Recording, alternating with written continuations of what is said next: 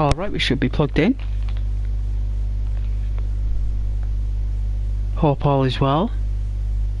Welcome back to the channel. If anyone wants to watch, whether it's now, next week, next year, or 20 years from now, hello and welcome to Channel Ghost. I will be your host this evening, and I will be entertaining you with my personality to the best of my ability. I'm currently at a mission spot where I'm required to gain access to this premises that we see and take out some fibre optic lines and to make a copy of a fake identity to gain access to the terrorists. Excuse me, to the terrorists' henchmen.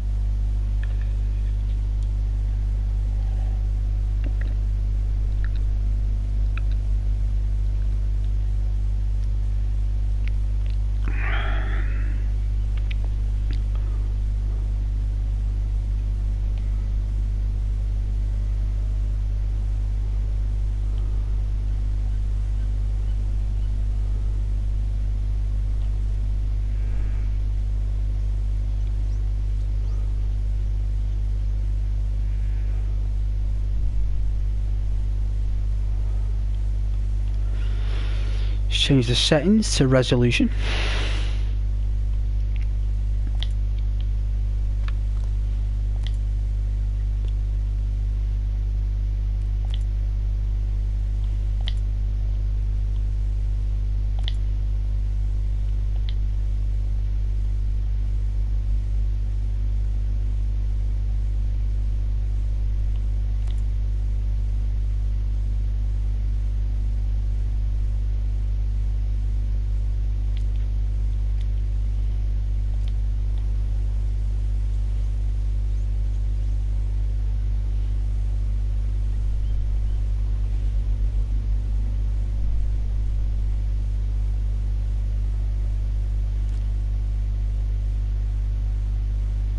Oh yeah, this is better.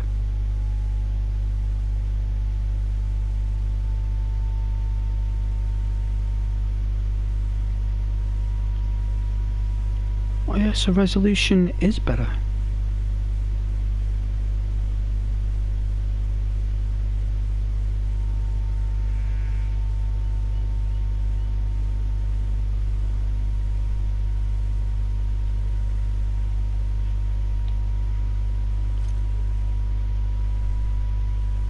Yes, looks like we're gonna have to take out some guys.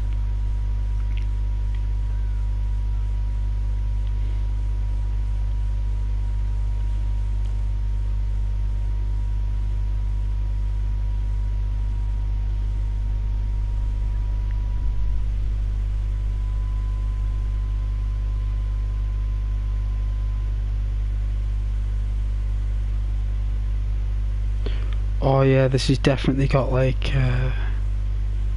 the resolution's nicer from what I've set it, but you can see that some frames drop. I'm not surprised. Even with the Pro as well. Wow, even with the Pro, even with like what, 15 gig of RAM. I'm sure it was 15 gig of RAM. But then again, I guess it's the processor that they use. The processor has to really work hard.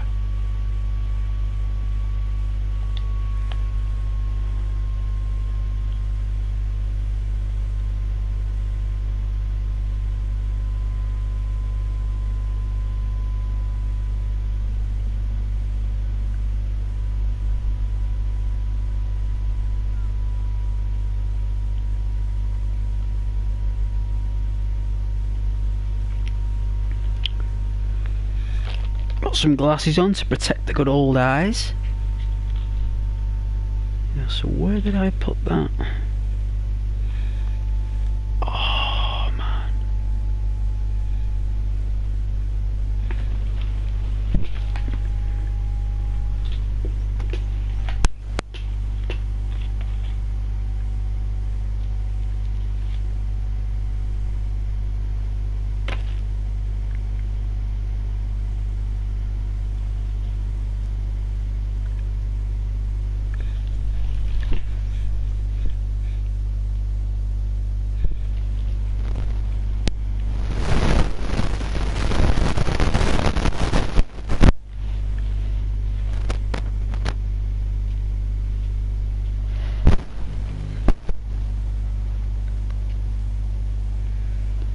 get prepared here.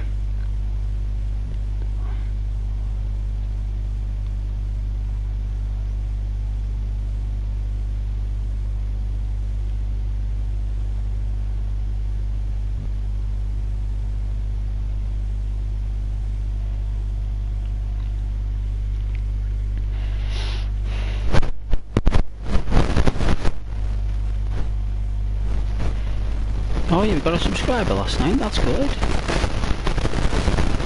That's really decent.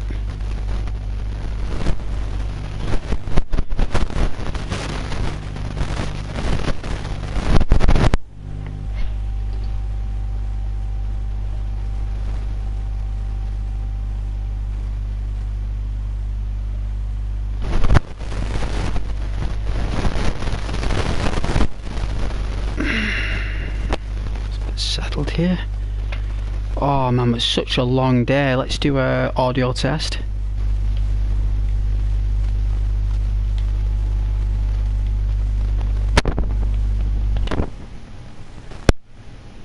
There we are. It's a bit scratchy.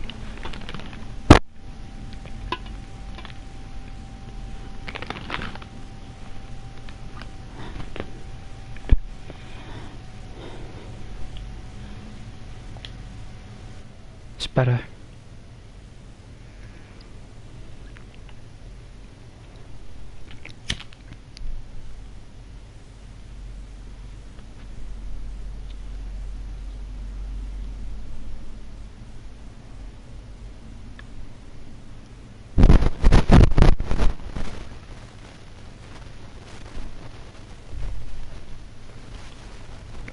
That gun is not black paint.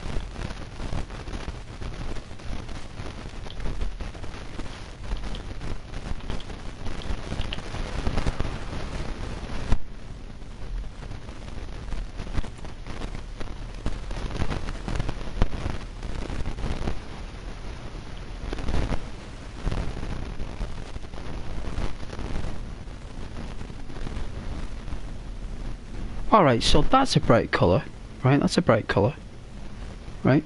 So what we do is, go on it, paint, click,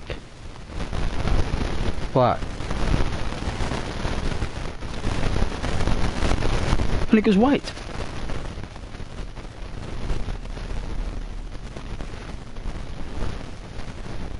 I'm sorry Ubisoft, that doesn't make any sense.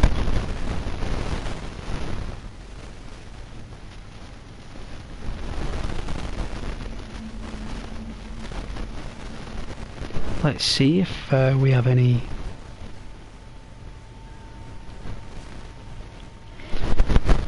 soldiers, any recruits. Let's have a look. Let's turn it on. Oh, you damn straight, it's roleplay. Oh, you bet it's roleplay. Hey virus, Cyrus the virus. Con Air. Con Air.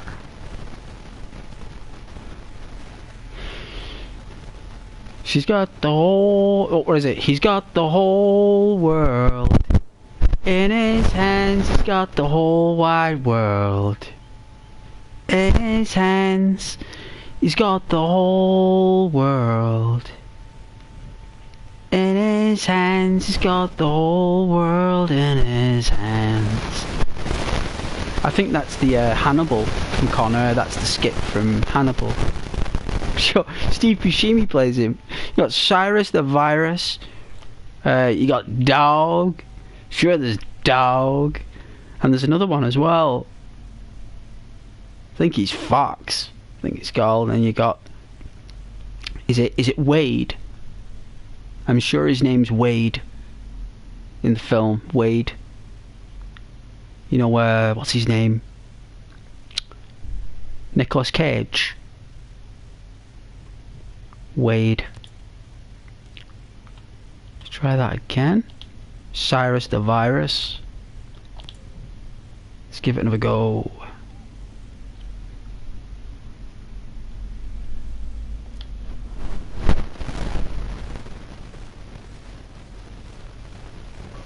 One of the best action movies of the late 90s. Like, you're talking 96 to 98 there. They started making that in 95.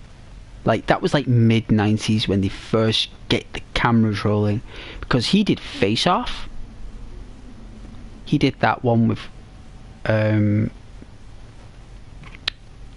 his name? He did that one with what was his name again?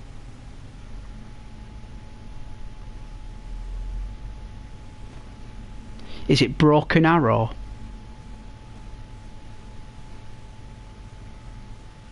He did Broken Arrow. Was that John Travolta? But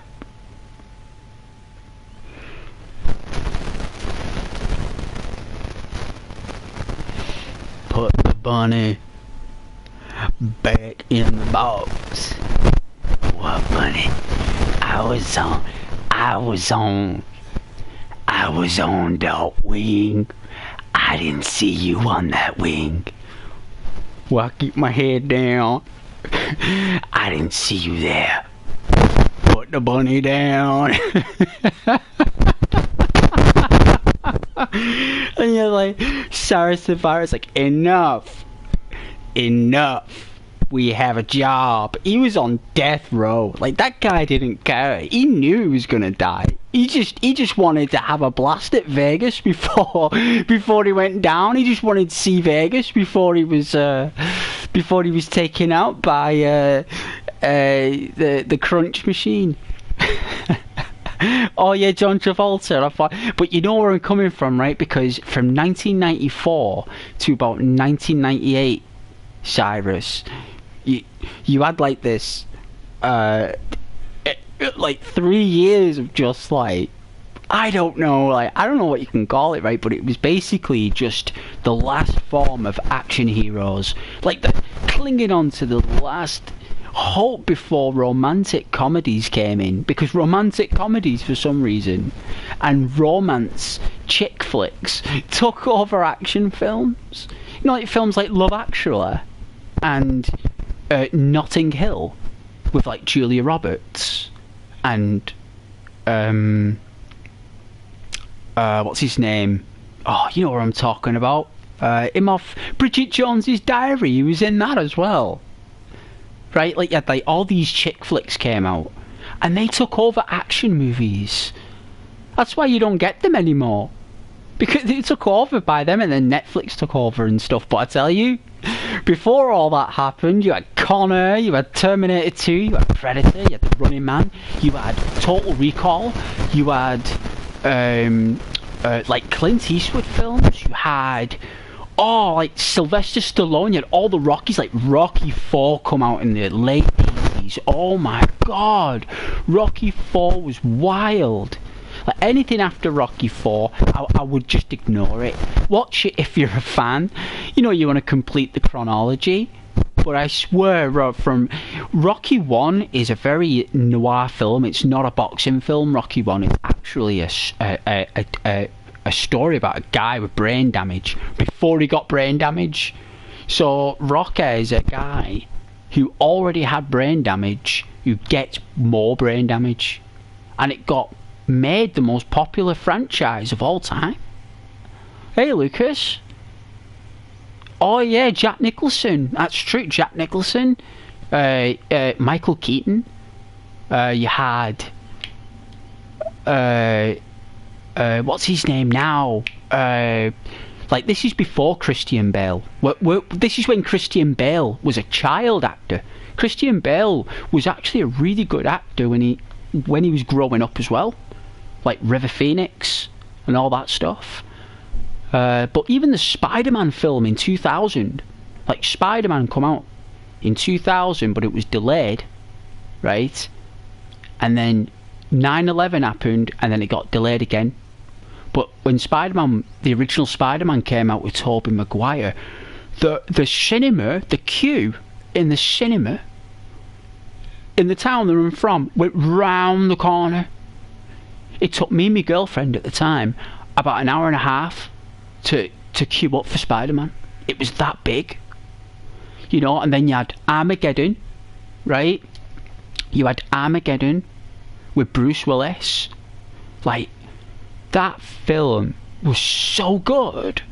Armageddon. If you've not seen Armageddon with Bruce Willis, like, ignore everything anyone says about story and science and facts and how the astronauts would handle this. Ignore all that. Don't look at it from a geek perspective. Just sit back and watch Armageddon. Transformers, Michael Bay, Transformers is another version of Armageddon. Instead of it being meteorites, it's a Transformer. It's a Decepticon. It's such a good film. Like, this is when films basically were just clinging on to that. You know, like RoboCop as well. That was more like late 80s, that though, RoboCop. But RoboCop and all that stuff, that all these are heralds. Oh yeah, Lucas, Total Recall. Well, so you should. So you should. It's set in today's age, maybe a bit further. You know, it's an era when everything was all electronic and biometric, like it is now. It was just directors who knew how the world was going, and they gave us entertainment. Like, imagine Total Recall being a guy who doesn't know he's a secret agent, goes to a virtual experience to be a secret agent. So he's a guy that's been he's been assimilated, lobotomized with the Total Recall machine. He's already been lobotomized. He's a secret agent that got lobotomized, who became a regular worker, who then, that regular worker decided to become a secret agent, went into Recall to turn him into a secret agent. It reversed the lobotomization into a Recall. He became Quaid and Hauser at the same time. So Hauser is the villain, and he is the villain in Total Recall. He is the bad guy. He's a bad guy who got turned good guy, who went from good guy to anti-protagonist. Right? Anti-protagonist. 2 weeks, that's right. 2 week fruits and vegetables. 2 weeks. See, Ghost knows all the classics, but Con Air Virus. Oh man, I went to the cinema watching Con Air. I did, went with my brothers.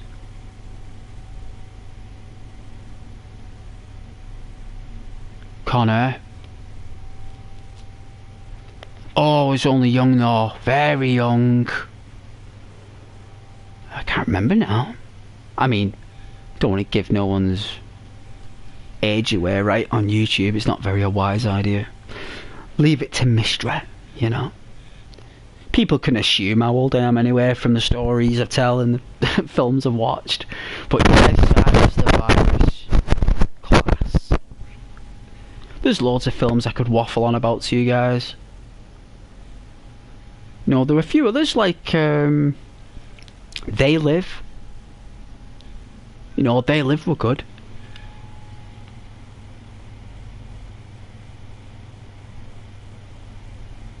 Or action films, yours is Independence Day. Oh yeah, Will Smith.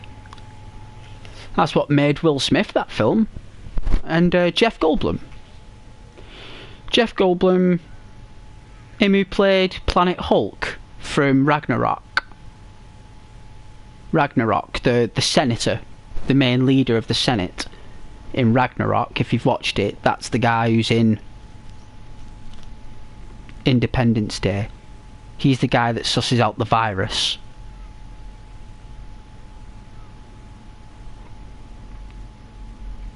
And Will Smith is actually...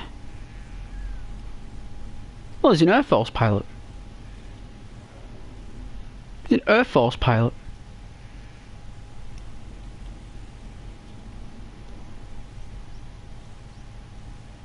That's what he is. He's not a Marine. He's a pilot. He's an Air Force pilot.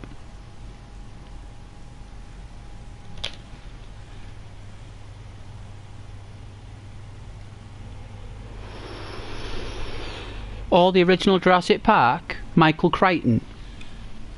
Well, Michael Crichton wrote the best books, Lucas. You know, Jurassic Park, right? It's a wildlife film. It's a wildlife film with dinosaurs in it. And you are on one of them cars that's in Jurassic. You know, them cars that had, the bright coloured cars, green and yellow. Yeah, the fancy cars, they had the Jeeps. Yeah, you're in one of them. And you are the monorail. The film is the ride. The film's the ride. That's what makes it so good. Jurassic Park.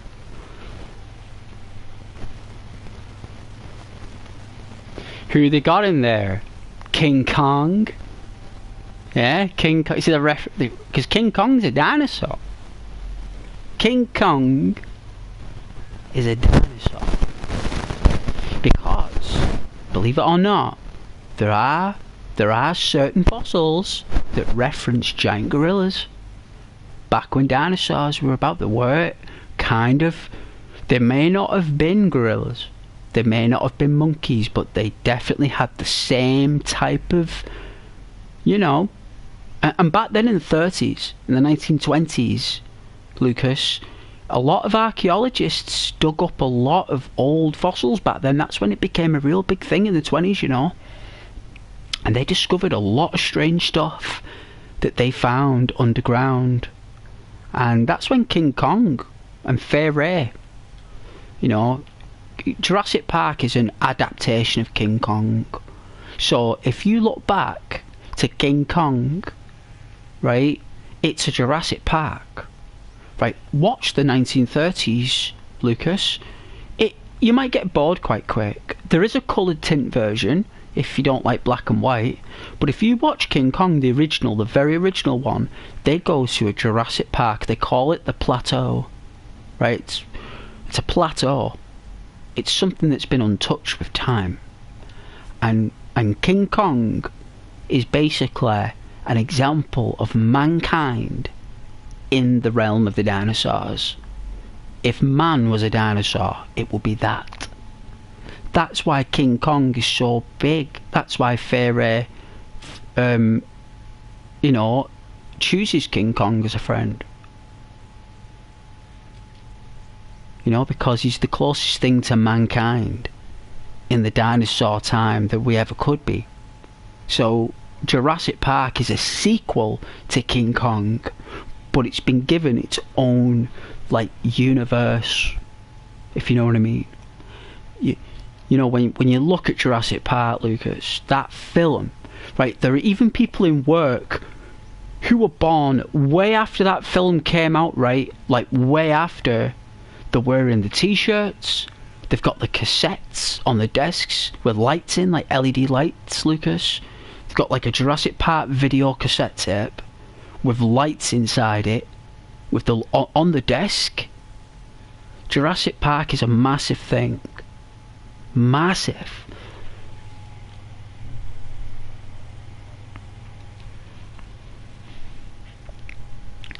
Interesting perspective, yeah, well, that's from my imagination, but that's the beautiful thing about films, Lucas. You don't need to listen to one person. It's an art form, so you can describe a film the way you see it. So the way you see Jurassic Park isn't like that. The way you see King Kong may not be the way I see it, but the idea behind King Kong and Jurassic Park remain the same, because it's the gates that bring you into Jurassic Park. They mention King Kong, and that's where they were going to put King Kong, is in a Jurassic Park made for him to roam. That's what they were going to do, put him in a massive cage park. But instead of putting a King Kong in it, Michael Crichton decided to put dinosaurs in it, because zoos were very popular in the 1970s. I mean, zoos are popular now, but they weren't as popular as back then. People had nothing to do back then, so watching zoos and going to zoos and aquariums were very popular. Very, very popular. But anything. It's basically called, you know, the art form, Lucas. You ever heard of the word Goliath? So the term Goliath is biblical. It's actually a Bible name, Goliath. It's something that's very large and unstoppable. That's what Goliath means, and I'm sure you're aware of that. So King Kong, the T-Rex, Jurassic Park as a thing is the expression of Goliath, and Goliath has a weakness, and normally the weakness of the Goliath, Lucas, is a David, right? And David doesn't mean it's a. I mean, it could be a man or a woman, but in the Bible they use David as a smaller being, and Ps4 is a very small human who King Kong. That's his weakness. Is the small human, Lucas, that carrying around that being Ps4, the blonde woman. That is King Kong's kryptonite. David was Goliath's kryptonite. Everything goes back to the Bible. Even the dinosaurs do, man. Like not as a being, but as an idea, like a symbol. The fish and all that stuff. You know, the rabbit hole goes deep, Lucas. Very deep. Let's go invade this base. So I'm just prone at the moment. I'm just prone. But I'm glad that you like Jurassic Park. I wouldn't watch any of the others apart from the one with Chris Pratt.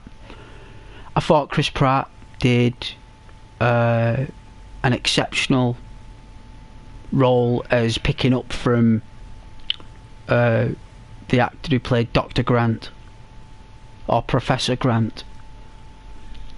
I thought Chris Pratt did a belting job. And the woman with red hair, oh my god, she's beautiful, isn't she? That's him off Happy Days, his daughter. Ron Howard. I'm sure it's Ron Howard. That woman who is in Jurassic Park, the new one with Chris Pratt, is Ron Howard's daughter. And Ron Howard was in Happy Days.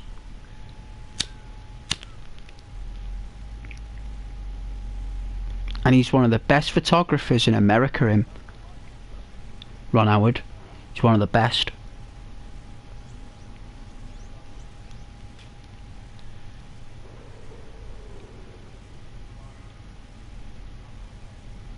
David Fincher, right, I'm sure his name's David Fincher, right?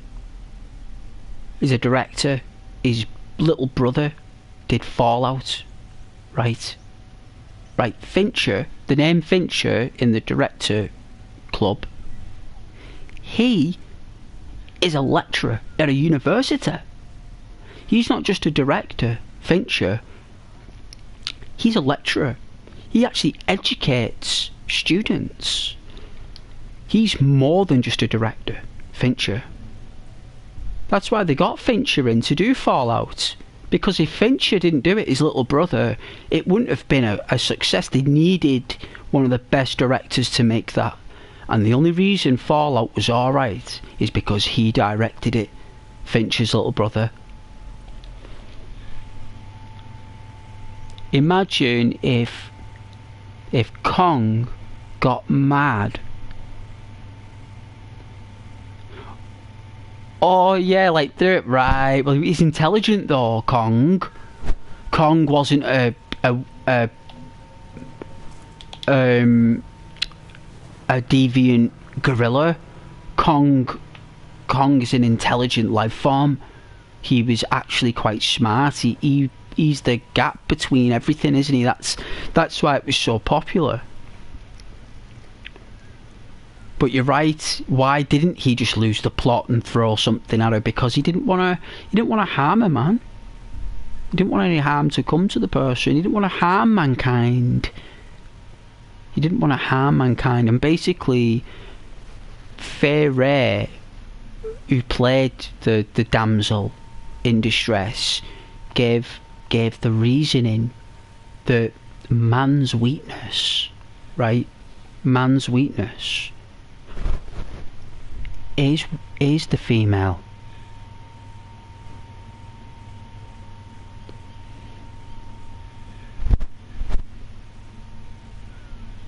No way, I got a money spider on me.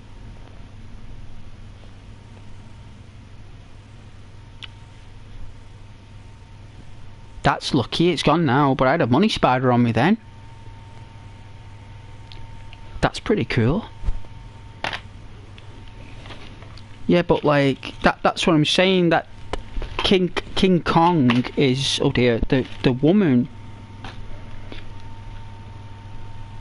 is the weakness of Kong, and that is man's weakness.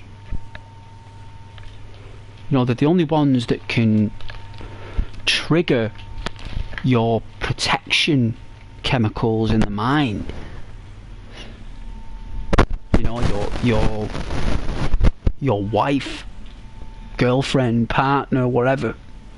Those survival chemicals only come out very rarely. You know, and they've got to come out at the right time, when it's right. When you're protecting, when you protect your family and your loved ones, the ones you love, and you protect them, you are built for that. You are built for it. It doesn't matter how big you are, you're built for it. And you're built for it because you're made for it.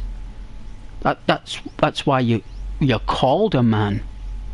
You're not called a man because that's what you're called. A man is a mountain. A mountain protects it protects an ecosystem. It protects and provides shelter and strength. It solidifies lands and continents. You know, and a mountain is built by the world to protect and to seal things, to provide a seal of some kind, and that is why you're called a man. And Kong is an example of the best a man can be, sacrificing himself to protect those he loves, because that's the moral of the story of King Kong. You know what I'm saying? That's the moral. And protecting that what you love at all costs, well, that's a decision we make as men. We decide who we protect. You know, and that protection is what you, when you were growing up, needed the most, because without it, we don't get very far, do we? We don't. So Kong was built to protect, you know, and I'm going to wait for the next car to go by. I'm going to wait. I don't want to chance it, because they come by quite regularly.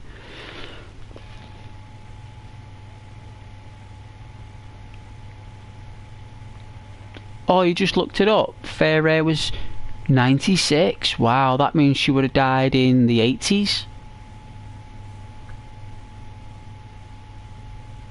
I think she was born in 1891 or something. Or she could have been born in 1902. I might be over exaggerating there. I might be. Wow. So she must have been... Whoa, that means she would have been born in 1908 or something, or 07.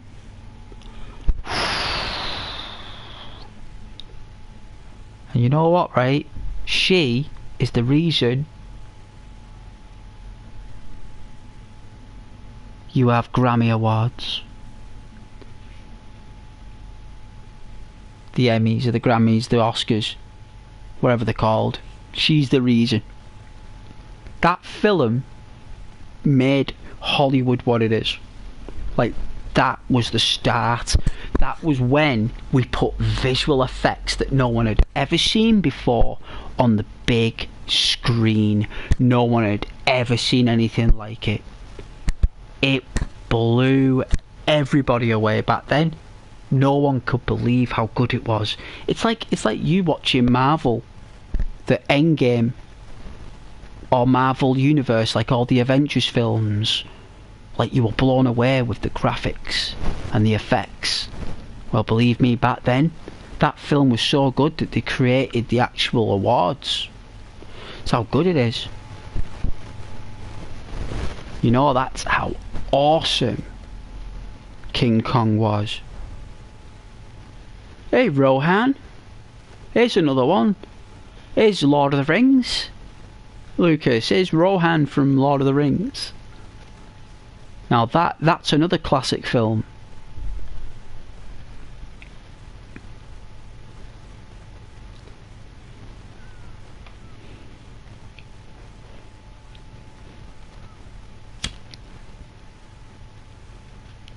Two Towers.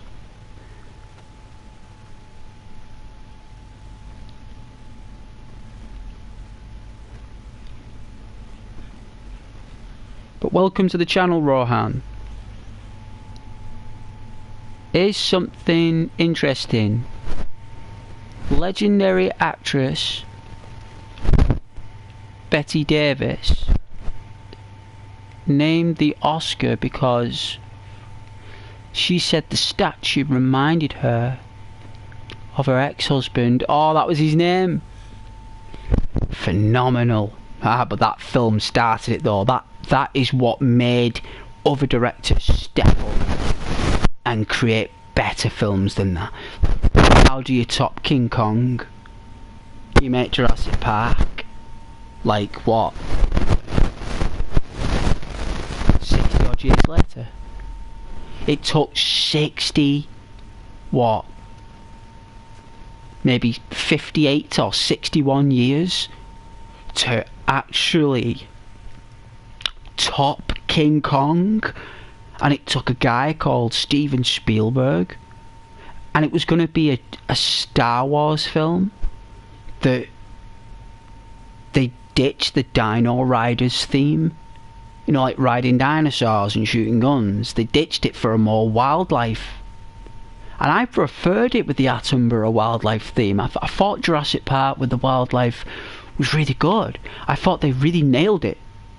You know, even with the supporting cast as well. The lawyer, the mathematician, the doctor, like the professor, you know, Grant, his wife, the flirt, who's just basically, like, flirting with everyone and smiling at everyone, making herself available for everyone. She's with that guy a lot. No, the hunter. We're being hunted. There you are. I've got her. There you are. I see her. I got you. And it's like, he's like, ah, and then he's gone. Then she's got it, he's gone. And then she finds that guy's arm, doesn't she? She finds that guy's arm down in the bunker where she's doing the power conduits. They send a woman down there. That's how wussy they are. They send a woman down in the dark because she's doing all her heads in. She's flirting with everyone. So she, you know, they send her down in the dark to turn on the power, and there's two raptors down there. There's two raptors down there. None of them want to go in there. And she finds a human arm. Oh my god, what's going on here? What are they doing?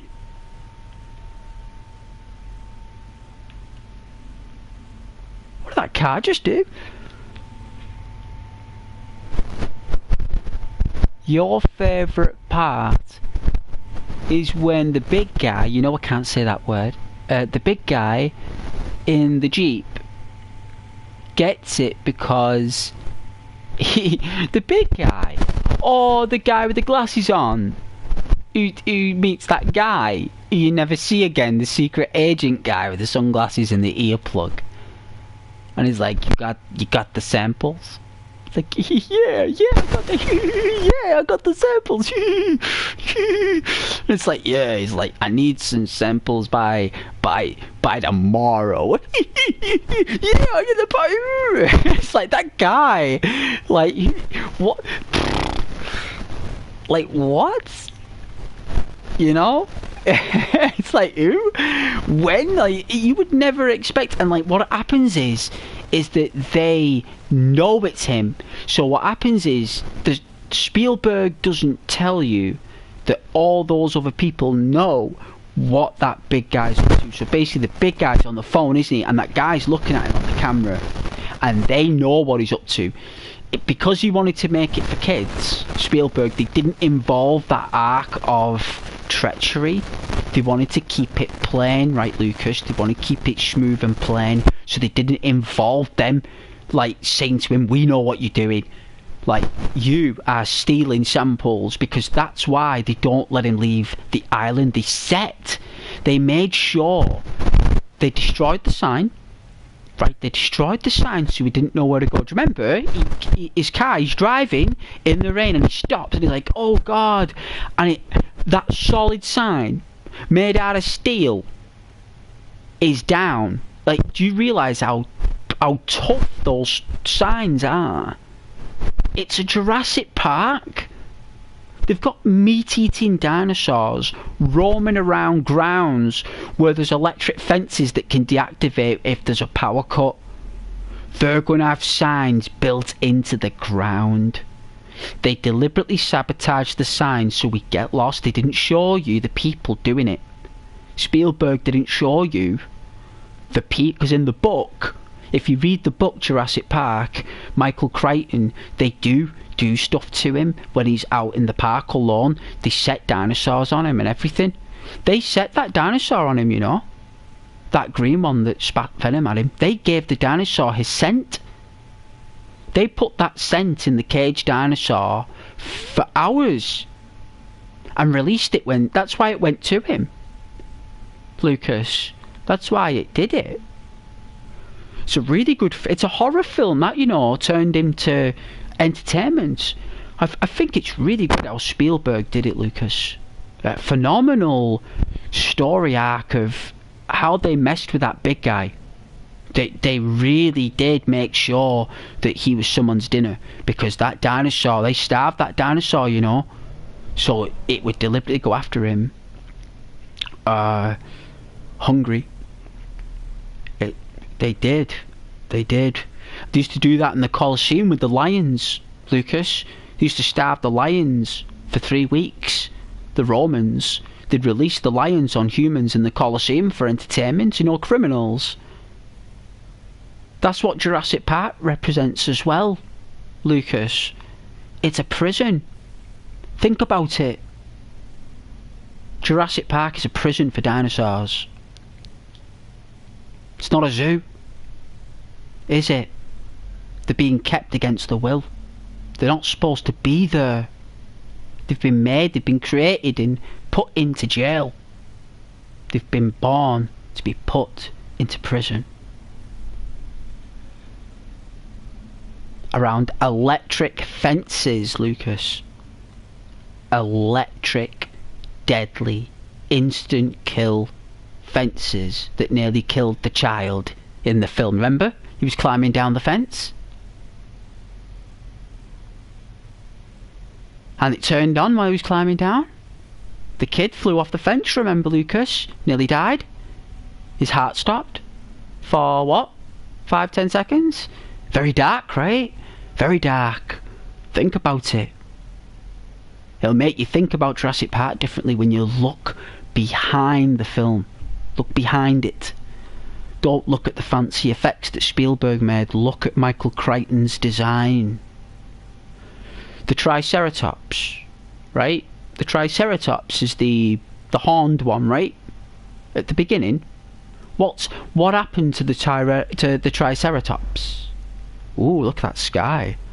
What happened to the Triceratops? He was ill. He was sick. He was dying. Because you know why it was dying? Lucas, you know why that Triceratops was dying? Oh, the woman had her hands in that big lump of dump. You know, the big Jurassic Park dump. You know, the dinosaur takes a massive dung. And she's got her hands in it. Yeah? And she doesn't know what's going on. well, you know why the dinosaur's sick? And she can't find out the reason why. She's looking in its turd and everything. She can't find anything. There's nothing wrong with it. But it's sick. There's no virus. There's no cold. There's no infection. There's no temperature. What she doesn't realise is that those dinosaurs only live for 5 days. The dinosaurs only live for 5 days. And they die. You've got to keep breeding them and growing them. They only live for 5 days. Because they die after 5 days. They do that, well, they might live for 7 days, but on day 5 they do that, or day 6, they just keel over and die. He didn't tell her what was wrong with it. Do you notice that the guy in the white outfit didn't really take notice of it? Notice he loves dinosaurs so much, Lucas, that he didn't go up to it and be like, oh dear, oh no, oh the dinosaur, oh, it's sick. Let's call the dinosaur ambulance, right? Did he do that? What did he say? Oh, it's probably the berries. That's what she said, didn't she? It's probably the berries. Right? She said, oh, it's probably the berries. No, they just didn't tell the doctor. Because she's a doctor. Professor Grant's wife, the flirt, she's a doctor. She's a professional animal and archaeology animal vet. Human doctor. She's an exceptional character. And even she didn't know what was wrong with it. It's because it's a clone. All the dinosaurs are the same person. Lucas, they're all the same person. Every single dinosaur in that field is the same dude. Or the same female. Because they're all female, aren't they? You can't make males. You cannot make males. You can't make the male chromosome. It's too advanced. They only make the female chromosome.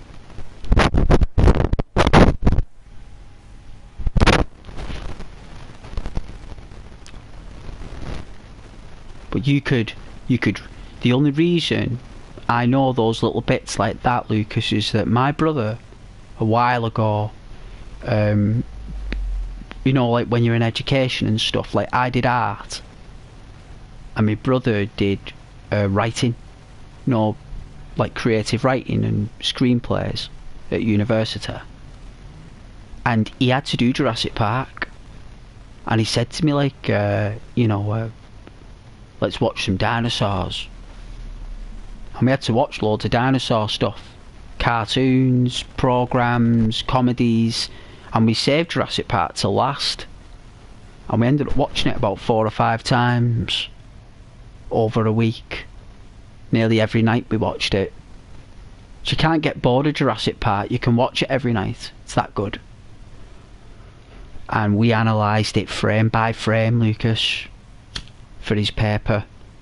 And we went through all the things we thought while we were reading the book.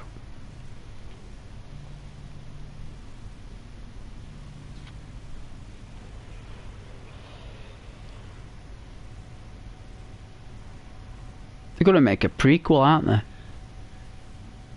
Know how they made it? The park. They've got to make a prequel. That's what that Chris Pratt one was going to be.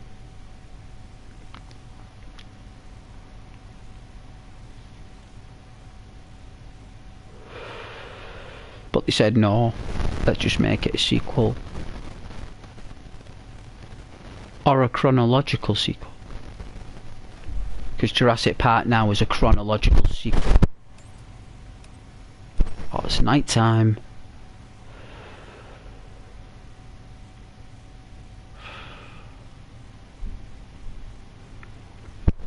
But yes, as you can tell, I love Jurassic Park. There was another one called Krull. Had nothing to do with dinosaurs, but it's a very old film, Krull. It's when like fantasy films had this twisted, weird creature designs. Never say I've had a blizzard storm like that.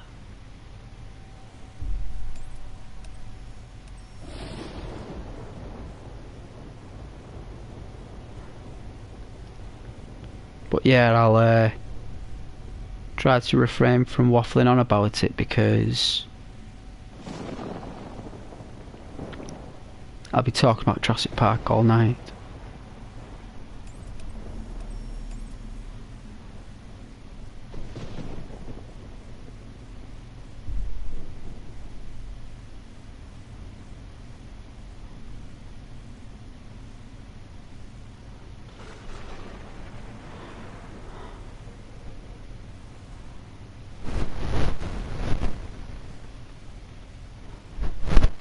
But I hope you enjoyed my take on the horror that is Jurassic Park.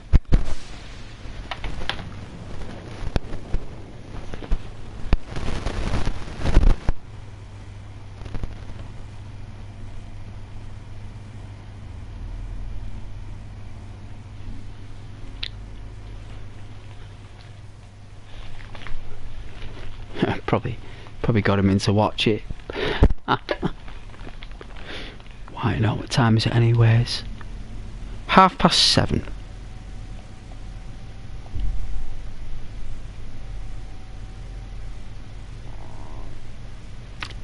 Let's see.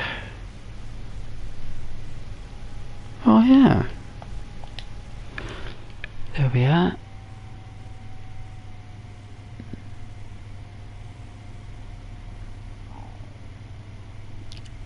Hey man, how are you doing? Welcome to the stream.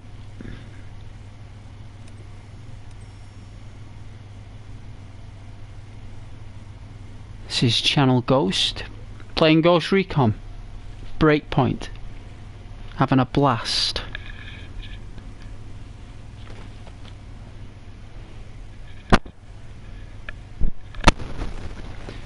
Might go a bit scratchy there, my apologies.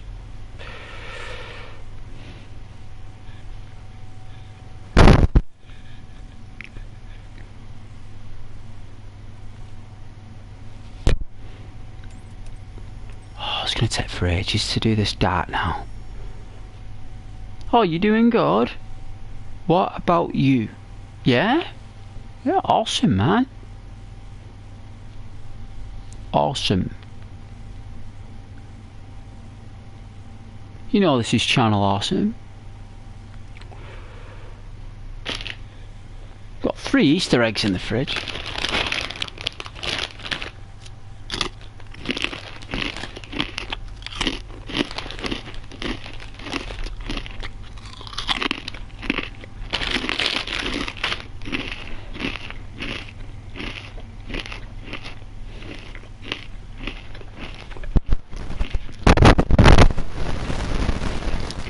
Warmer these days.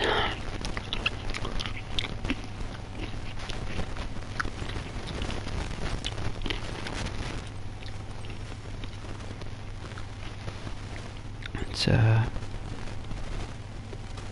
see if logging out and logging back in fixes it, Marwan.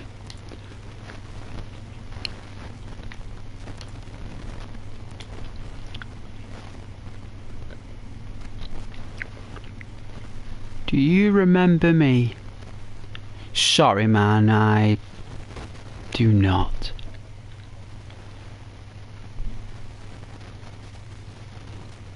Not a clue, man. I do apologise if my memory has waned with the remembering of all the people. I've forgotten, man. Why?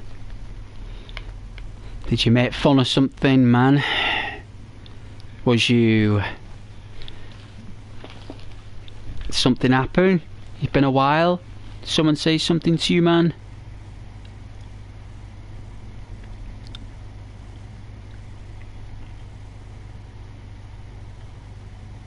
Normally when people say that to me, it's probably because either you've been moderated and you've got another name. Could be many reasons, man.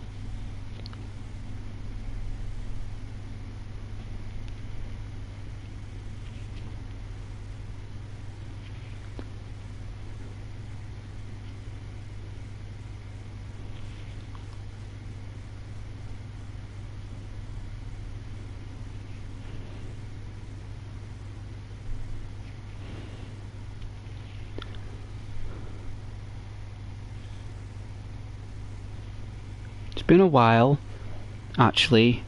Last time you was here, you was in the Red Dead Online stream. Oh yeah, I did stream that a lot though last October. Not this October, gone. That one just gone. The one before that. Right, like the October of 2023. I played a lot of Red Dead. I played it for the entire October, didn't I? I played it from... It was actually for the Halloween. So it must have been round about then, Marwan. If you were watching the Red Dead stream, I've not done the online proper streams since October 23. So believe it or not, it's been over a year, Marwan. It's a long time, that, mate. It's a long time. On YouTube, that. We're a whole year older, man.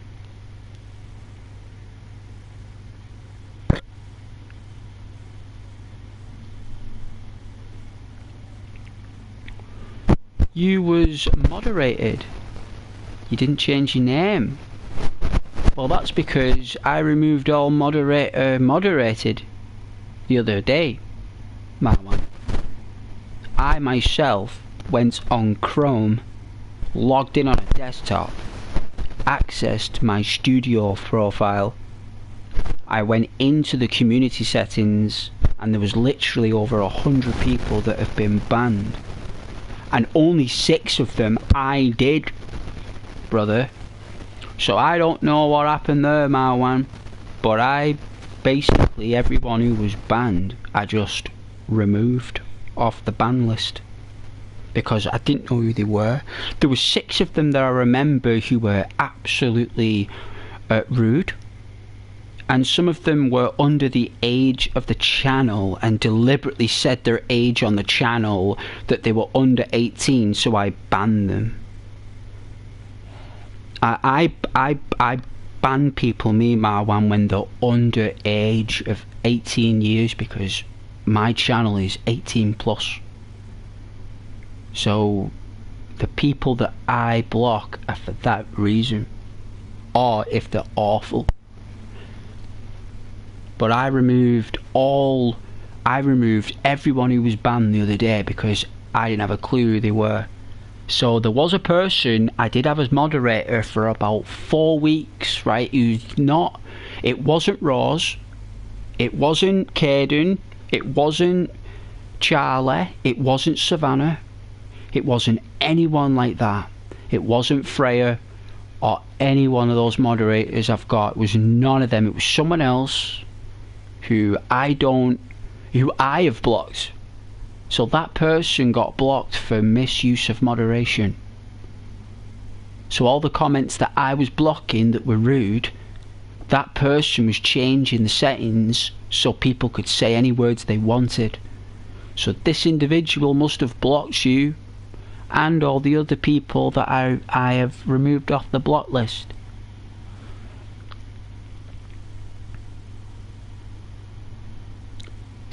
This channel is 18. It is, yes. You've got to be 18 or over because the games are violent, and if anyone's under that age, well, I'm just letting you know, Marwan, that if you were moderated, it could have been me, because if you said that you're under that regulated age for the games that I'm playing and the channel that I've set for the index, Marwan, it could have been me. You know what I'm saying? But if you're 18 now, man, that's sound. You know what I'm saying? 18 now, man. It's all good. You know? But that probably what happened, Marwan.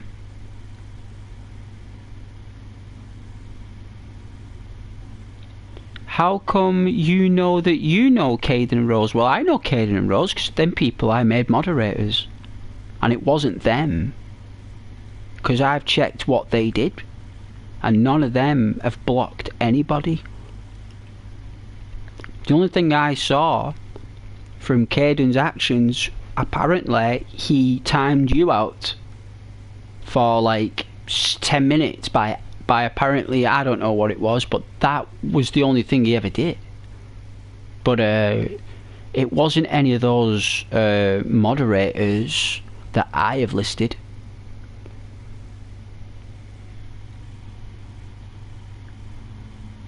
Caden was a mod, yeah, for 3 days. For 3 days, well, a week.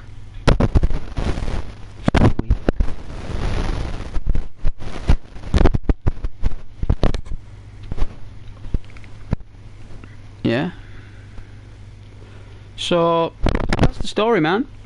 I don't mind sharing it. There's nothing to hide. It's on stream anyway. I don't know which video it was, but probably over a year and a half ago from the sounds of things. Long time that, man. I've forgotten everything there, bro.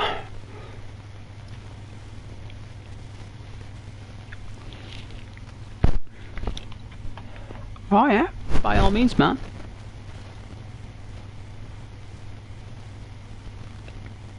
Oh yeah, doing well on the channel. I know, nearly 1,000 subscribers in the next 6 months, hopefully, man. Nearly 1,000. I will. Thanks for the comments. Of course I will, and you too, man. Hope you come back soon.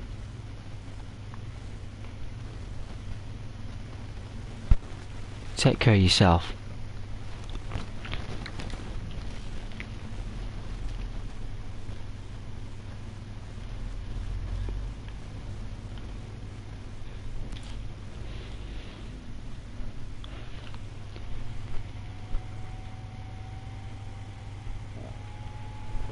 My legs are proper aching. What time is it?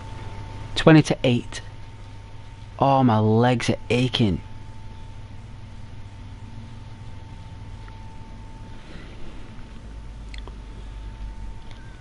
Ah, now it's daytime. It's what we want.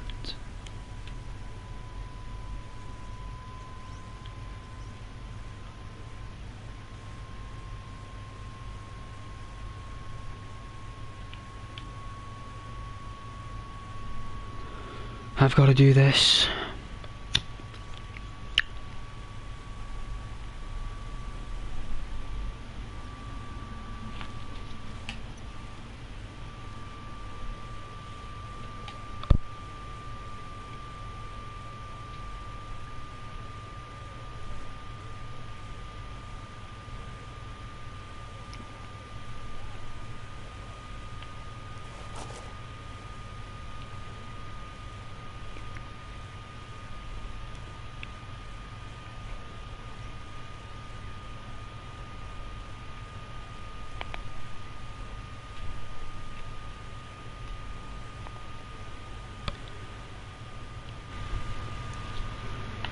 Alright.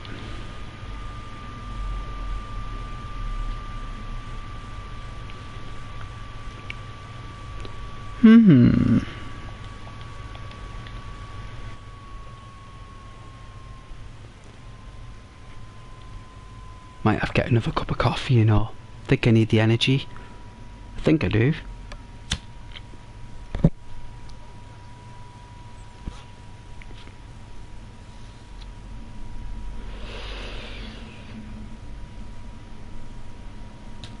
It's going to be a bit scratchy here.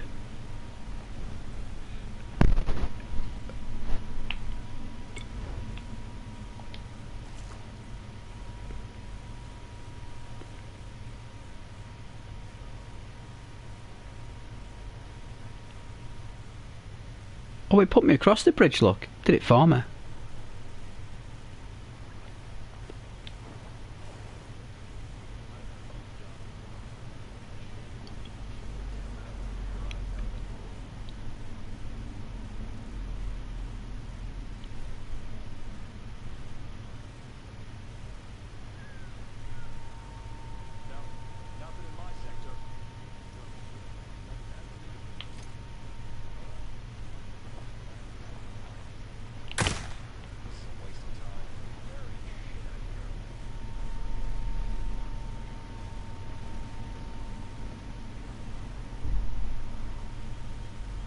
Alright.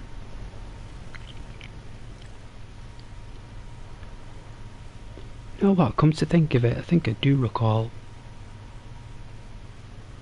Marwan.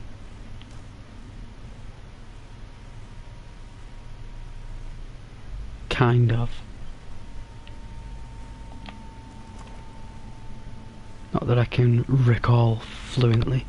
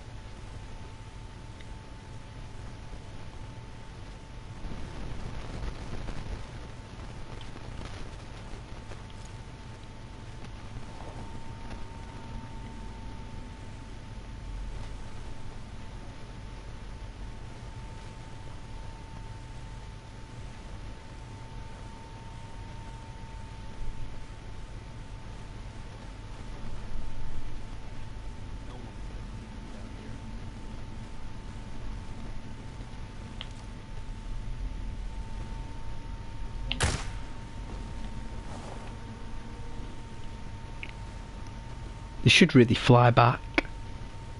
That's what was so good about GoldenEye. They used to react to the force of the bullet. That's what made it so good. Rare really knew how to use Nintendo animations back then. They sure did. The programmer they had at Rare back then. UK, sure it's UK that, you know, Rare. Sure it's United Kingdom. Sure it is.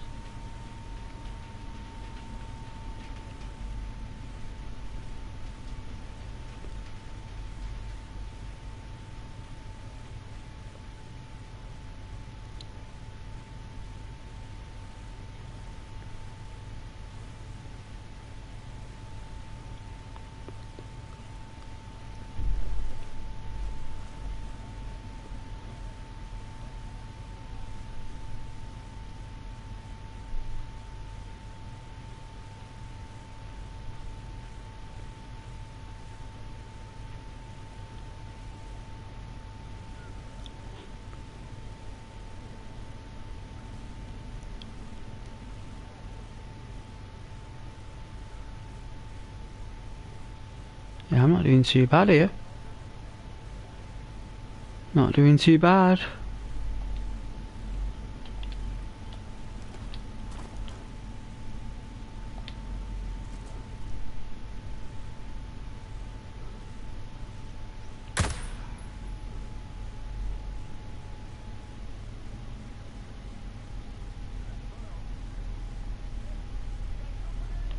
Oh, you were kidding me.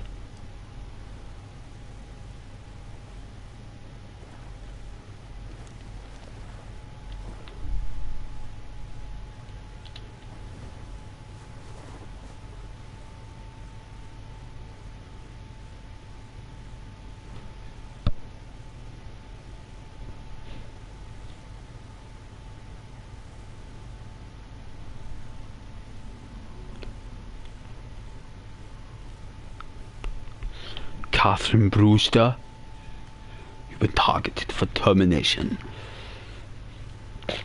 I don't understand. It is time. It is time.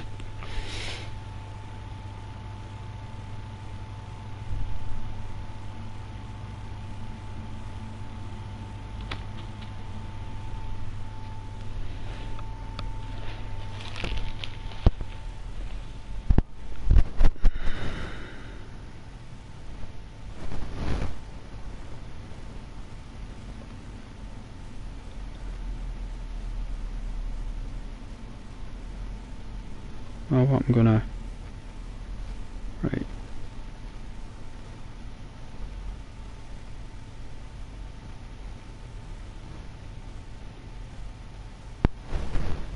Let me see if I can... I think... Whatever it is. broken or what? Let's have a look. Application.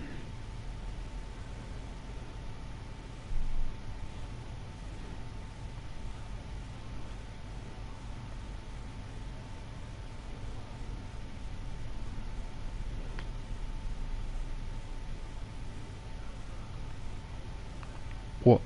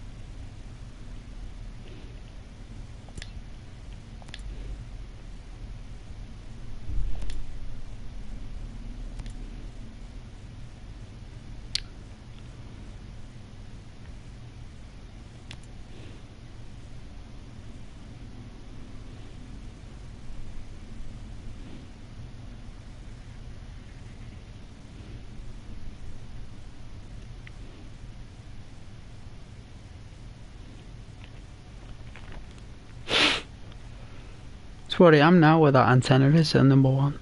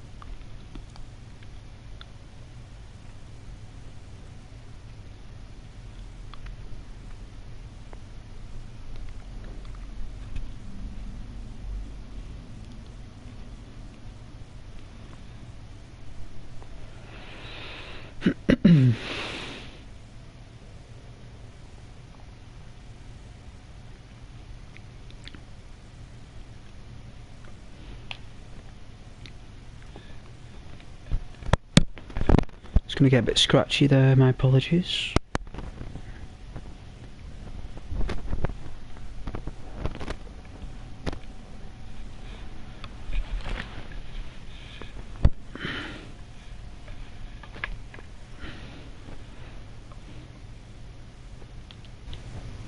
So 8 o'clock.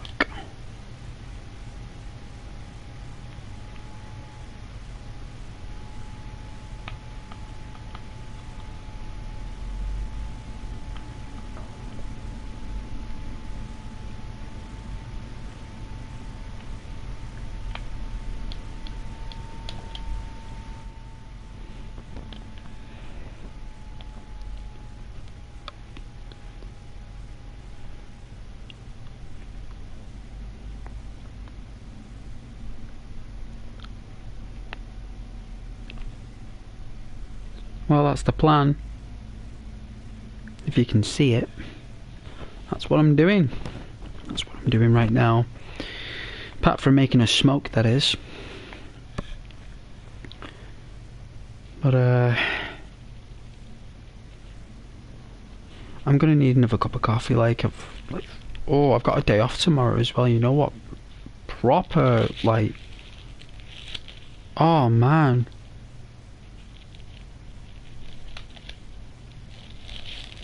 Like proper worn.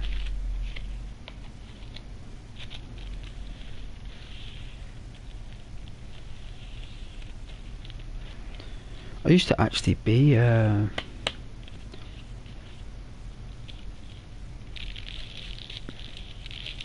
know, quite like, you know, full of beans. Full of beans, as they say up north, full of beans. You know, I was like, it's full of beans, that one, full of beans. Yeah, yeah. And it's like, you know, after the pandemic when you like work from home, and it's only then, from when I worked from home for like 2 years, that all of a sudden, like, I think that slowed down, you know, like my metabolism. And it made me like, so I used to be like on my feet all day, like working in a shop, like all day, like 10-hour days, and all of a sudden it was like doing a job where all I did was get up, turn on a laptop, log in, join a meeting on Zoom, and then take calls. I would, you know, during the pandemic, lately, from like 6:30 in the morning till like, what was it? I'd work till like 2:30. No, 2:30. I'd be finished at 2:30. I'd like, you know,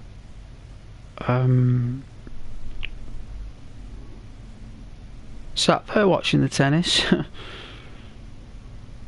The tennis.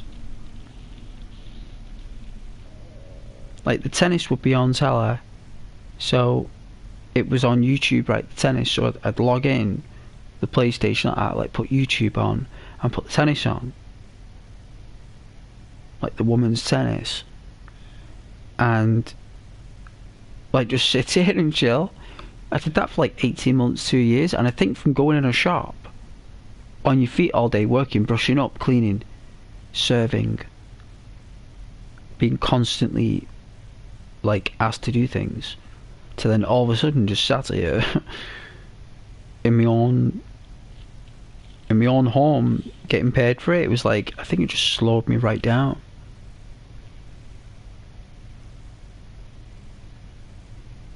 And I think that now, when I actually do a shift and I get home, because I'm not on my feet all day, that energy takes time to burn down. When you're on your feet, you're going to be alert for another few hours. If you've been on your feet for 10 hours, it's going to take 2 hours, 3 hours for you to wire down. It was like a slow wiring down. But I suppose what happened is that home working and that phase from working from home and all that stuff actually did do good for me, because maybe all that standing up all day in those chaotic environments aren't really that good for you. Maybe I should be tired when I get in from work. Maybe I should be tired on a night now, because that's right, yeah. It's like, can't be staying up till 3 o'clock in the morning when you're up at 5, 6 o'clock. Can't be done. No, you got to be smart about these things. And I did that for 18 months, and then that did it. Must have. And here we are, observing my plan of which building to take first. Which building? Because I don't know which building to take. But I am going to make the smoke. And please stay and watch. I don't know if anyone's watching, but please stay and watch. I do realistic soldier stuff. None of this fast action simulation. So I'm observing my plan here in the snow. I'm actually reading this on a bit of paper while I'm in the snow, while I'm making a smoke in the snow, doing all these things. So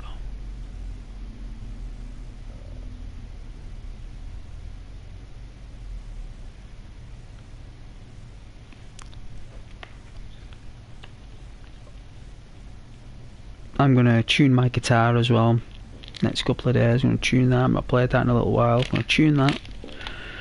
Might get some new strings for it. Might get nylon strings. Those steel strings, oh my goodness, they might sound a little better, but I tell you, my fingers, I'm going to have to get nylon. I'm going to have to.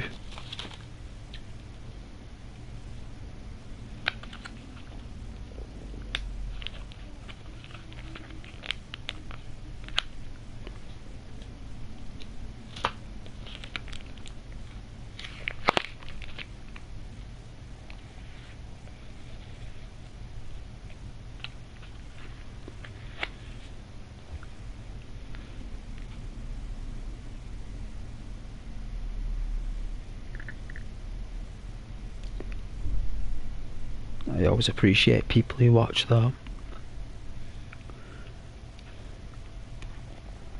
I always do. It's always, like people taking time out the day.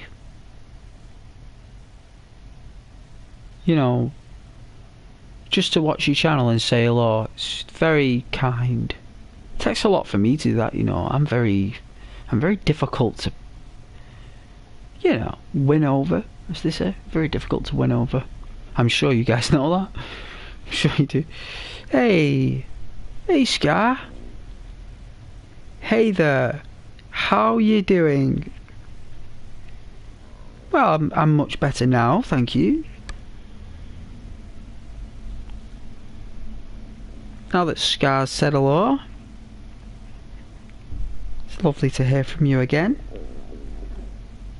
I hope you had a lovely day, this post-Easter week. Everyone coming down from the hype. I've got 3 chocolate Easter eggs in the fridge. I got you one.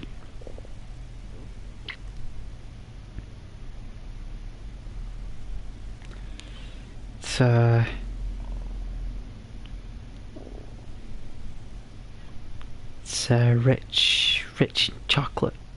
I got a dinosaur egg again. I got a twirl, a Cadbury's twirl. It's like this chocolate that's twirly. Like, it's hard to explain, but twirls are beautiful, they're delicious. And I got a Cadbury's crunchy Easter egg.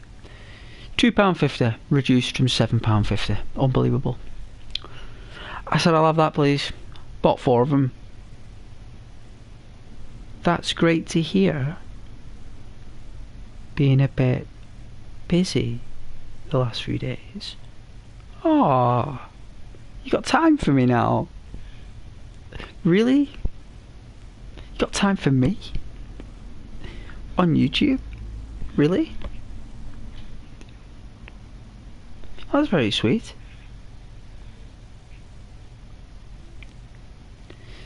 I'm still on this postcard, by the way. This is your postcard I'm sending to you. I hope you like it. It's already in the mail, Scar. It's already in the mail. It's got King Charles's head on it. It has on the stamp. I have. Whoosh. I just said. The man at the post office said, "Where would you like me to send this to you there, sir?" I said, "South Africa." He said, "What's the address in South Africa, sir?" "What is it, Mr. Ghost?" I said, 24 South 24 South Africa Street. He's like, yes. South Africa Borough. Yes. In South Africa City. He's like, yes. In South Africa. He was like, got it. I was like, that's it. That's where Scar lives. 24 South Africa Street. South Africa, in South Africa. Yes.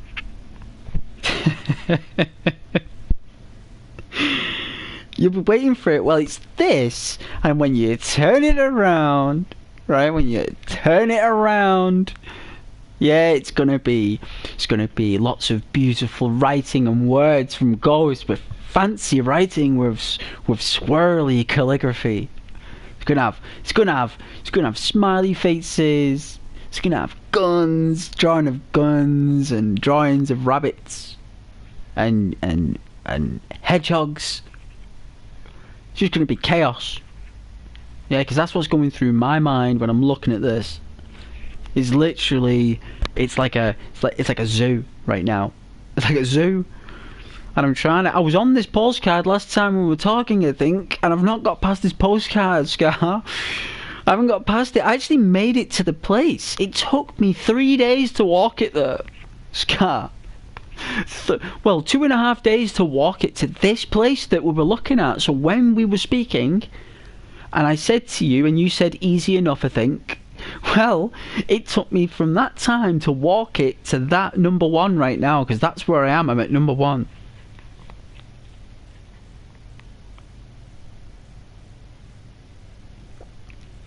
Oh yeah, you can't wait to get it. Sounds pretty nice. Well, all you gotta do is go to the post office in South Africa. I'm sure there's only one. Sure there is. It's there, with a chocolate Easter egg. They said because it's me, they'll allow me to send it to you.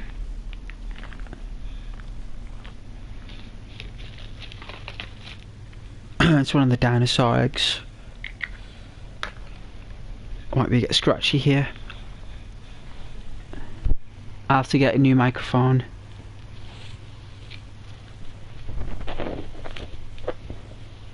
I will have to. But I'm making a smoke.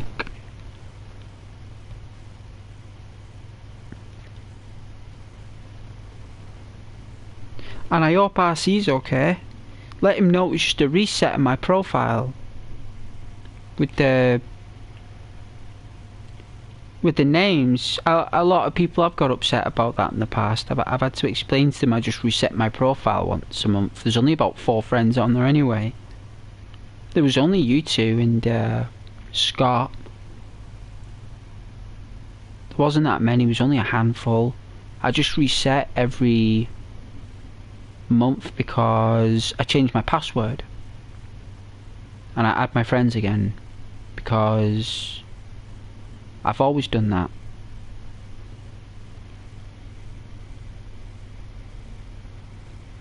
You know, I've got like over 100 friend requests, you know, Scar. From people watching. There's hundreds. I literally, I don't even know who these people are. Like, all of them are close friend requests. They want to know my name and everything. It's really creepy. So I a lot of people do, you know, coincidences. It's like, I didn't realise that friend requests and profiles were so important these days, Scar. You know, I'm not that digitally renowned like the culture of digital. I don't know the culture of it, you know, and people do get upset when I do like my own logical things, and I think RC must be upset, love. You know, because you're his family, right? You're his closest thing to like friends and family, so you probably did.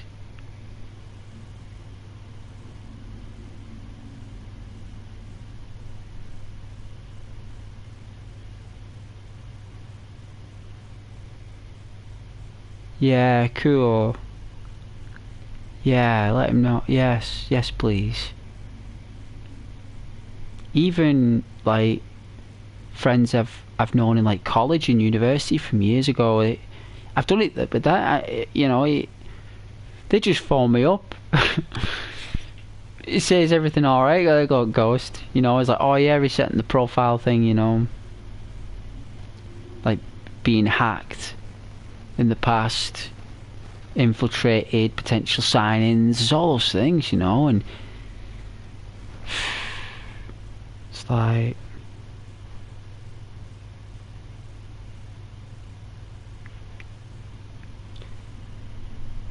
yeah, oh yeah, no, God bless, yeah, God bless. No, I just wanted you to know, like, please don't,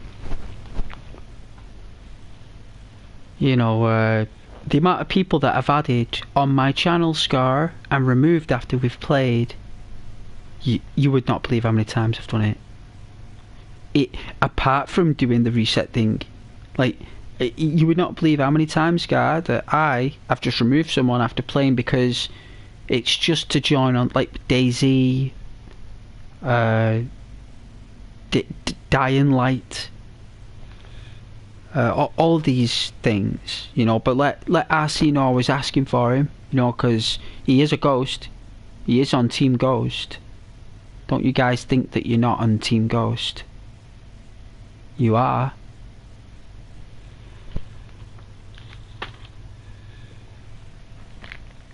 And you probably thought that I was a little bit overwhelmed before the stuff, maybe, before the things, like, not with you or RC, it was like maybe that extra ounce of presence maybe did overwhelm it.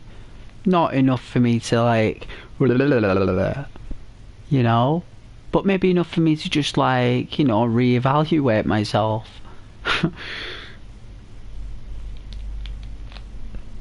Yeah, we are. I even made a playlist.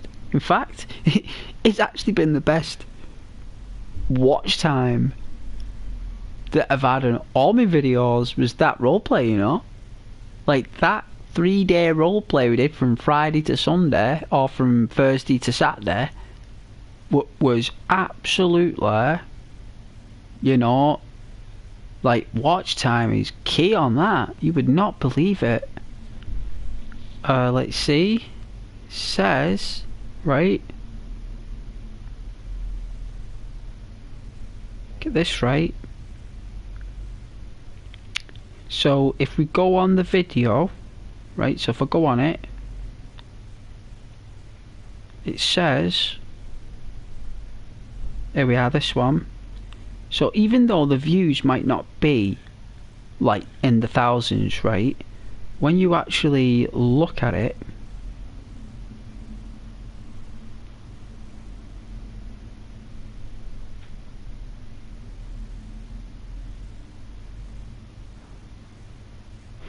alright, like, right, 90 hours. 90 hours of what we did. That's so people, so that means that the views I've had, everyone's watched it all the way through. Scar, they did, they watched it all the way through. So if we look, see, with YouTube you look at it differently. You don't look at it with the millions and the thousands, you look at the watch time. So that would have been the one we did on 4 days ago, believe it or not. It got 106 views, right? And out of 106 views, 90 people out of that, Scar, watched it all the way through. Near enough. Or as a ratio. As a ratio.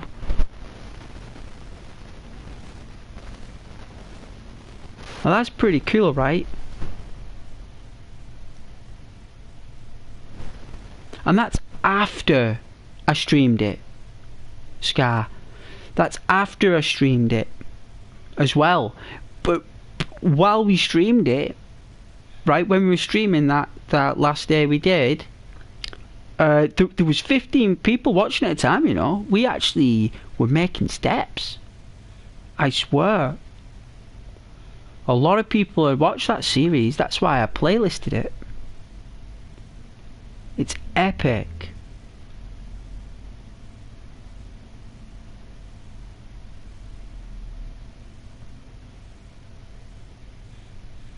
Well, it's... Oh, yeah, no, that is sweet. Helping out. Yeah, no, I will never say no to help. I'll never say no to help. I learned that long time ago. I'll always need help on YouTube, me, Scar. Always. I can only do so much, but yeah, definitely, like, I'll never say no to that. But, oh, where's my lighter?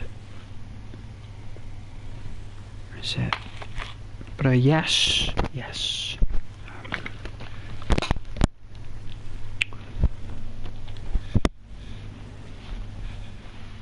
You are definitely, ghosts. Where's my lighter gone? Oh no, don't tell me I'm chasing my tail now. Oh, that lighter is the absolute nightmare. Let's see. Normally, my mother would say to me, it's actually right in front of you. You just can't see it.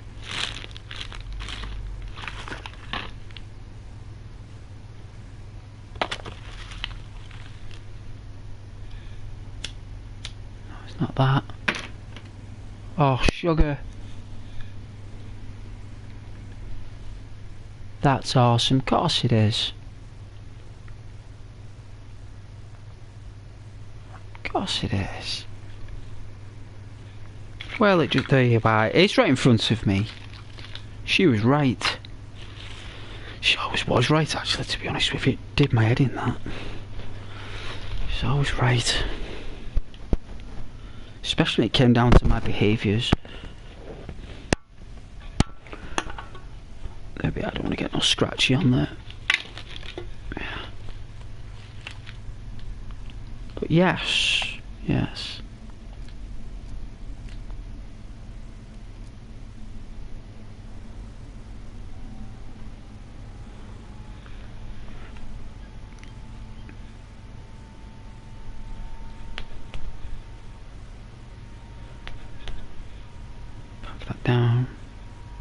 But yeah, I'm glad you're okay, Scar.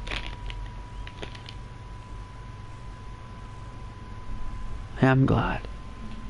And what are you doing this evening? Are you gonna be like just like a vegetable? Just lying there, just being a vegetable? Or are you gonna watch a TV show? Bit of The Walking Dead, bit of Merle and Daryl and Carl and Rick, Shane, Herschel, Dale, Tyrese, Glenn, Maggie. The list goes on, right? The list goes on. Merle and Daryl and Carol and Rick, Shane and Herschel, Michonne.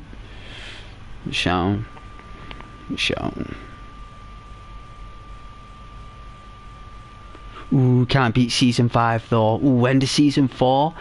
Beginning of season 5. Ooh. Oh. Oh, yeah, helping Fred. That's nice. That's nice, look. Very nice.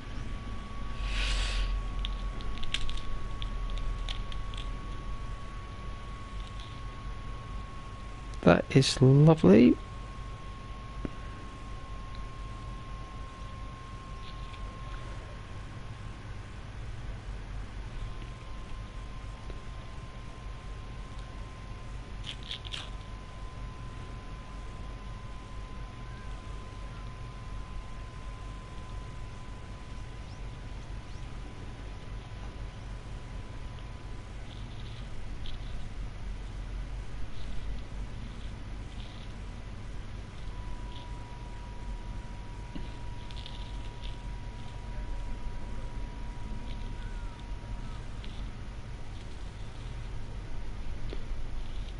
Well, I'm just making this.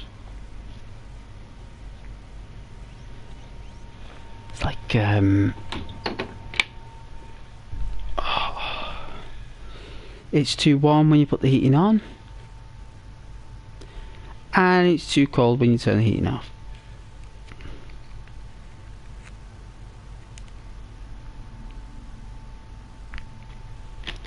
But you really want to get back onto Breakpoint. Well, it's not going anywhere. Friends are only there for a certain amount of time. Breakpoint will always be there. You know, if your friends are only going to be there for a certain amount of time at that place where they're going to, I'd rather spend time with friends, me. I mean, as much as I love people watching my channel, I mean, your happiness as a viewer, right, is more, you know, that's more, you know, it's more emotional and more beneficial for you as a person, you know.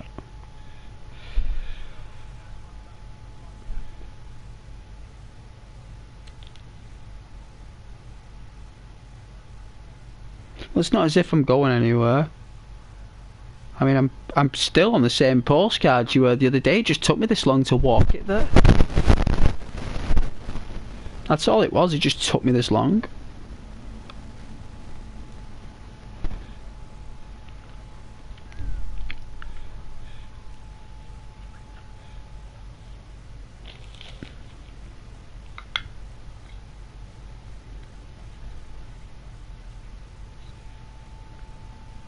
The only thing you'll miss on Breakpoint is me.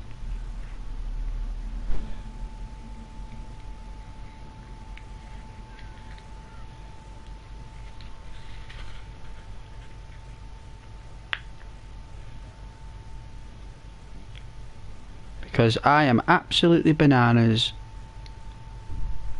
at this game, absolutely bananas. Who else behaves and acts like that in this game? I bet there's only maybe 1 or 2 people in the globe that do it.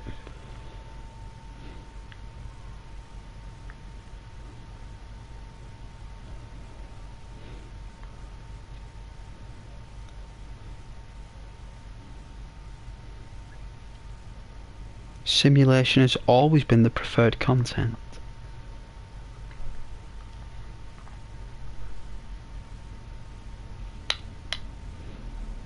You know, it always has been.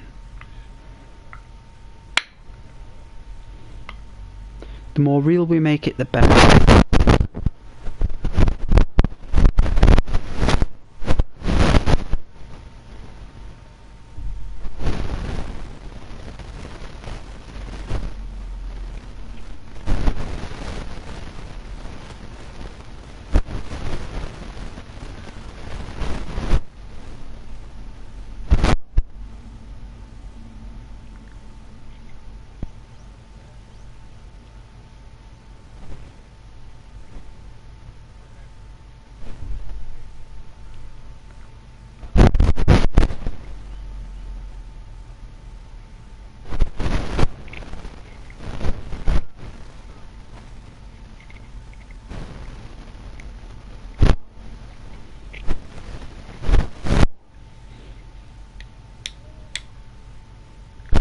Chill, right? Nice and chill. Pressure. Nice and relaxed.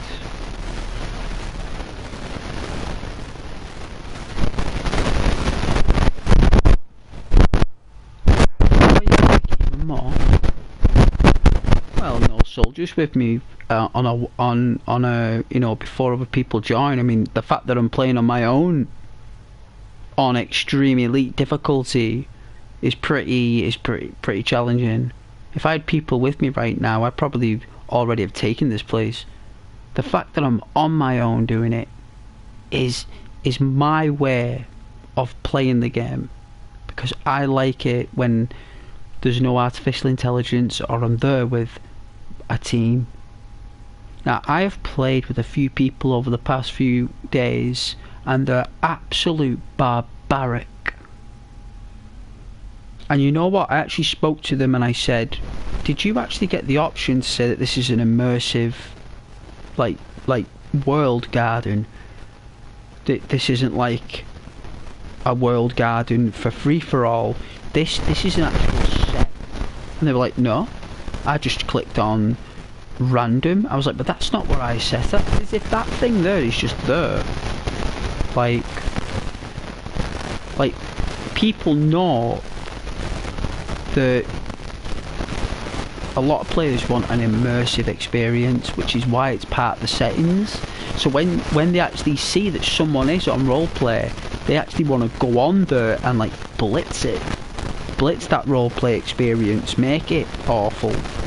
I think they were saying to me like, oh, do you not want the guns? Do you not want the gear? Do you not want this? I said, no, I don't. I said, what I want is you know, an actual event. I want an actual event. I want an event where, you know, you guys are actually playing part of the role. And it's like, they didn't even know what I was talking about, Scar. They didn't even know what, even when I told them exactly what I'm doing, they didn't, it did not compute. Yeah, I know exactly what you mean. Some people just don't care. Well, at least people who don't care, they know what I'm talking about. But it was like people who just don't know what I'm saying. You know, they don't know what I'm trying to relay to them. Like, the experience I'm expressing is like, this is like real, guys. And they didn't know what I was meaning. They're like, what do you mean real? It's like, no, it's the experience, it's the gameplay, it's how we play it, we do it. And once I told them what I do, they kind of like reacted as though I was kind of an alien. I was like, that's cool. You know, each to their own, you know. Each to their own.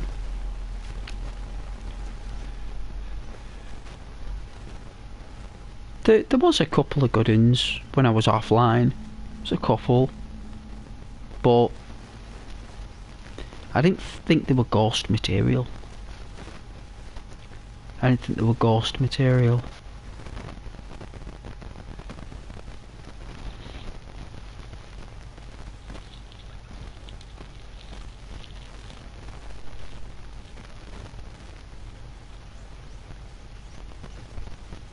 Not ghost material, definitely not.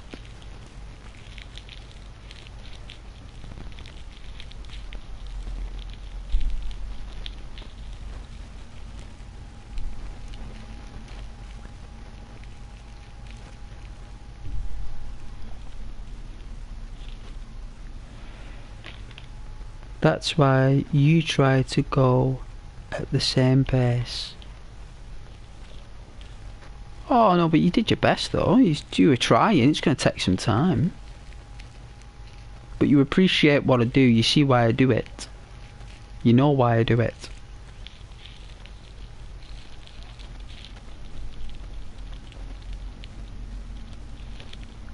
And you know what? When you don't do it a lot, especially if you're a fast-paced player, Scar, when you do meet someone who's a lot more slower like that, it can actually be more enjoyable. Because when me and RC were walking, well, I was at this point and he's like, he wanted to get in the car or the helicopter. I said, we'll walk. And he's like, what do you mean walk? I was like, well, I walk it everywhere. And he kind of got a little bit like happy about that. And I was like, well, and he didn't want to do it though. He wanted to just drive there or fly there. And I just said, no, we'll walk it. You know what? It took us about an hour. And we loved it. It was awesome. Like the amount of stuff that we discovered, it was so cool.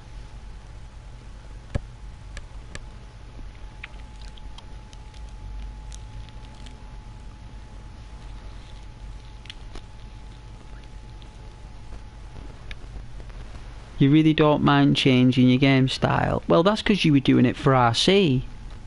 RC really needed you. He wanted you to be at your best for that. He knew how easy you could go into that zone of collateral damage. But you did it for your friends, you see, and I appreciate that a lot. I do. It's very considerate.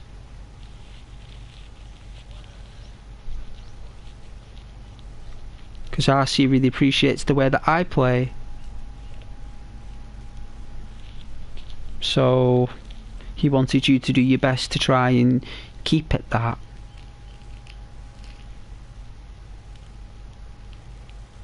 And it's easy to get bored.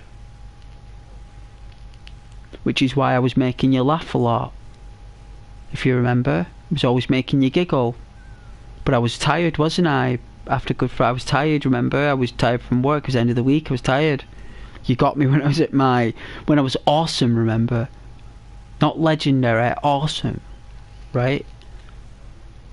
You got me when I was legendary at first. That's why I was doing it, because I knew you were sleepy. I knew you'd nearly break character. That's why I was keeping you in my bubble, you and RC. But I was tired, wasn't I, by the end, because I was just exhausted from work. You know?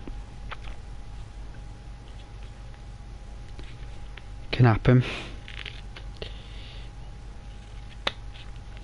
But yes, I knew what you were doing. I knew what you were selling. I know what you were selling. I got you. I got you.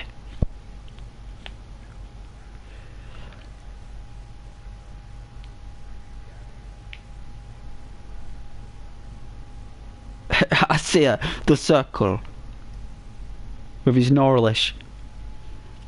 The circle.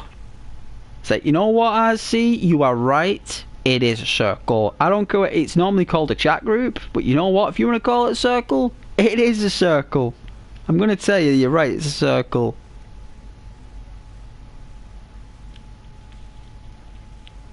You sit in a circle, don't you? Everyone sits in a circle. You know what I mean? Everyone sits in a circle. Cool.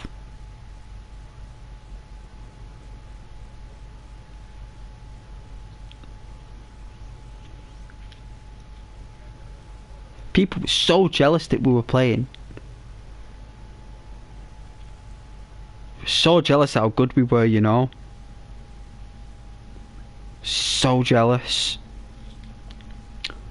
Using your own words against you. That I am. Well, that's what we do. Right? It's what we do in life, right? It's how we negotiate. It's how we negotiate. But I've not forgotten. No. Ghost doesn't forget that stuff.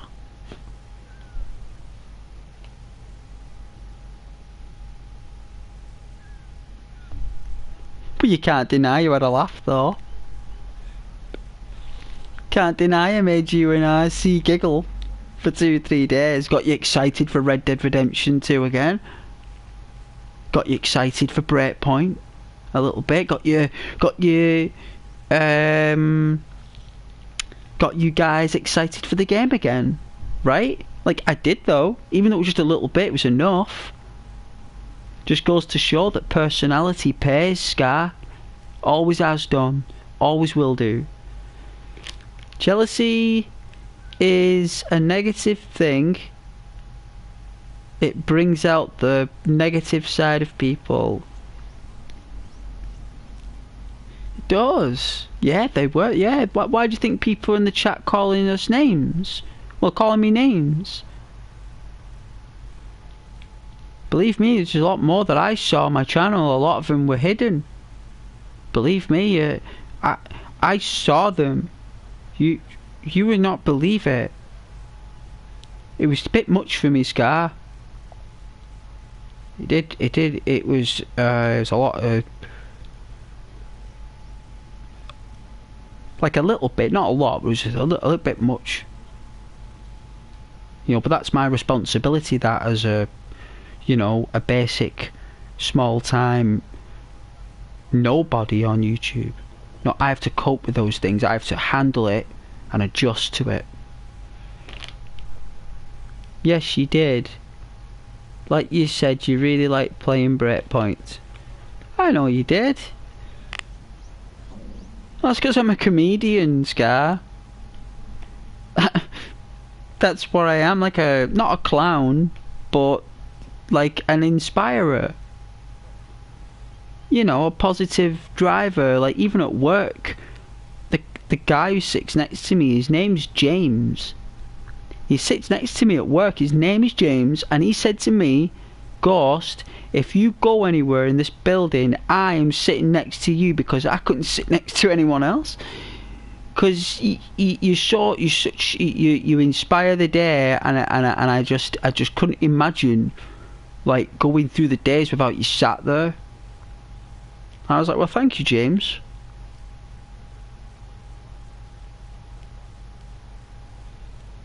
I was like, you know where I am, man.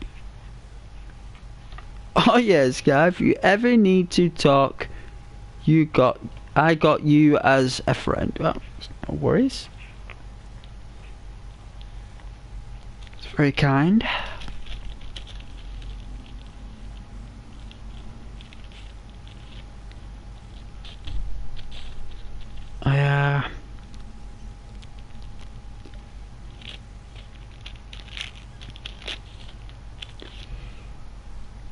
Well,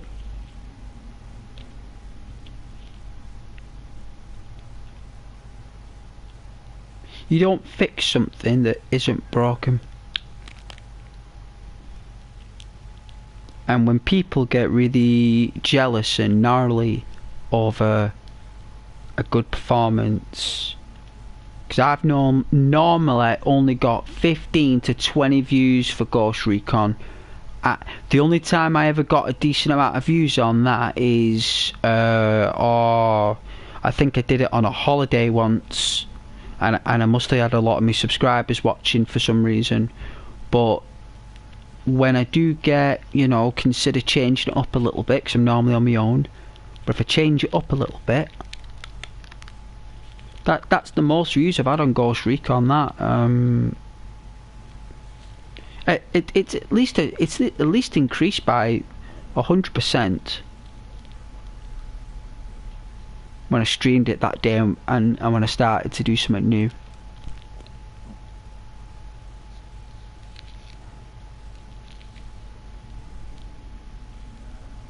People loved it. They watched us on Facebook and everything. They were Instagram, Facebook, WhatsApp. Watched it through what? How do you watch my channel through WhatsApp, Scar? How is that even possible?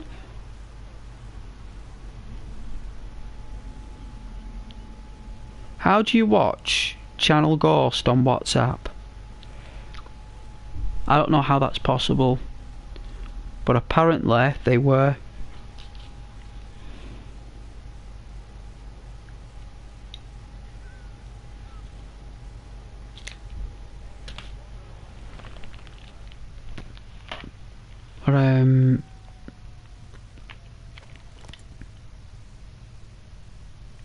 Took a bit of time to load.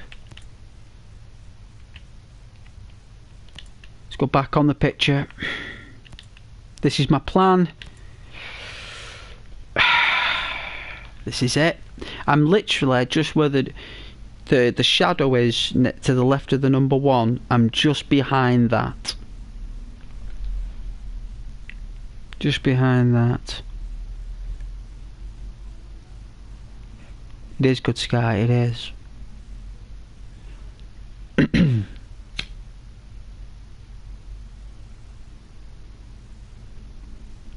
Always does when I change things up.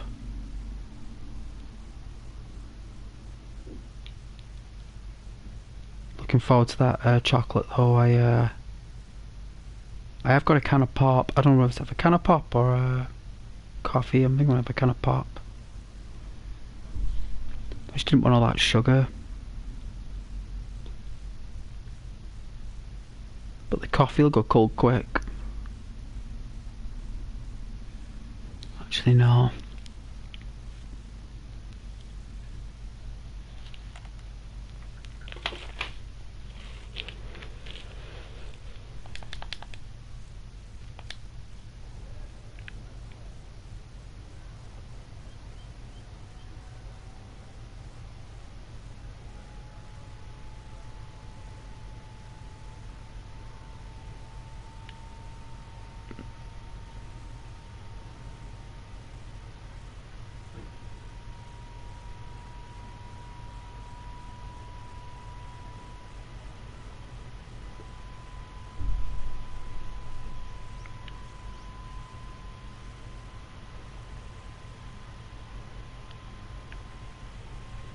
Oh yeah, you leave the snail trail.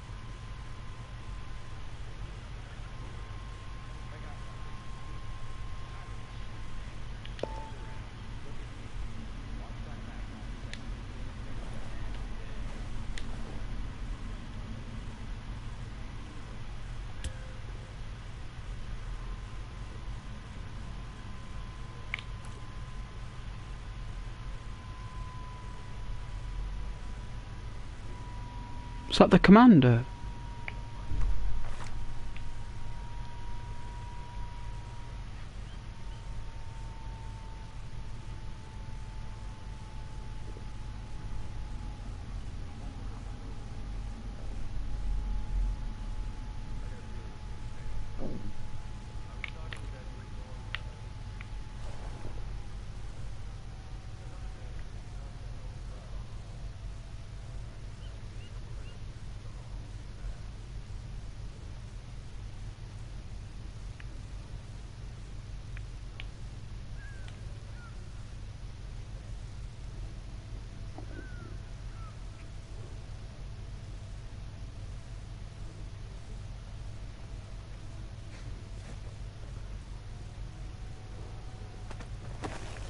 Oh.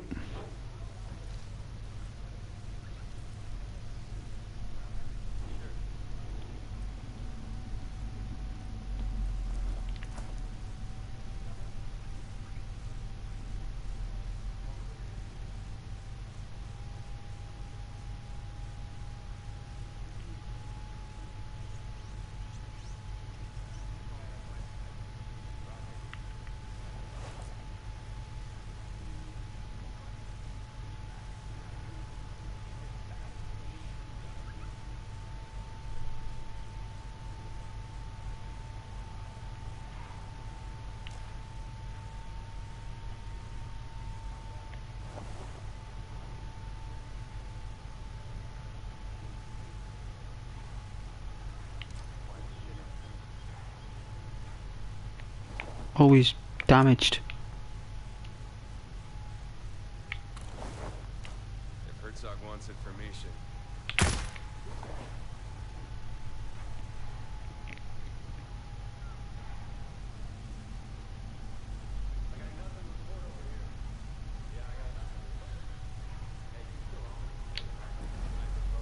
Yeah, nothing out here.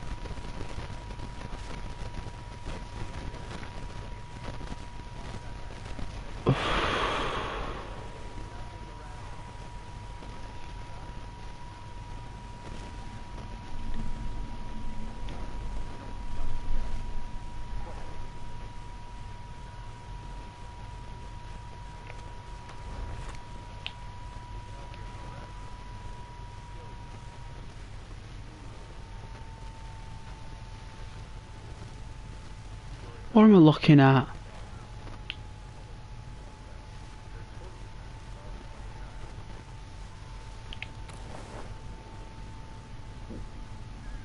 There it is.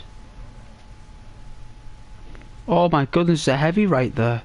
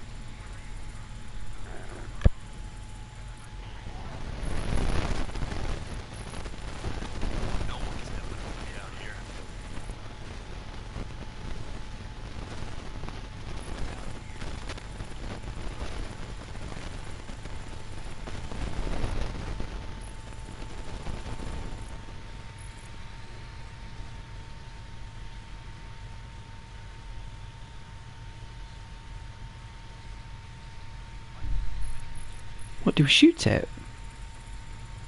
How do I get up there? All the ladders are there.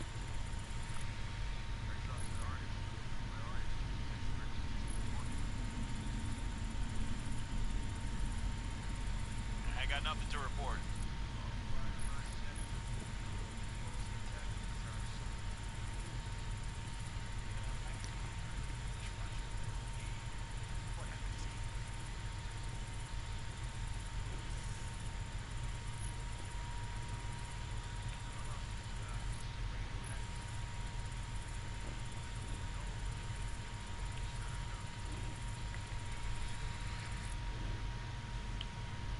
The stairs.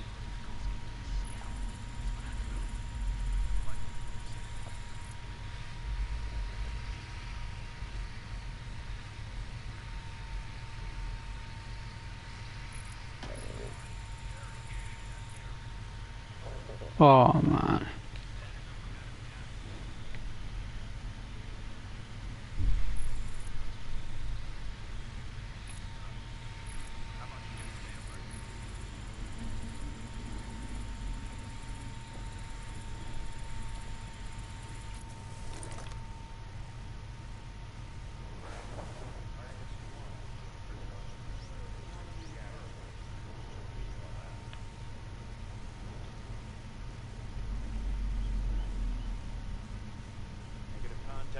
Negative contact, negative contact. Shit.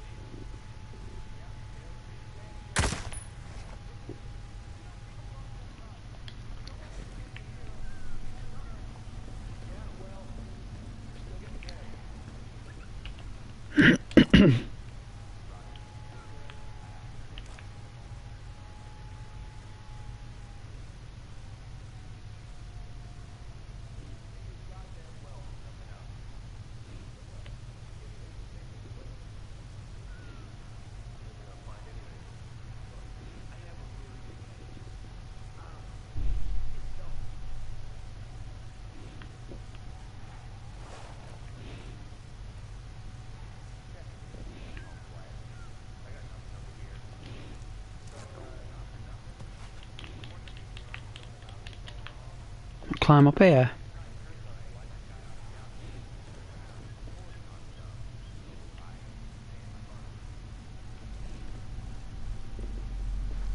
This is such a risky position.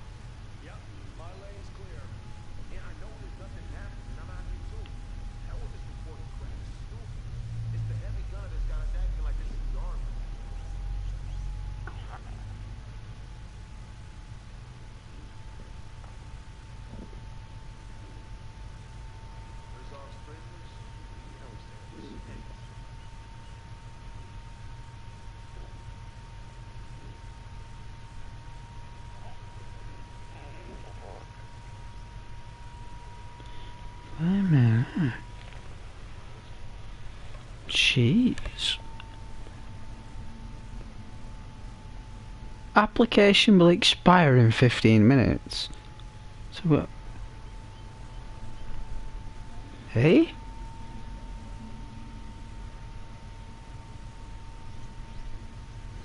Why would it say that? I bought it.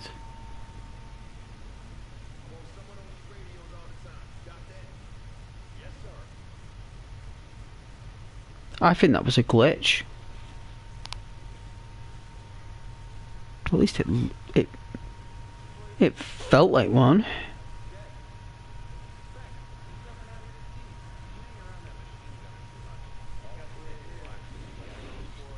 That is a glitch, that. I think that's a firmware glitch.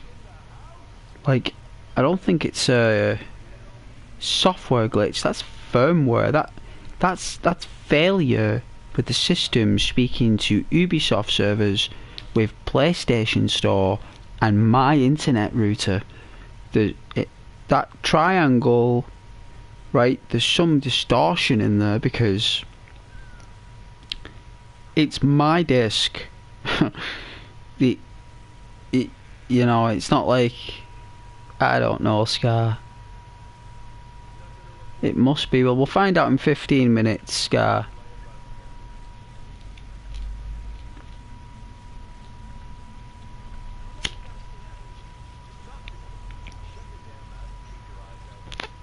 Maybe it never happened. I mean, it didn't happen yesterday, right?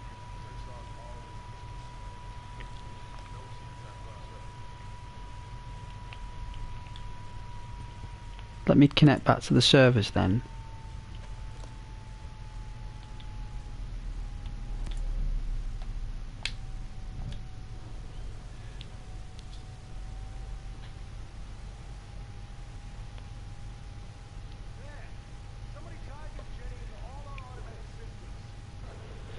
Check my menu.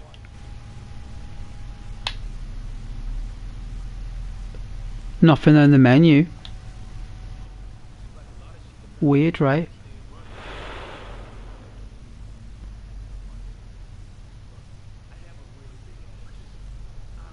Ah, what's the worst case? Just start up another stream of it. Glitches out. Might play DayZ tomorrow though, Scar.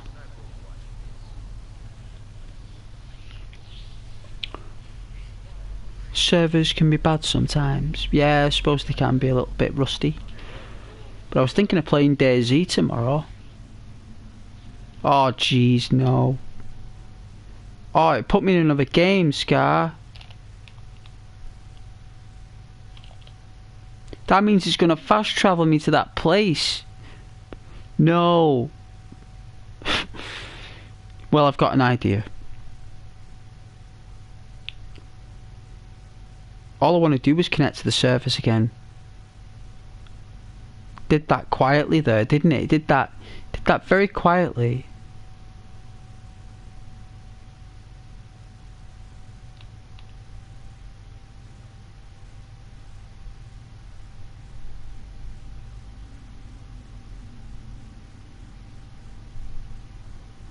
Ah yeah, water. We're going to need some of that.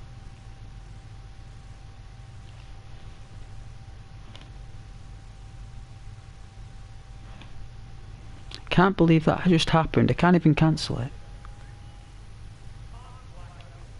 Alright, well we're not in my world at the minute, so give me a sec.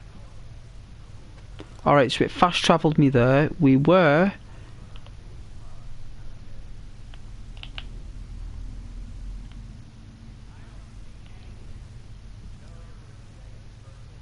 So what we'll do is we will...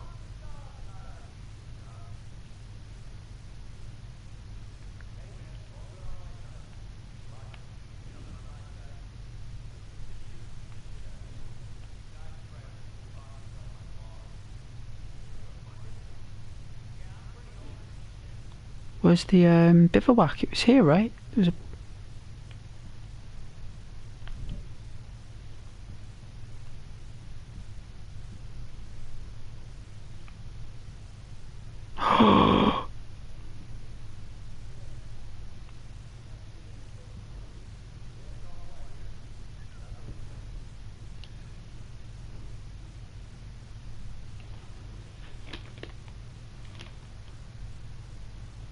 Maybe it was meant to happen. I don't think I could have done that.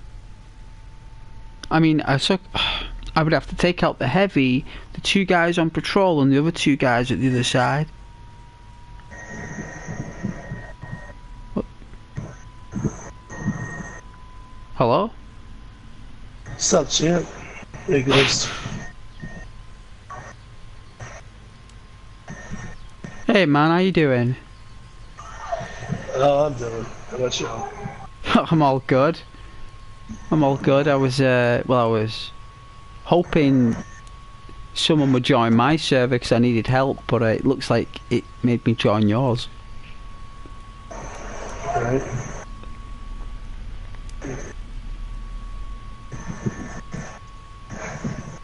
How you doing?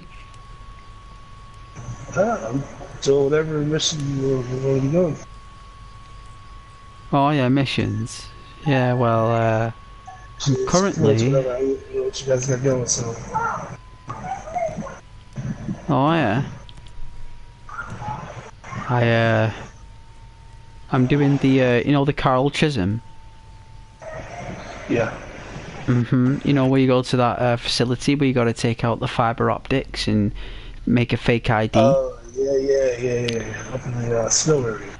Yeah, I was there and a little glitch appeared on my screen about the application was going to end in 15 minutes for some reason, and then I decided to click on matchmaking and then it put me in your game. So I kind of don't know whether to help you now because you're an awesome guy or whether to go back to my own game. I don't see why we all can't do the same mess. Let's choose better than one.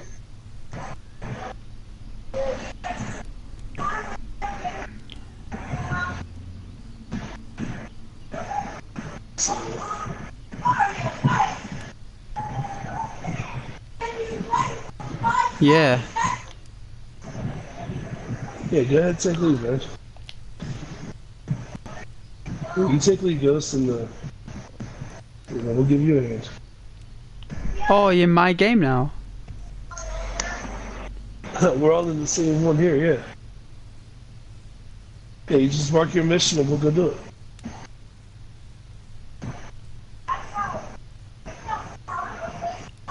it. It says it's pinned. It's called Good Hope Mountain. Yep. Yeah, but there's a catch though. What I do, so I'm playing on it. I don't fast travel anywhere, and I rarely take vehicles. I normally walk it to places to experience the landscape. So I don't know what you get. Yeah, I don't know what you guys want to do, because I'm fine with that. yeah. Yeah. And I've been playing this game between console and PC since closed beta, so I don't care. I have no preferences. All the preferences I have is that medics don't use sniper rifles and DMRs because they ain't gonna do no good. You use a DMR. I use both sniper and a DMR.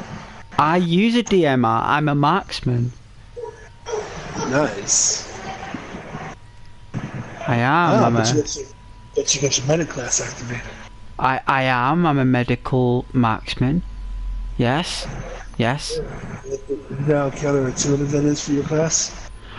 Well, I really like the resurrection feature where you can defibrillate your own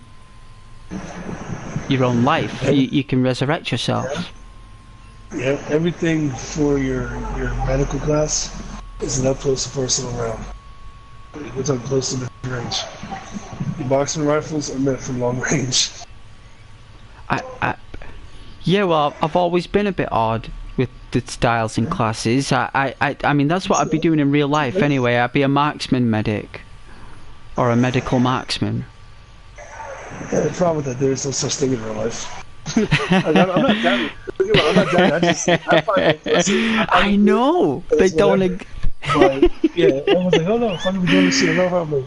You'll never find that in real life because it's two separate engagement zones. Like, you'll never find that. Well, you have today. You found it in me. I see this. I am. Yeah, that's why I'm red and blue, as well as medical. Yeah. You know, yeah, the red, white, and blue, and all that stuff. Can I give you a suggestion, man? Yes, I'm up for suggestions. Yeah.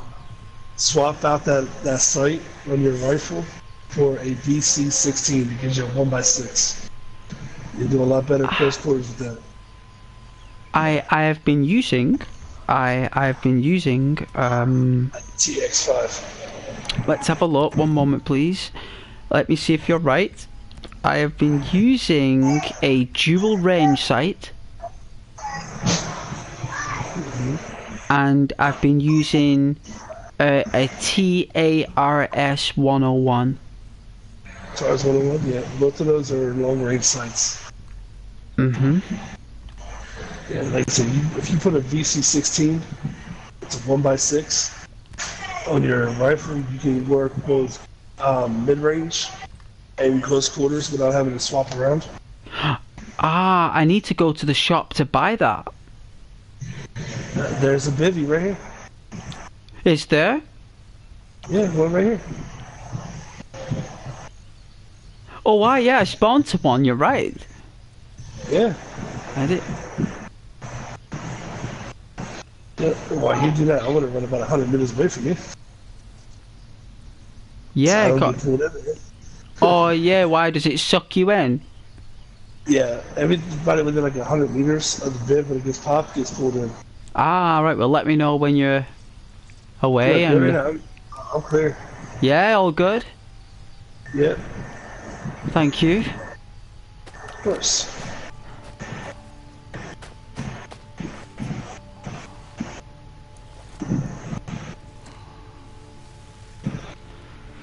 So I'm gonna throw some winter cams on because it's cold as a bitch up here.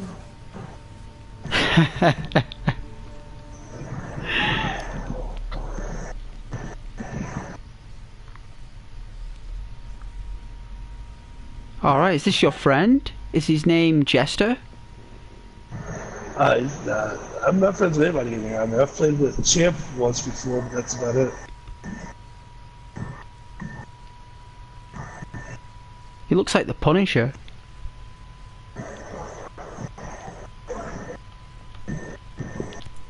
Sharp.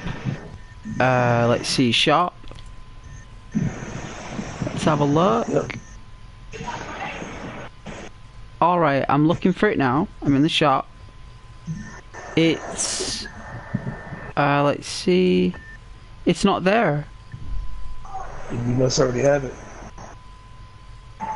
What?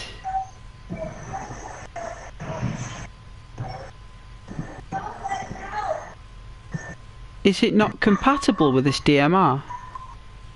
Which DMR is it? 28? Should be. G28? Yeah, it's compatible with it. Well, okay, customize out... Oh, not outfit. Let's go back. Gunsmith. Scope. Right, I've got a... Yeah, the VC16 says... VC16 site. Buy from Maria's shop at Urhorn or at a bivouac. It says multiple zoom valuables. Oh, multiple zoom. Pardon? It's a 1x6 zoom. So if Yes. you don't already have it, then you have to get it from the shop. You may have to scroll down something. I'm very confused. Let's have a look at shop. Alright, so I'm going on the gun. Right? Let's see.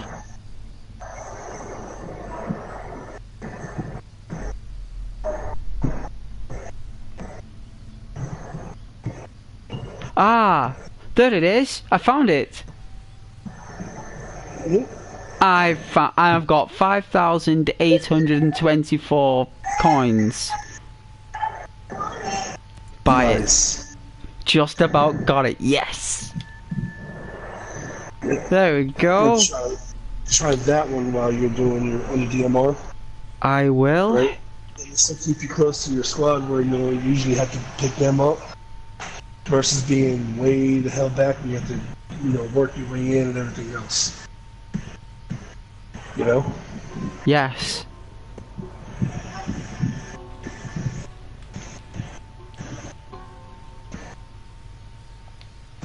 Alright, so I guess we're chilling and what it's gonna take. It's 3.2 kilometers, so it's gonna take about maybe 45 minutes.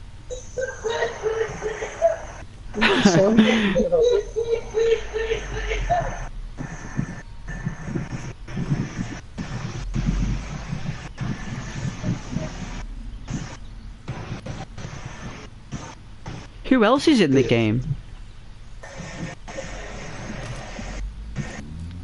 It's you, me, Jester, and Champ. That's it.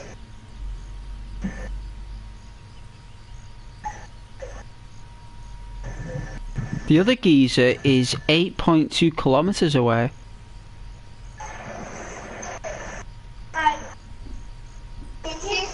Huh? Yes. Thank you.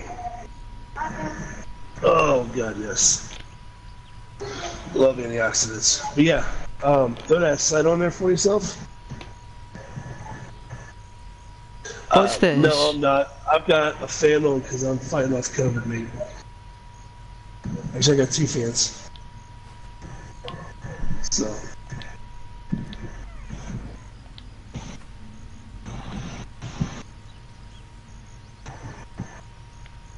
I think someone... Ghost, yeah, if you throw that VC16 on there, I will. Barrett, you will love the performance output. I'm going to check it out now. Let's have a look. Yeah. Let's see. Alright, it looks nice. Looks like something I put in my airsoft gun. Ooh. Ooh, jeez. Oh yeah. That's cool. It's like it's got the whoosh. Right. Makes their aiming and all that jazz for close quarters a lot easier too.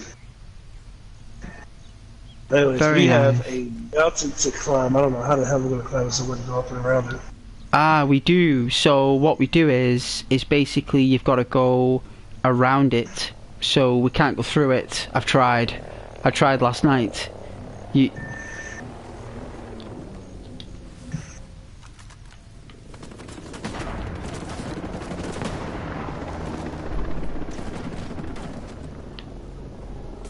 Oh, and by the way, I'm playing on Extreme Elite. So I only I only get shot once or twice and my character's dead. My gear has no level up. It is what it is when you find it. That's fine. So this geezer up there is like 8 kilometers away. I don't really want him doing anything with my other missions on my other part of the map. Do you guys want to join my session? It won't matter what session it is. I mean, we can still help you with your mission. Does it not matter? No, it don't matter.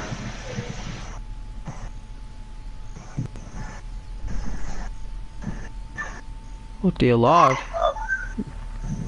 Is this your first time playing?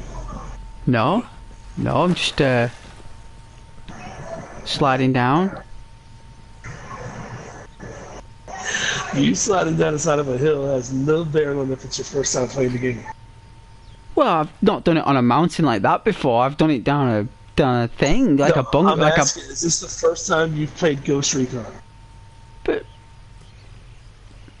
well, I always see every time I do play it, it's like the first time playing it because it's always switching up. But no, it's not. No, it's not. All right. No. Sessions don't matter. It's definitely personality based. That's just my personality there. How I react to things on the thing. That's just yeah, that's just my reaction to just how realistic the world looks. Right.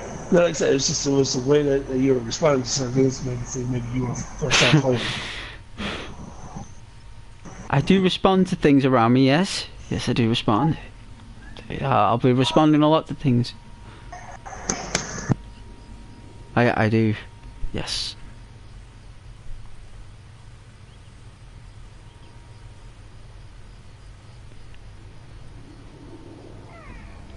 Whoa, is that an airplane?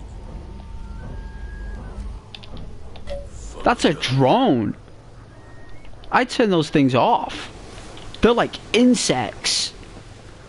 Oh, they're foul. That means I gotta go down this hill.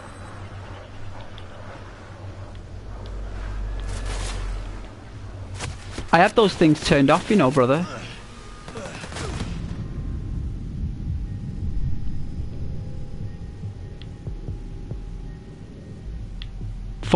For normally that reason.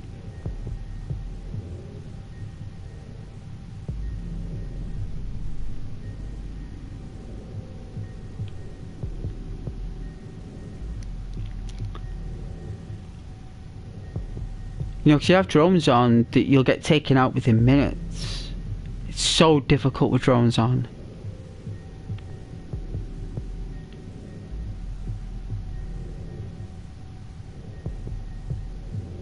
Careful, Jester.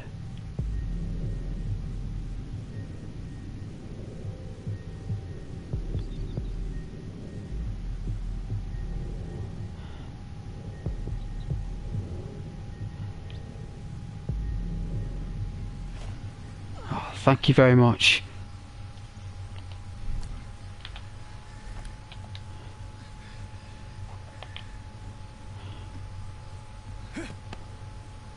Keep me covered, Jester.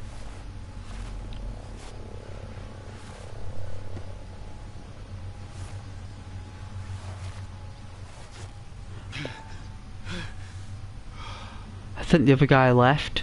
I don't think he could walk it, man.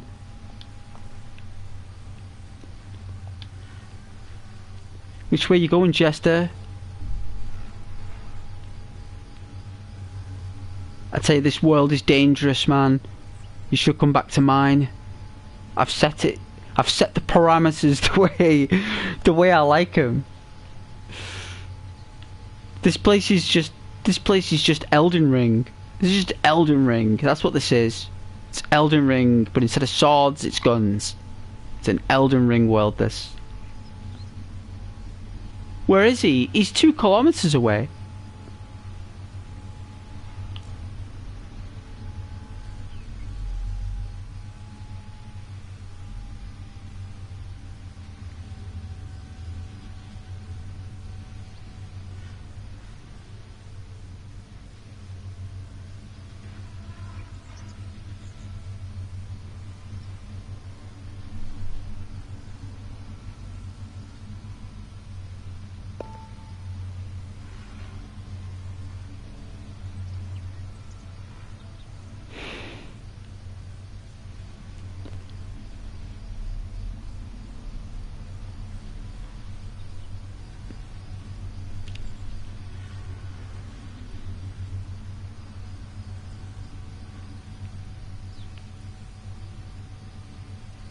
He's picking me up in a chopper.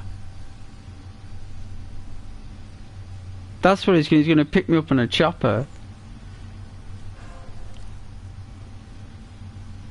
I mean, I think it's a chopper.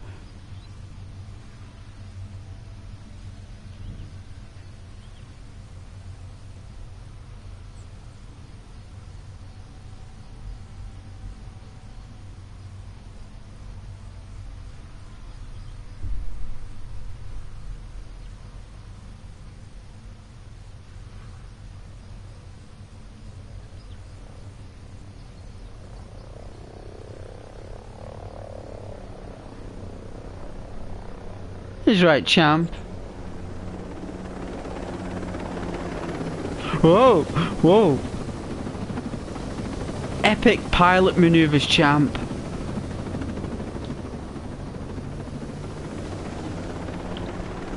Excellent.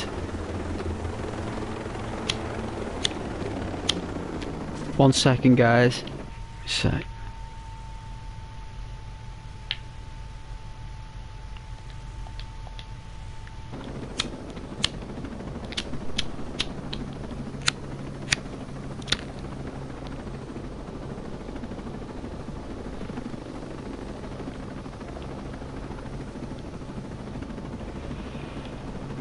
You guys alright?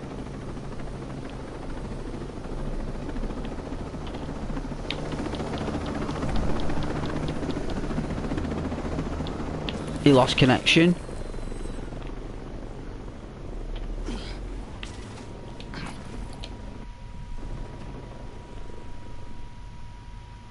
Migration account, it said.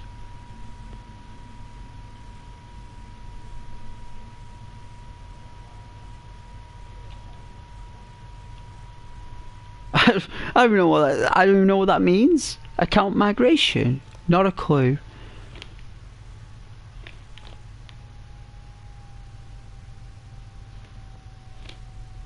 Not the foggiest. He was an awesome guy as well.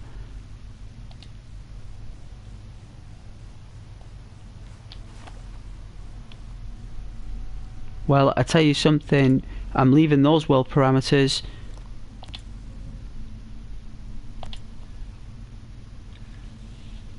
That was Elden Ring, but Ghost Recon Elden Ring, that was.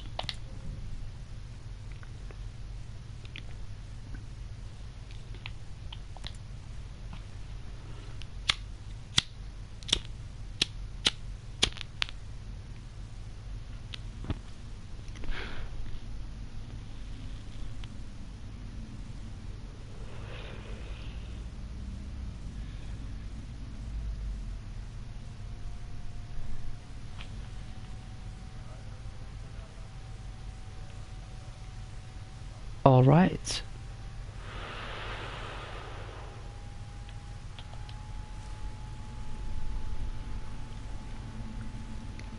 Oh, 2.5 gold. I needed their help doing that. I did need his help doing that. So it is an hard mission for me to do alone on extra Elite Extreme. It's like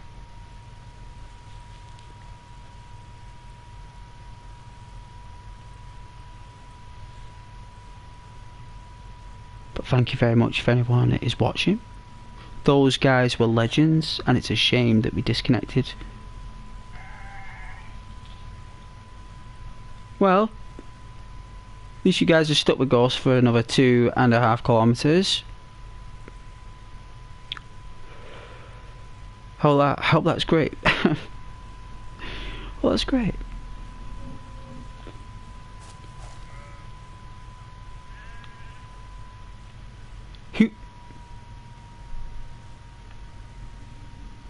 What was that?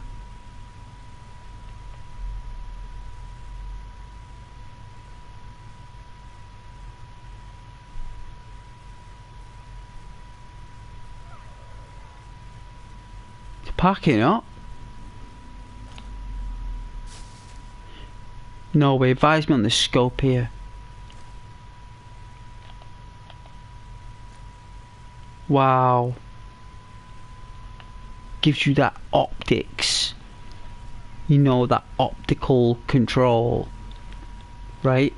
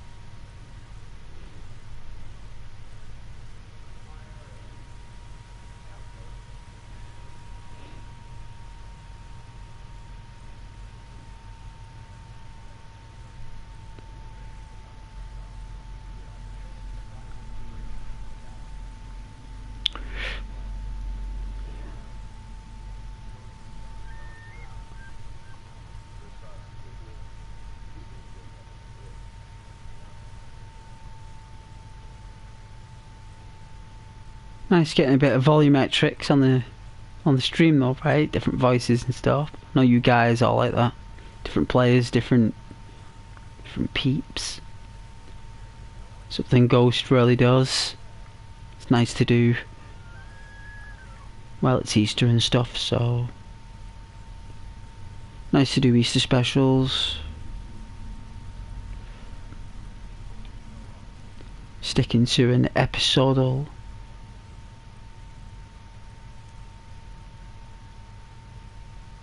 You know, that extreme elite vibe. And to be fair, as awesome as those guys was, I don't think they do what I do. What was that? What was that?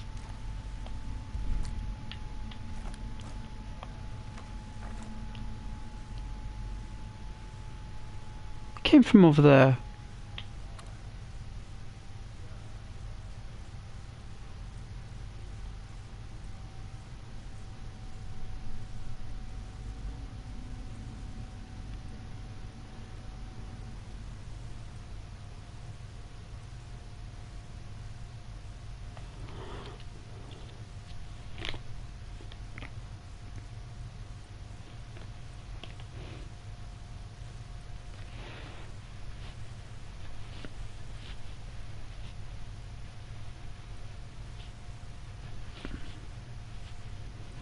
Yeah, not many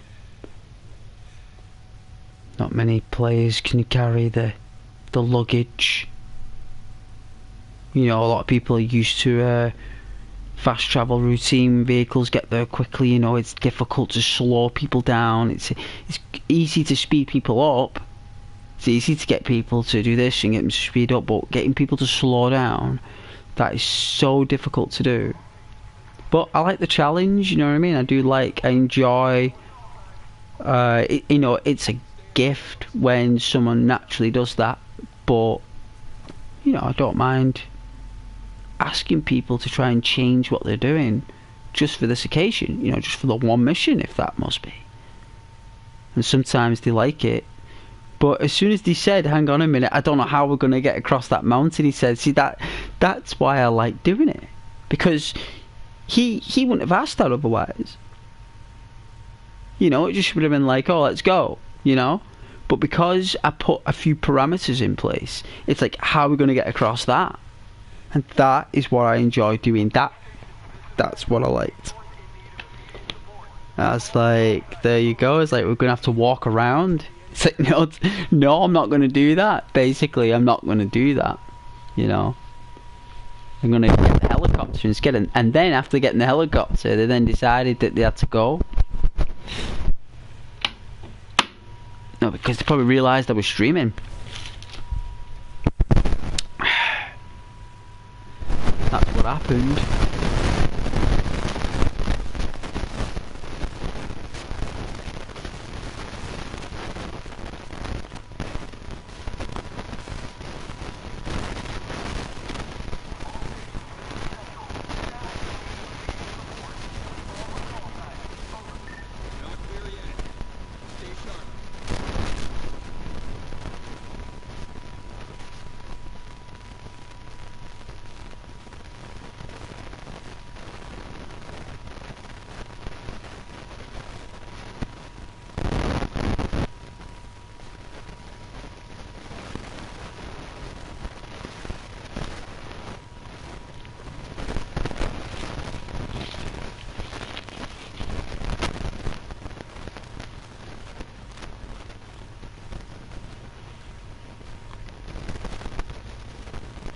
Just gonna buy Oblivion. Just gonna buy Oblivion tonight, you know.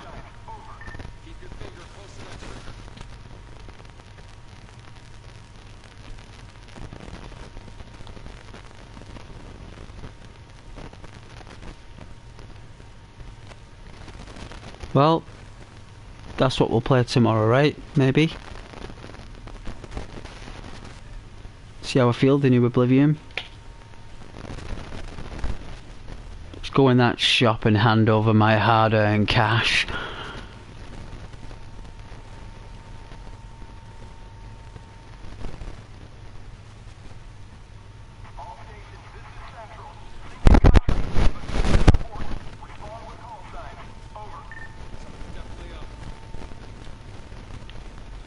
Where you got visions like cats. Right here, look.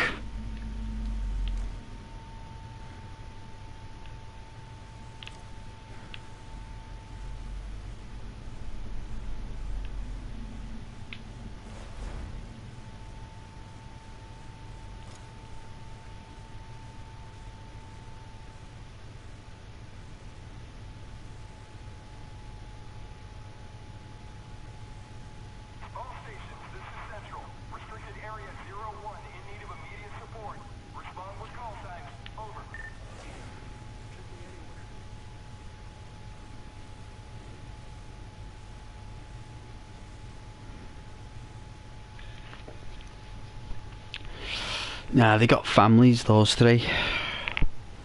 No point taking them out when just keep moving. See. They are not in my way, so I'm in no rush.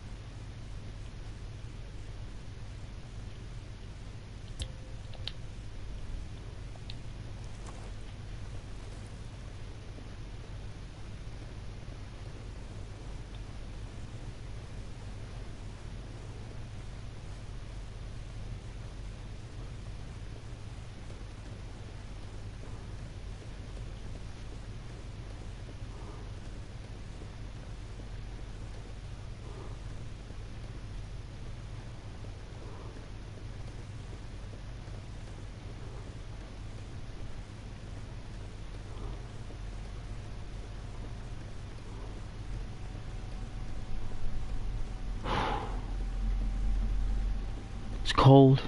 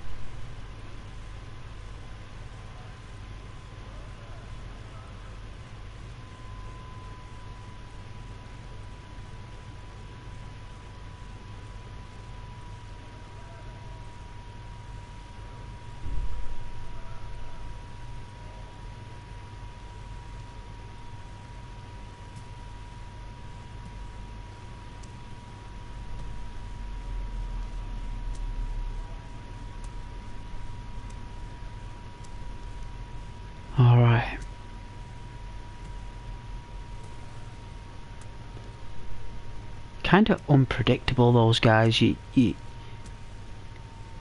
gotta be wary of them at all times.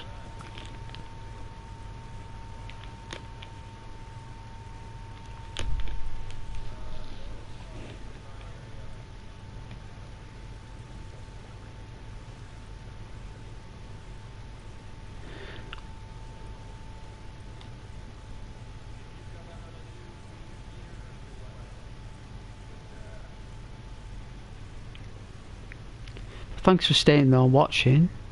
Whoever you are, I really appreciate it. I know you're playing games and watching my stream.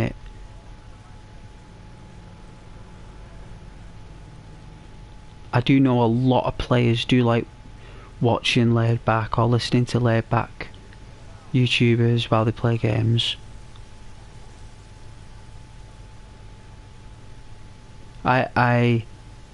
I'm glad that guy who we were interacting with hadn't met a medical marksman before.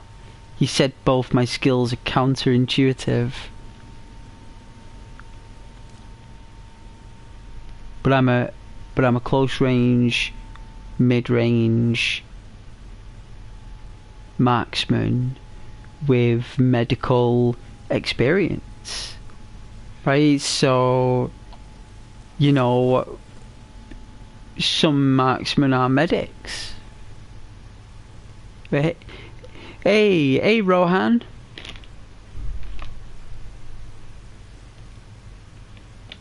By the power of Grayskull, you are back.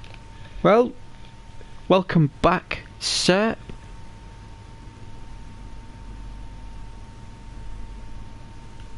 Yeah, you're working, watching this channel and listening. Cool, man. That's awesome. I'm glad that I'm able to, you know, keep people company on the stream.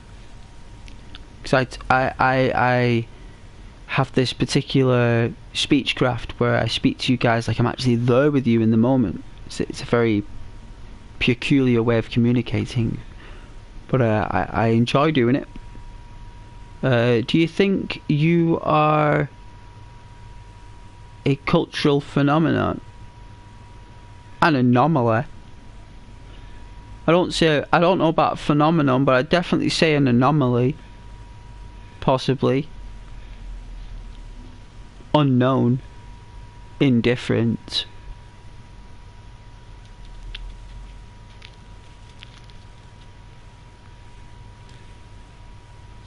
But also compassionate as well, and caring about the human spirit.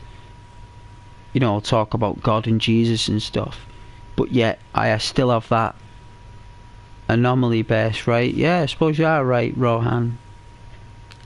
But I don't think I am a cultural phenomenon.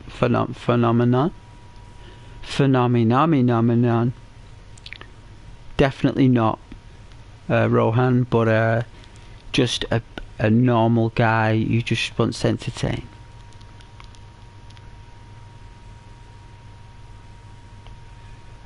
You started following me when I was at 400 subscribers. Now I've got 807. Let's hit the mile. I know, man, yeah. Well, it wasn't easy, Rohan, I tell you that.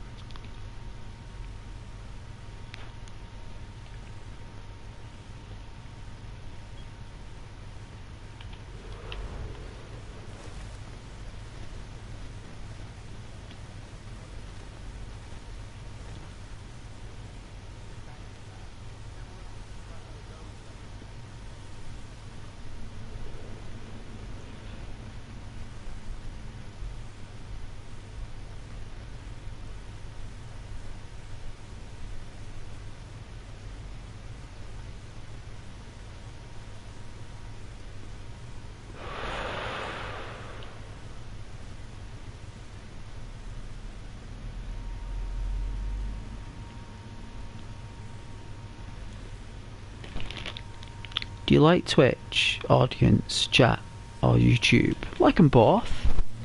They're both very, you know, very awesome spaces.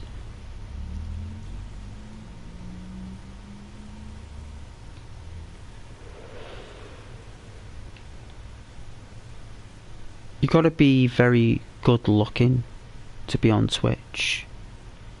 You gotta have a really good visual style and a good tapestry for your channel base, like the layout of your channel, scope of it, the prerogatives, the mechanics of it. It's basically, you know, there's a lot going on Twitch.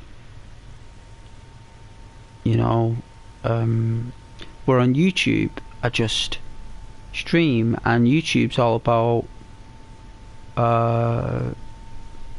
like randomness, isn't it? Like Twitch, it's got imagine Twitch as like a race course, right? Twitch is like a race course. It's a circle that has a start and an end, and it's controlled. There's lanes, and there's ready, steady, go. So there's an excitement, and there's a track that you've got to follow, and you've got to stick to it. Where imagine YouTube as like an ocean current. So on YouTube you can do stuff that is absolutely random, right? If you switch things up on Twitch, it can be a real shocker for a lot of people. People are used to that dynamic. Yeah, it's more of a tattoo, Twitch. Think of it as a tattoo as well. It's stuck, it's embedded. Where with YouTube I can actually build my own platforms within the channel. So I don't need a racetrack. I can ride the rapid. I can ride the change of the currents. My audience appreciate my changes. They don't mind if I switch my profile picture to one of my other drawings. They know that I drew it. They know that I switched it up because I want you to see my artwork, not because I want to make a change on the channel. And if I do make a change on the channel, people like it because they know that I like to stick to things. Yeah, they know I like to stick. Right? But with YouTube I can be flexible. I can play games that are slow. I can play games that are fast. I can play online games. I can play my story games, just the disc. My audiences appreciate me being on my own or playing with a crowd. So that there's many different ways on YouTube you can ride the algorithmic rapid, and you can still come out with an audience, right? Even if it's only a handful of people, that's amazing, right? So imagine this, right? On YouTube, if I've got 5 of you watching right now, because it told me before there was 5 people, that may as well be, if I had say 50,000 subscribers and it said 5 people, right? That happens, right? I got nothing happening in my Do- sector either. So imagine that you 5 people that are watching my channel may as well say 500 people watching, because you 5 people watching on an 800 subscriber channel is amazing, by the way. That's why I really appreciate it. Where on Twitch I would need 5,000 people watching me right now, Rohan. I'd need at least 500 to 5,000 people watching me before, and I'd need to have a camera, right? Where on YouTube I don't need a camera. You guys appreciate my voice, my personality, and where I'm from, my accent, the people who join the channel. You know, it's been nearly 2 years now, Rohan. I think going anywhere else would just be an absolute restart. And I'm not looking for a restart right now. I'm looking for a propulsion. Right, I'm looking for propulsion. Right, and that doesn't mean propulsion in the ways of a mega view surge. Right, that doesn't mean what I mean. Propulsion in the sense of I want to magnetize, right? Like magnetize audiences from other places who want to, you know, consider a small, tiny channel which hopefully has great potential, right? Hopefully, you know, and comes the idea that it's worth its weight in gold and silver, you know, with the people who are here, you know, the community that I've built over 2 years. Yeah, like the community as well is a big part of the channel, right? Like, I'm a big believer of that. You know, I don't have any money. I don't have any money from YouTube. I don't have anything.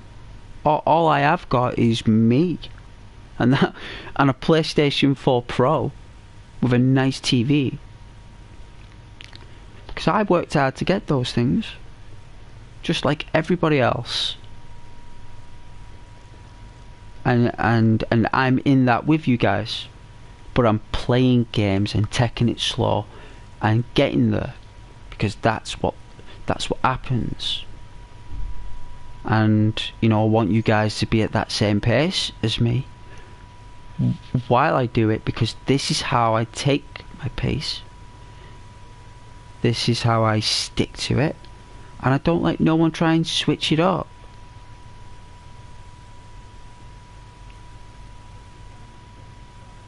You know, I think it's actually is what it is now. People know what this channel is by now. But definitely, you guys watching, you 5 people watching, right, is literally the equivalent of such a high ratio. It's you know, really good. I mean, 15 would probably send the channel skyrocketing. I'm not messing. Say 15 people was watching and all people liked, for example, and shared. That 15 people would turn into literally 50 or 100 within an hour. Because that's how it works.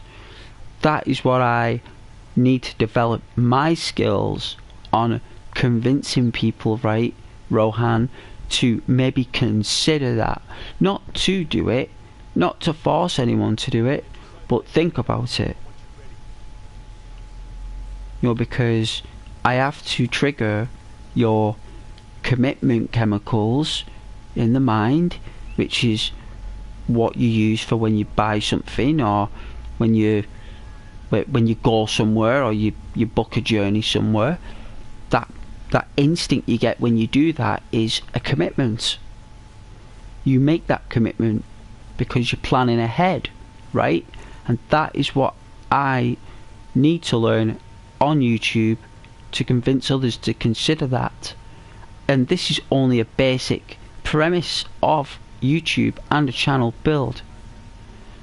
What I look like and what I wear and anything has no importance. In fact, it could actually jeopardize everything I'm building, because, you know, visual instincts should be on the chat and it should be on the game, because, oh dear, right? Because that's where everyone's eyes should be, on you guys. Because that is what makes a channel a beacon. Creates a beacon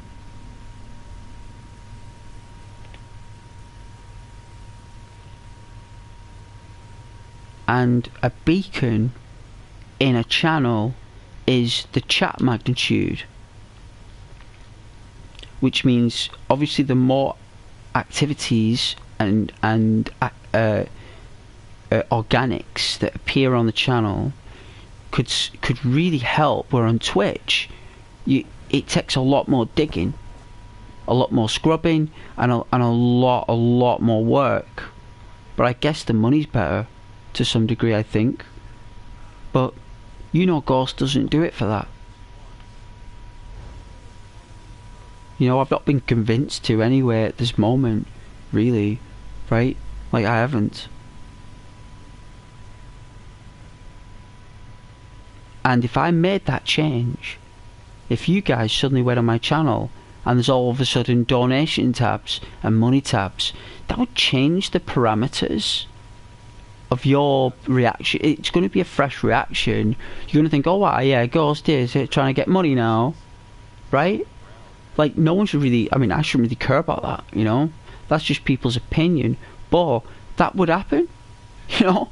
People are like, oh, he's changed it to this now. Oh, what's going on?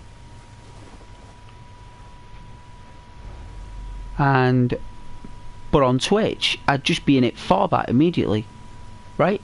Like, that stuff would all be up there straight away. Boom, boom, boom, right? I had to earn my crust on here to get extra help on YouTube and stuff. I had to put in loads of streaming time. I was doing 12-hour streams. Guys, it was 12-hour streams for me, you know.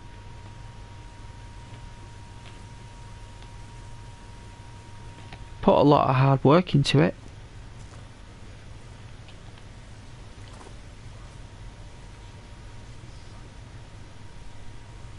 I think Ghost is just trying to do his very best to earn his, you know, his reactions and stuff from people, which is difficult to get. It's not something I can just do overnight. And obviously in this case, which is evidential, for over a year, you know, nearly 2, I suppose. It'd be a year and a half in it'll be 2 years in June, wouldn't it? So I've been doing it for like a year and 10 months to a degree, with breaks in between.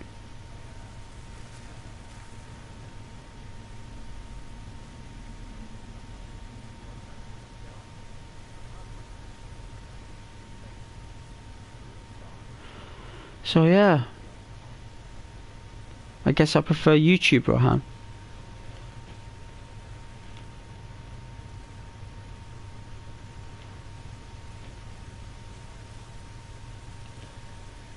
I prefer YouTube.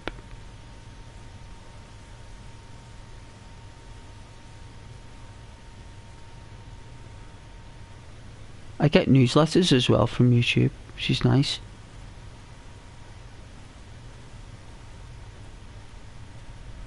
DualShock 4 battery level low.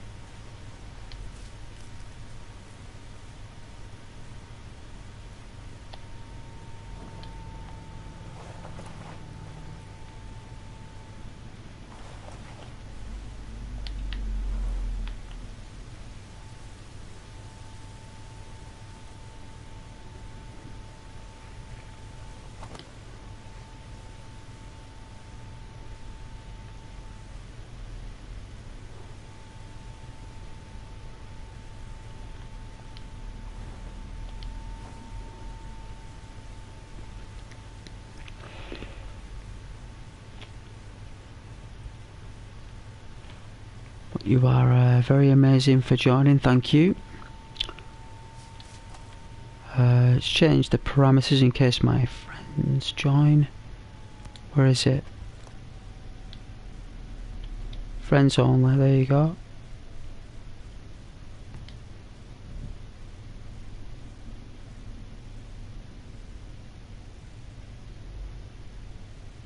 Yeah, they're the guys I think that were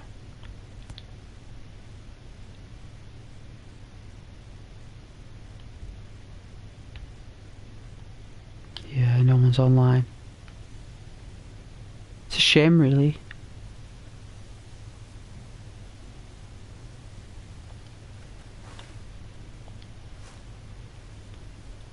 Not many people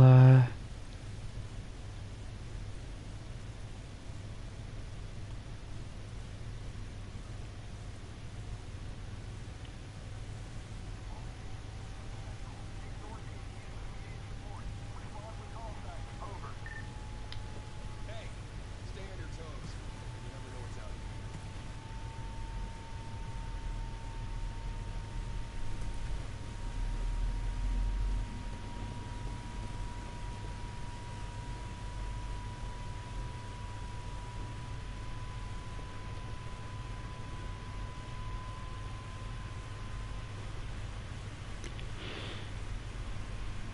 yeah, like, I've got to be deep about the prospects, you know. I must be. Otherwise, what kind of entertainment would I be providing you guys if I didn't say all that stuff? It's all part of the channel content, and it's all part of the rhythm, you know, the tempo. You call it whatever you like. It's probably the tempo, actually. Hey, Scar, still here. Just so you know, got a bit busy. It's all good. I didn't know you were still watching. I appreciate it. Oh dear. Oh my god. Them triggers are delicate on the knee, aren't they? Jeez.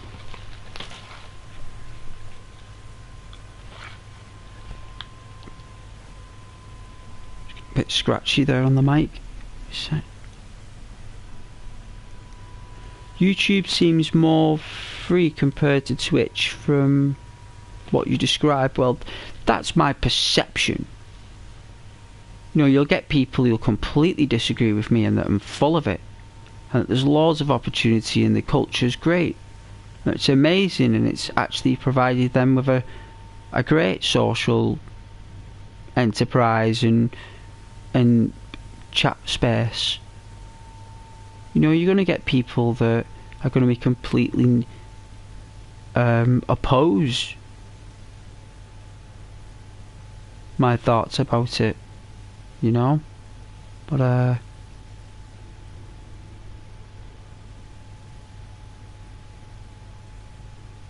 that's just my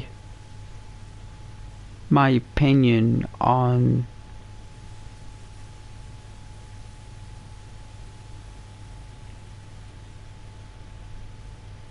YouTube's more, you know, like, gives a lot of support, doesn't it, to small time channels. I don't know whether you've noticed when you've been looking through, you scrolling on YouTube, you'll see a channel there that's streaming with like, who's only got like 150 subscribers or something, but it would be recommended to you, right? Even though you might not click on it, it's still there. It's that. You know, it's still there. Where on Twitch you need hundreds to get up there. Like literally on Twitch, like they put you recommended in view order. It's view order, so they won't you don't see people with like 3 viewers on Twitch at the top recommended. They're right at the bottom. We're right at the bottom, and if there's 100 videos available and there's, you know, you're at the very bottom, no one's going to click on it. Where on YouTube you get a lot of support, don't you, on home pages? You know, because depending on what, like, usually what you type in your phone, right? So if you're on your phone and you type in, you know, like you randomly go on Wikipedia and you randomly type in facts, like, I don't know, it could be where is the location of such and such, or how many mileage does this car do if in this terrain, right? You could type random stuff in your phone, and believe me, YouTube will recommend stuff what you've been typing that day. it will subliminally recommend a channel even if it's got 50 subscribers to you, because that channel describes everything you were looking for that day. So it's a very, like, you know, so if loads of people search the same thing in the phone and your channel delivers it, your channel is going to get recommended on their phone. So if that's why a lot of people put in a lot of titles like how to lose weight and gain muscle. Right, imagine saying that to someone, how to lose weight and gain muscle. You are going to be all over that. You are going to want to learn. You're going to be typing that in your phone and learning all the calories and the exercises. And you know what? When you go on YouTube, on your Wi-Fi, you're going to open up that YouTube and it's going to say how to lose weight and how to gain muscle, but it'll be a video.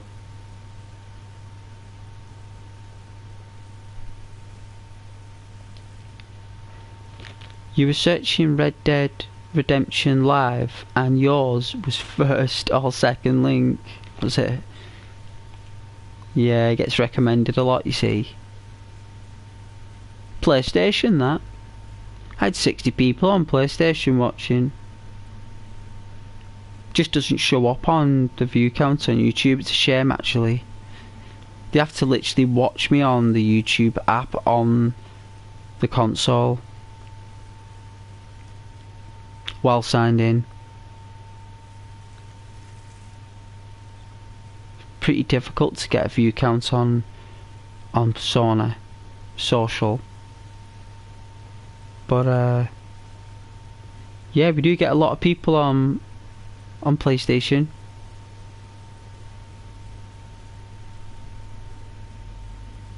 There's a broadcasting option on PlayStation. You can go on live broadcasts, and mine's on there. The only thing is, it only tells you how many people have watched 3 days after your stream's ended. It's 72 hours plus. Then it tells you. So,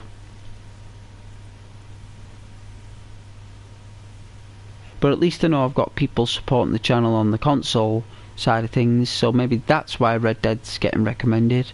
And also as well, I've made a series on Red Dead with my videos which got nearly 150,000 views. So I think because of that merit, it's also put that in. You know, I've got nearly over 1,000 likes. I've had over nearly 1,800 comments. So maybe that alone is enough to get recommended to you. Plus, wow, you've watched my streams before. So there's a lot of reasons why it could be happening. Wow, that was weird. All those drones, that's so scary.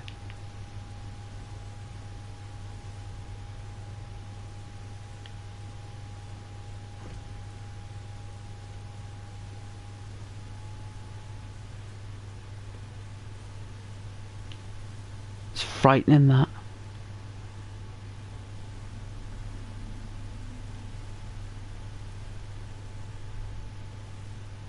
Yeah, it took me a while to do those videos. Wasn't easy. Even to this day I get comments on them videos nearly 4 years ago. Even to this day I get people still asking me for help.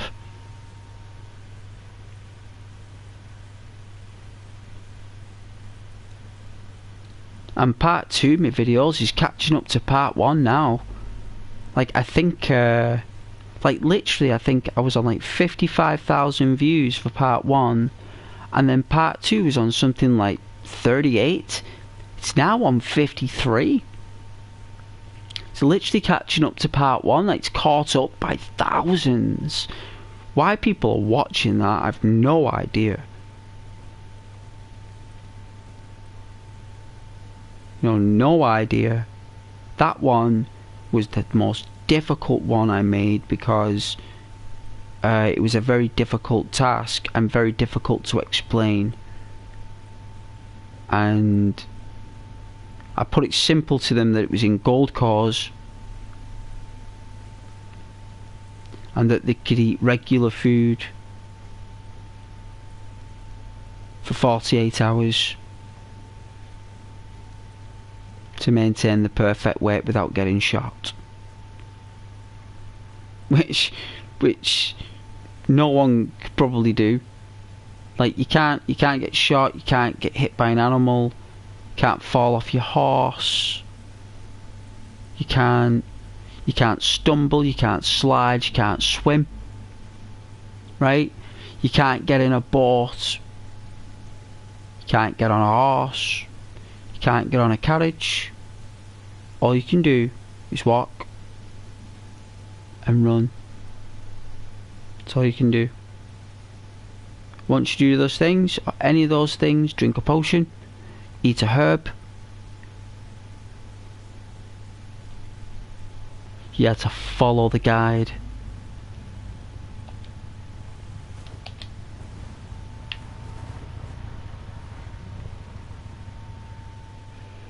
Jeez. Yep, you had to follow the guide to get it to work. And it's only until everyone did everything I said that it worked. People were trying all sorts of different things. I said to them, I said, it won't work. You have to follow the plan. You have to follow the routine and the rituals. If you don't follow what I've put, you might not do it.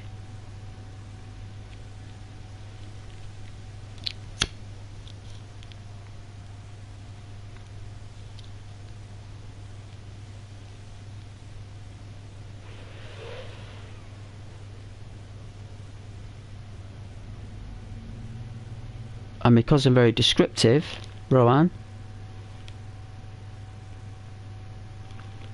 it will get recommended. It will do.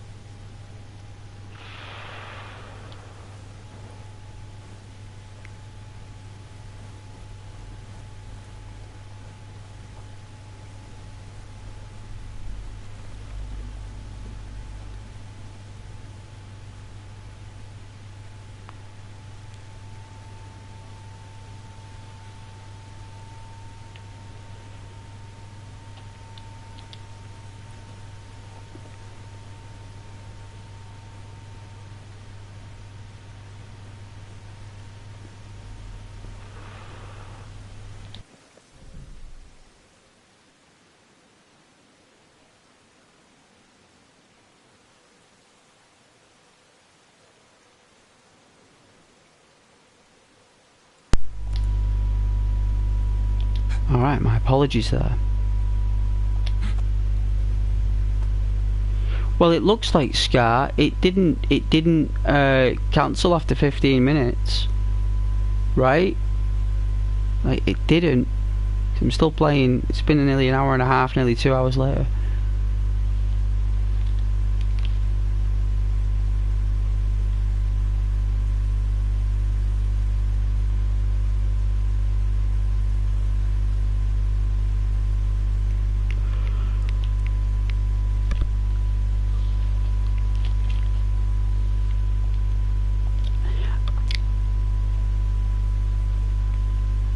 Yet, I am still here. Yes! It is a weird glitch. Well, look at all the weird stuff that happened on the game I played when my menu started to mess up and I couldn't get out the helicopter and I was sliding down that hill and I got stuck on that rock. I had to fast travel to. Oh, I don't want to. Oh man. And I had to log out and log back in, and it ruined the flow. The flow, right? Ruined the flow.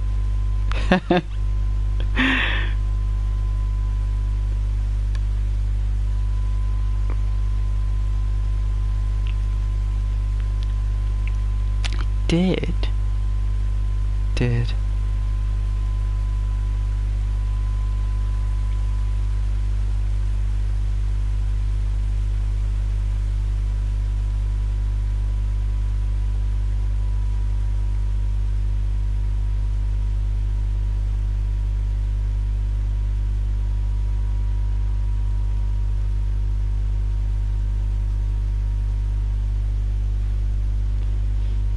Yeah, it did, but it was fun. Of course it was.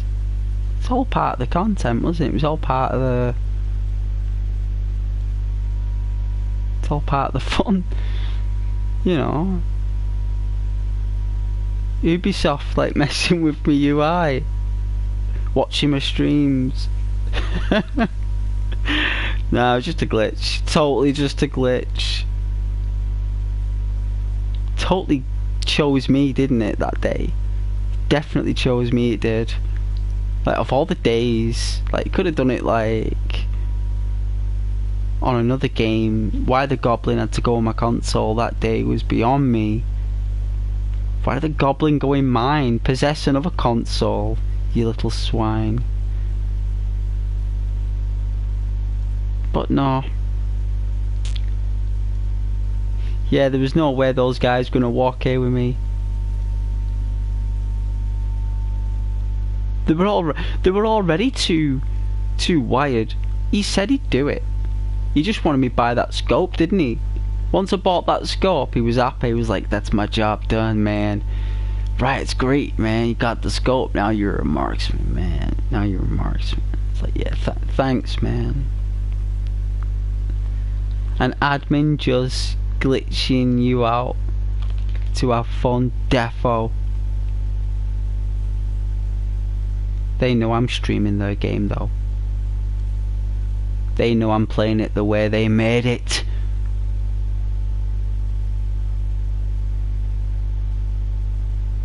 This is why they made it.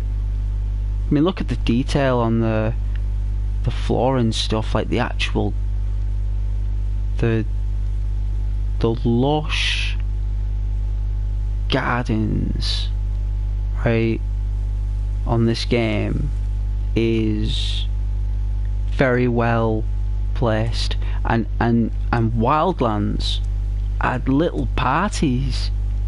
Like, you could be walking with your friends in the jungle and there'd just be a little village in the jungle with little flaggies, you know, the red and blue and white flaggies, or the green and blue flaggies, the rebel green flags or the red ones, all having barbecues, round a dumpster on fire, chilling, having burgers, all dancing, playing music. There'd be llamas and cows, little bells round the collar. It was very, you know, Wildlands was a lot more homey, a lot more at home. It really provided a lot of love for the land, where this is more about the behaviour of you with the world. They made it more detailed but less lively, less vibrant. Wildlands was fun. You miss playing it now. Well, believe me, we will be playing that from scratch. We're going to be taking out the whole of Unidad. Now that one, I'll play with gear. Wildlands is a different kettle of fish. You need to level up with gear on that. You can't be playing natural simulation on Wildlands. You need that bit of gear leveling, because the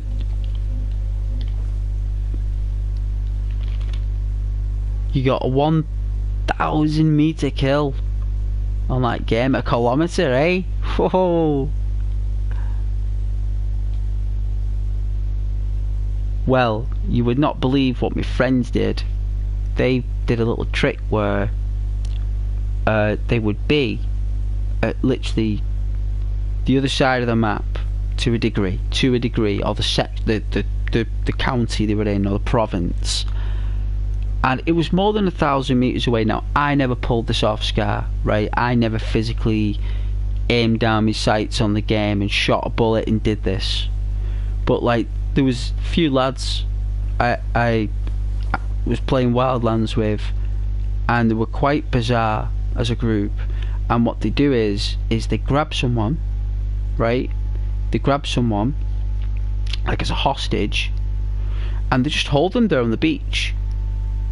Right, and one of my friends at the time would shoot the gun from the other side of the province until they saw it, you know, the tracer, and they'd say, right a bit. We go right a bit, too much, go left a bit, left, right, lower a little bit, lower right, and the two of them would work together until the shot from one end of the province would travel all the way, and they would path that bullet through verbal instruction to ensure they got the 5,000 meter kill. It was something that I really thought was weird. I never took part in it, right? But I tell you, you would not believe what we did on Wildlands, Scar. Some of the exploits we did, and some of the stuff we did on that, I can't really remember now fully what I did, but some of it, like, I didn't do it, like but some of the things they knew what to do, how to get those achievements, taking out Unidad in one shot with the pistol and all that, the glitches they knew. Like, we could take out people, like, not players, but the game, with just a pistol. You could take everyone out in one shot, no matter where you shot them, no matter how difficult you put it.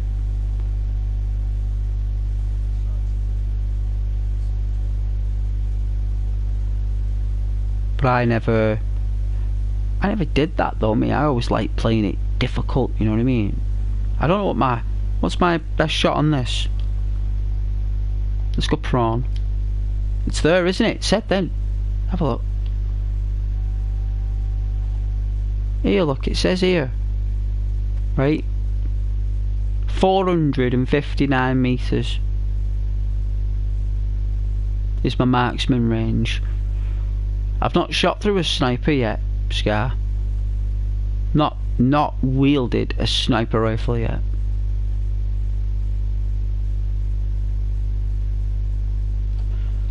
You're more in it for the distance kills. Well, I promise you, it's very difficult to do what I just said, but it's doable, and you can do it.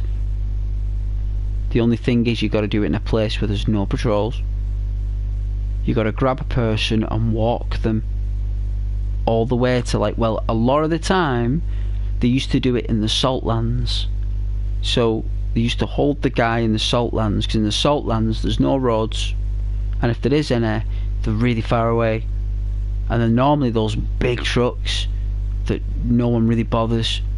So they'd normally do it in the salt lands, and the other person would be at the other side of the province. Some of them would even go as far as that.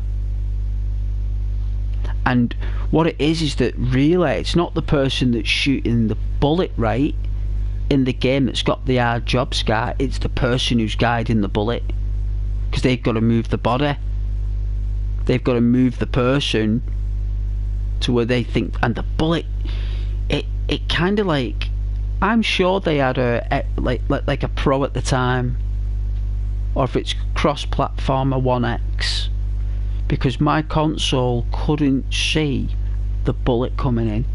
It just showed as a flash, and I'd said to him, it just shows as a flash, I don't actually see the bullet. And they said, that's weird. That's weird. I said, well, it does. It just shows as a flash, not as a bullet. It's weird. But to them, they could see the bullet. So, weird stuff. Weird stuff.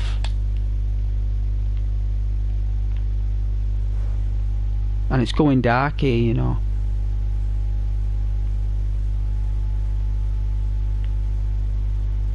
It's a nice sun.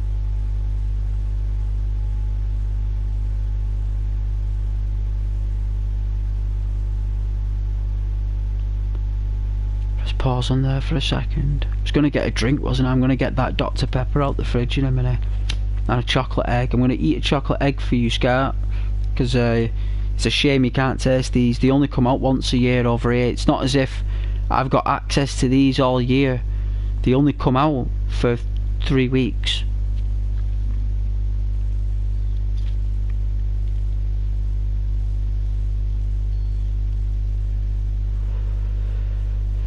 Gonna crack open the twirl.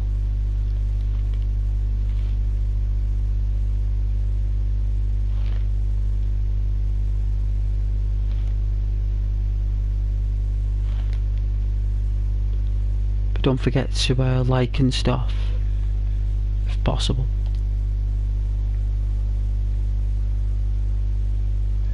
If you can. If you can.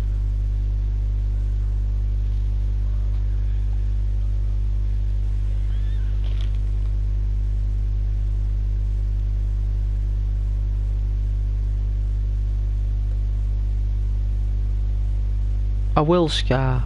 I will enjoy him. I will get you a dinosaur egg one day. Maybe I could do, if the channel gets bigger, I'll do lovely giveaways of Easter egg hampers and stuff. For like prizes and stuff.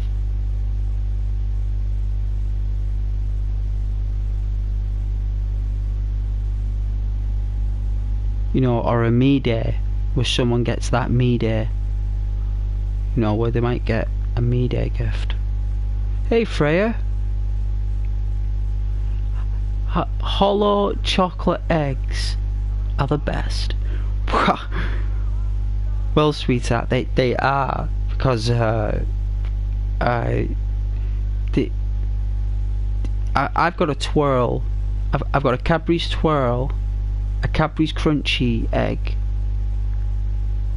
and I've got oh,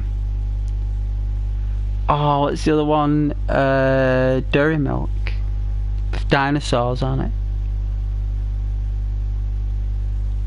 It's got dinosaurs on it.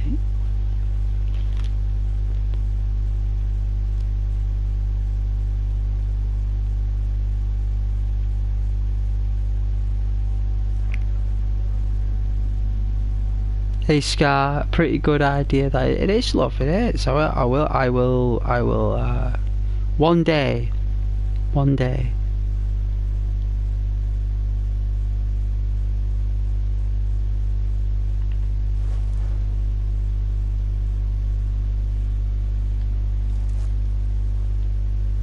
Hey Freya, have to pop them in the fridge first. They are in the fridge. They are. The chocolate needs to snap as you bite into it. It does need to snap. I'm gonna snap that on the mic. I will demonstrate the snap of the chocolate.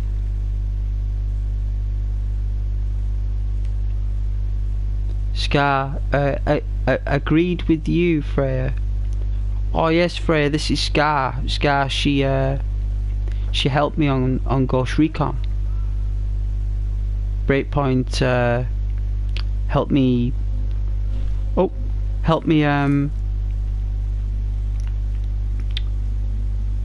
roleplay for the content with a friend. And Scar, this is Freya. Freya, she has been supporting the channel since round about nearly a year, maybe over a year now. I'd say maybe 13 months. Freya came a while ago, I think I was playing Elden Ring, either Elden Ring or maybe Skyrim. So it was Skyrim, I think. Yes. Well, I know you two will get along. Yes, Scar is from South Africa. Freya and Freya is from England. Like me. But Freya is from down south.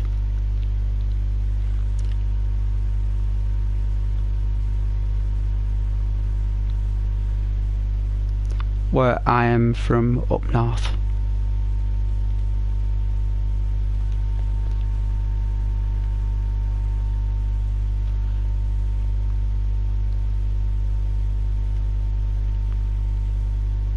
Well, yes, I'm going to get that can of Dr. Pepper and that Easter egg. So I'm going to get the twirl. So it won't be a second. Moment.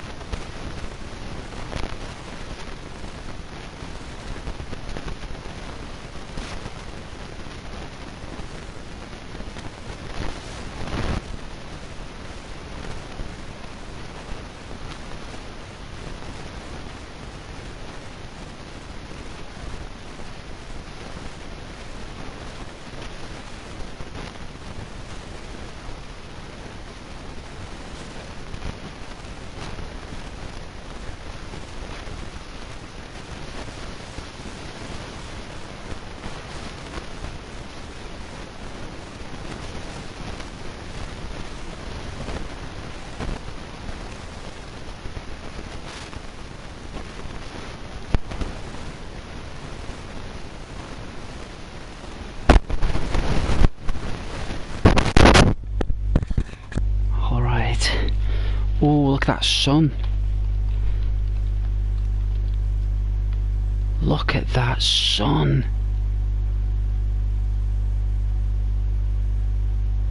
But yeah, I've got a day off work, so there's no pressure for me to... Oh, it's gone. Whoosh.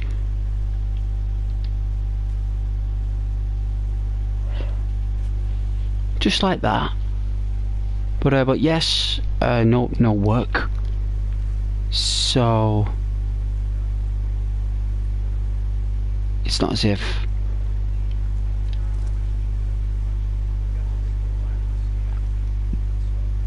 Oh, I'm here. Oh, we're here, look.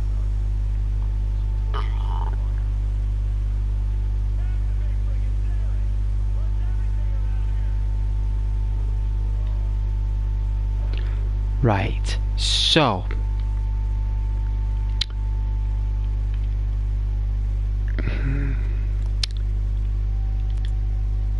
let's consult the plan, right? The good old plan, right? So the plan, the security plan, right? Okay, so we're back at the plan. I made it back after whatever happened with the matchmaking with those other guys. I'm gonna have to do it then alone because, well, it's night time, so should be easier. I don't normally play in the dark. Right, so from what I can see, I'm in between the two. So look, yes. So it's the fibre optic array that we need to get up the stairs with. And I need to take out 3 heavies and 8 dudes.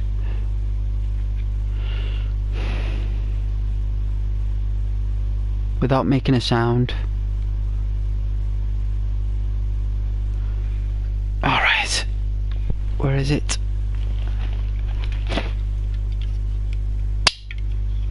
There's the can there.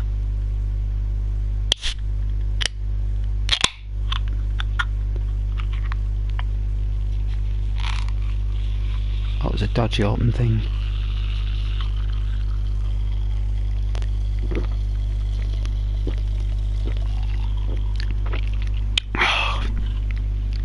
Wow. Alright, the egg. Right, the egg. So it's a Cadbury's twirl.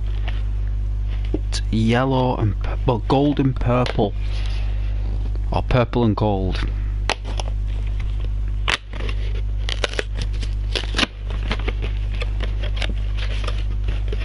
Should do this on YouTube, shouldn't I? Open the egg on YouTube. Like, yeah, this is what I've got. Oh yeah, so you've got a here, look. That's the foil around the egg, and this is a it's a full bar. It's not like a single finger. This is a double twirl. It's basically 2 chocolate log fingers in. It's a flake chocolate immersed in Cadbury's milk chocolate. Very chocolatey. This is the egg. So it's been beautifully wrapped in a purple foil with the Cadbury's logo. It actually says, when I focused on it, actually says Dairy Milk. So it's a twirl with, well, it's Dairy Milk chocolates, I suppose. Yeah, I suppose it is. And it's like the two glass cups together pour in the milk to form the chocolate bar.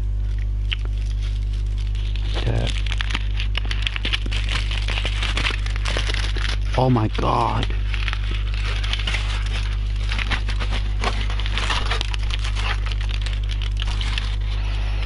Oh, that's rich chocolate. That is. It's very rich. Alright, so it's been in the fridge, so it's kind of stuck. So let me try and break it.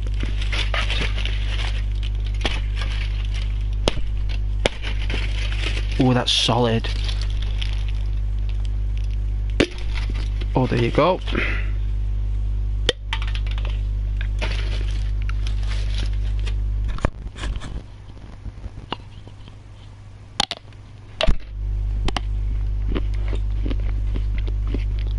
Very nice.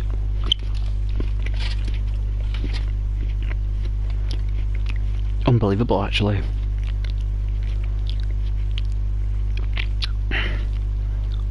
Wow.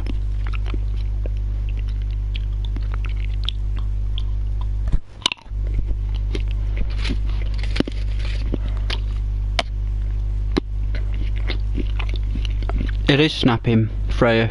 It is.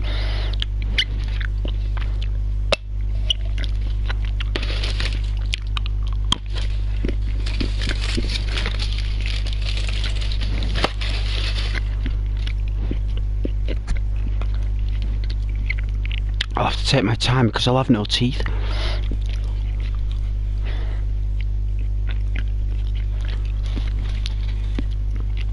The plan. This plan.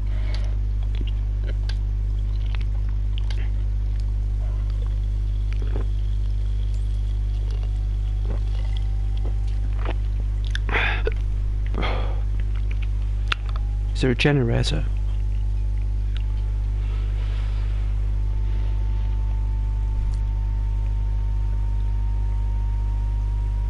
bazooka. A breach torch? What in the Lord's name is a breach torch? What was that? Hand deployable device. High temperature tech torch. Used to cut holes in wire fences? Whoa! Now that I can play with. That is a useless tool, but I tell you that I could play with that. That is completely useless, but I'll tell you something.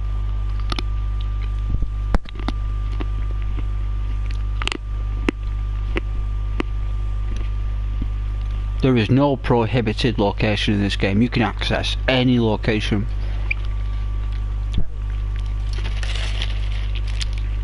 The only way I could think that tool would be useful is if someone is taking care of the gate while someone cuts through and does a switch or something and runs out again. That's the only way I can think it's useful.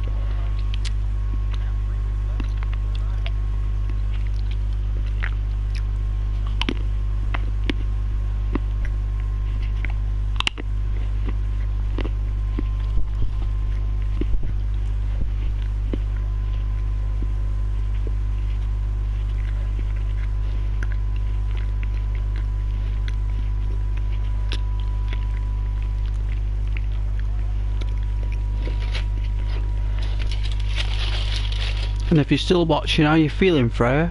It's been a little while.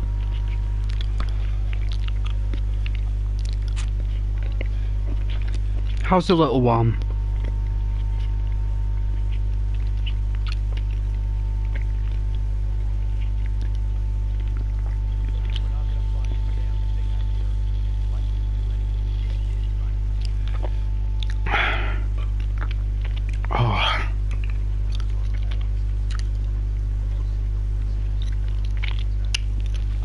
That is so rich. Wow, my eyeballs are like going wild.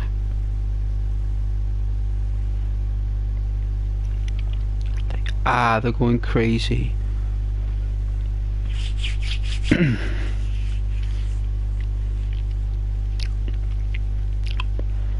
It's like someone just charged me up.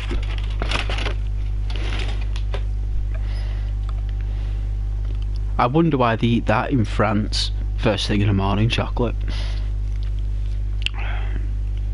Actually have it for the breakfast in France, you know, with croissants, which I was corrected in London. They're called croissants, apparently. I was like, oh, I beg my pardon. I said to this lovely looking woman in London there, she's like very well to do. You know what I'm saying?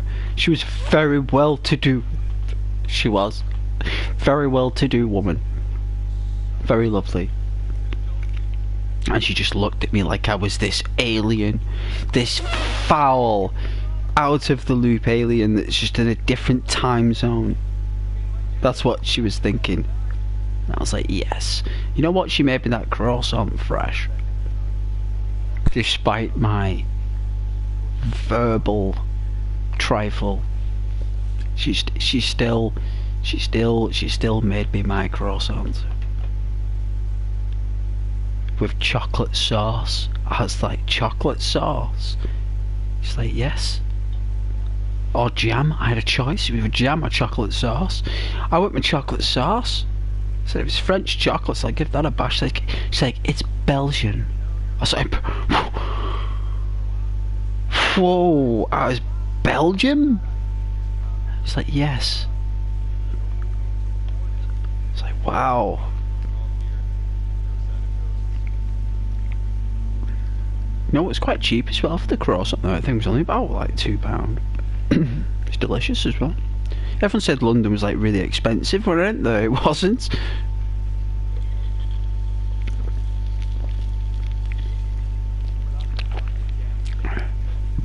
I went to London. I was walking around London, right? Right, I stayed with family in London. in Westminster. Excuse me, in Westminster, London, right? And I was in Westminster for about 2 days in this massive, like, I don't know what it was, right? But it was a house, basically, that had loads of houses inside of a house, right? That's the best way I can explain it. It was a big house, and inside this big house there was loads of houses inside the big house, and my family, or one of my family members, lives in one of the houses inside the big house, right? So I got a little bit like, I don't know, staying time in a house inside a house was a bit crackers, right? And I've got this whole London outside that, you know, I was walking around London at 3:30 in the morning, 4 o'clock in the morning, right? And everyone's like, oh, it's this, like, be careful. Everyone was sound. I was walking around London at 4 o'clock in the morning. People were just doing it, like, it was just like the daytime. It never sleeps. Never sleeps.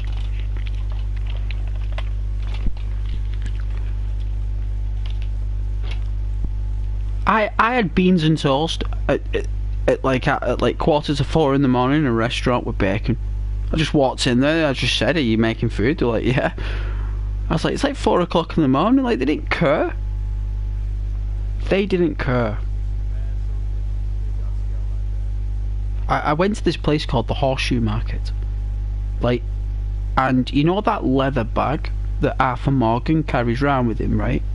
So I bought one of them from the Horseshoe Market, right, just before that game come out. Like, I actually bought the satchel before Arthur Morgan had the satchel. You know, because I bought it to match my, I've got like a suede bomber jacket with like a collar. It's got the collars like shearling. It's like it's like Rick Grimes' jacket from The Walking Dead in season 5. Like the jacket he wears, the brown suede, it's like that design, similar to that. And I got that, and you know what cost me? £55, and it's a pure leather shirt. It's beautiful, right? Like, I treasure that thing.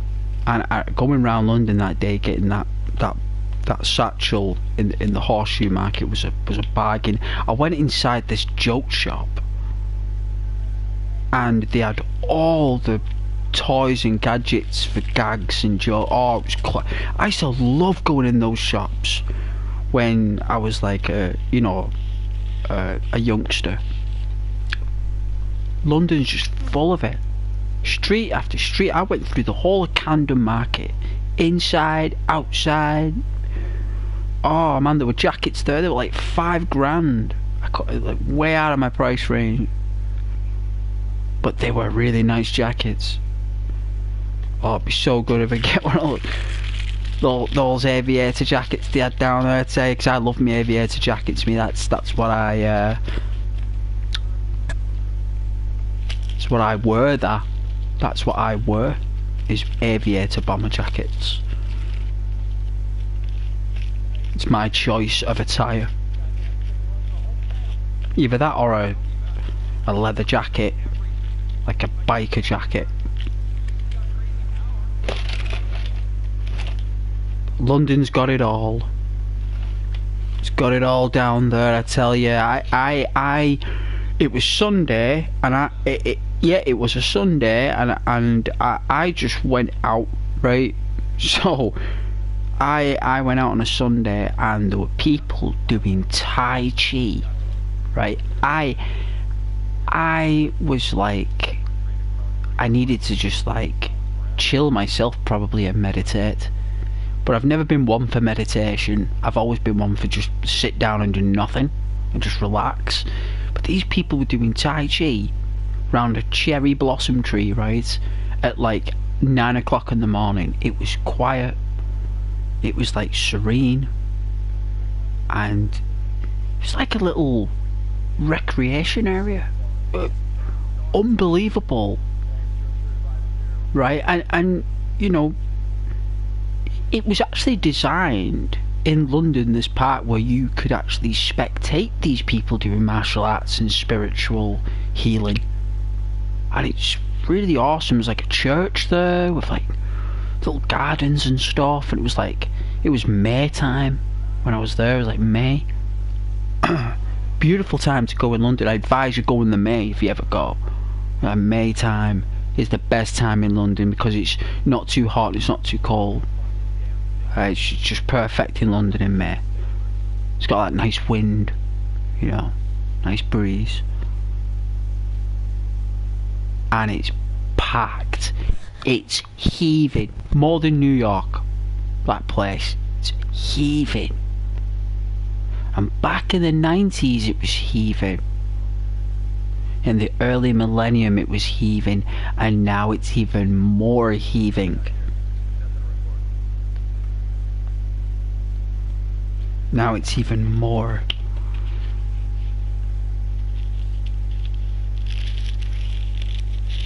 It's nice watching this in the dark. I'm just making a smoke and having a break, so I'm just keeping you guys entertained while I do it. Yeah.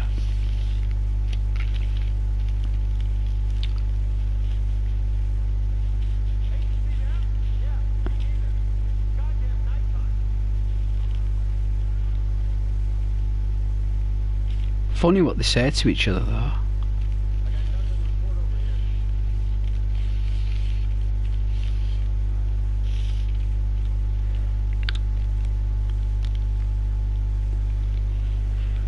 Ooh, that twirl leg, I tell you. Oof.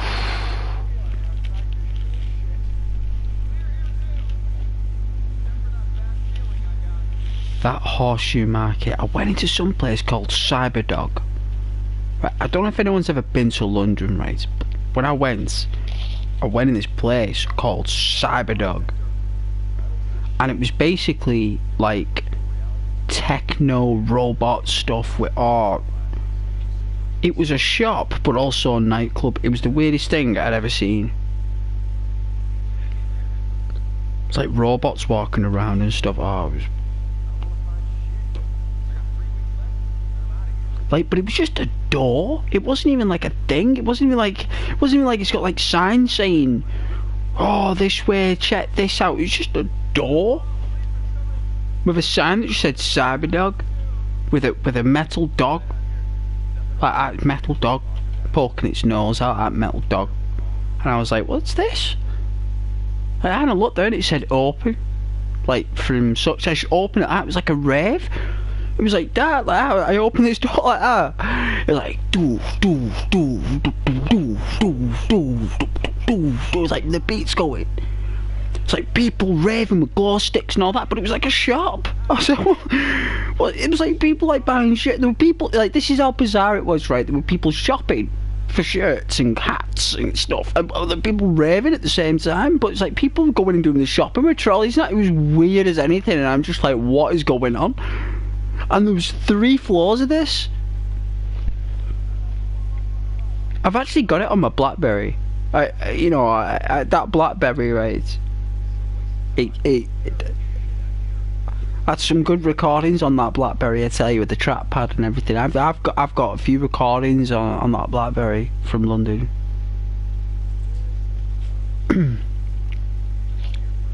I think that's the time I went in 2012 actually, or 2011, on the BlackBerry.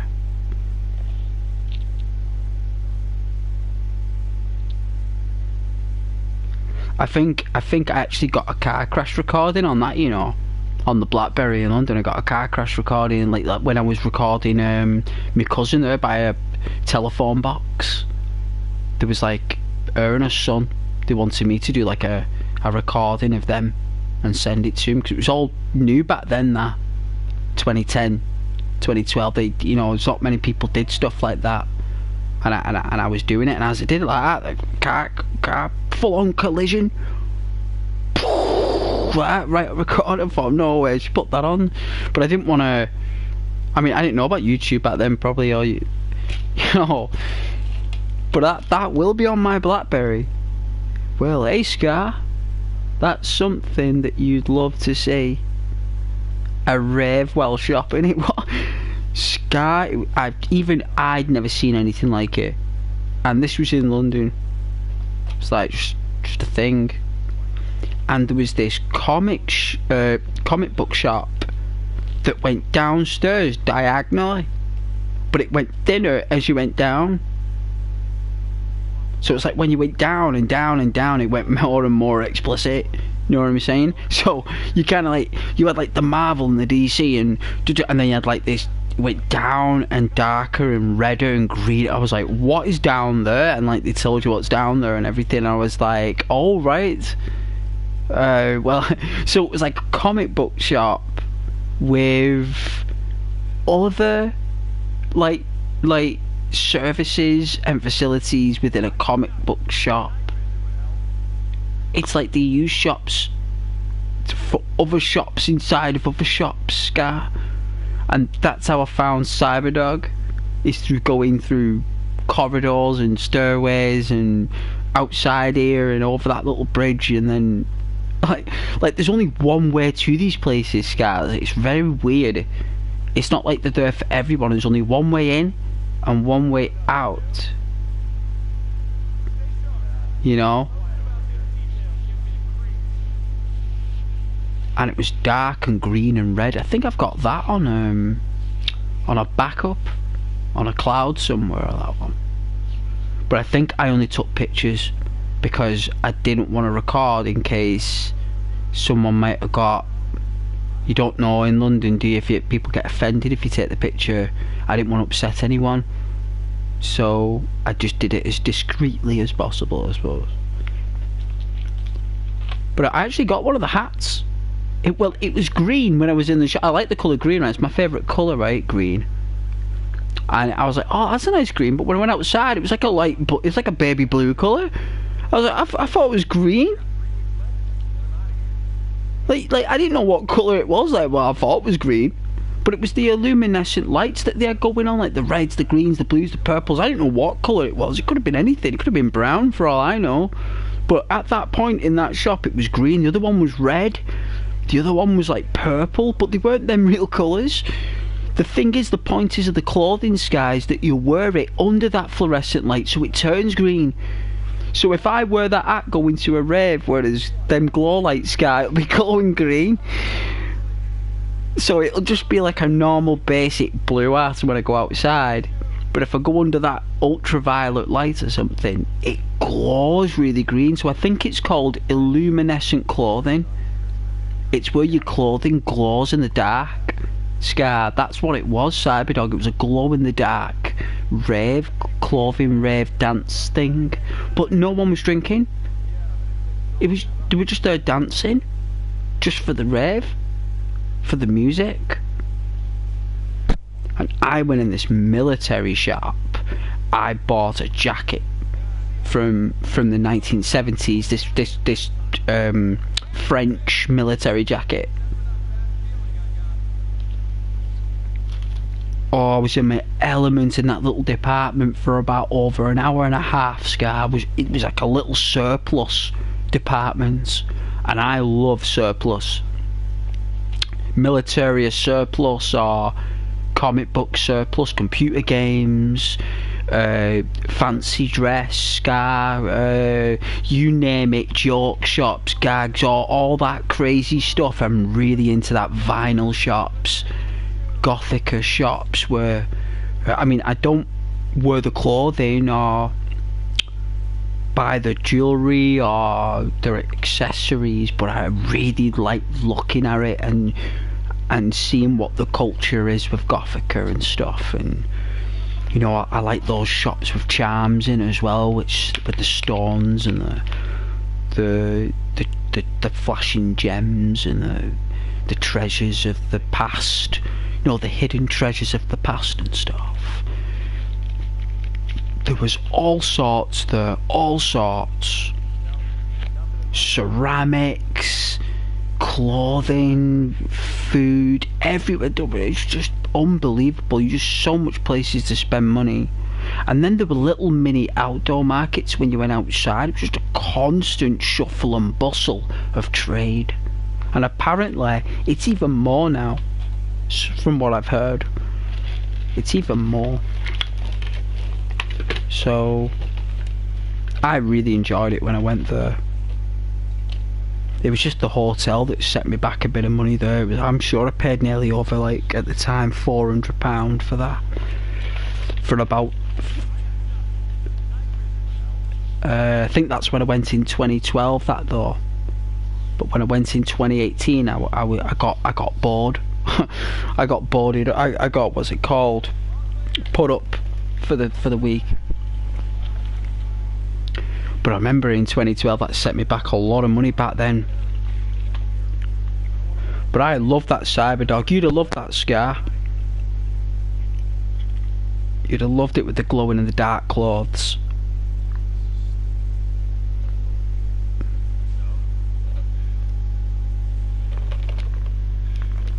It's epic.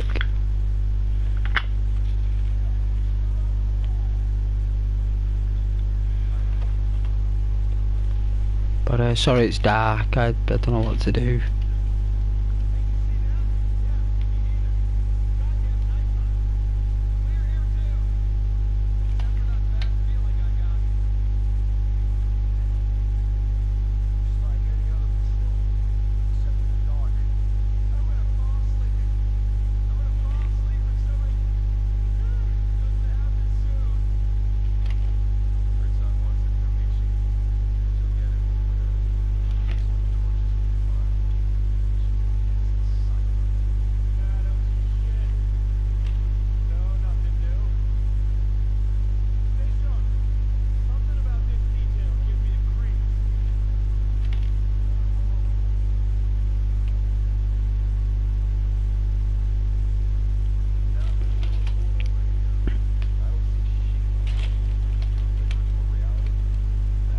No way, we got 5 likes. That is wicked, that.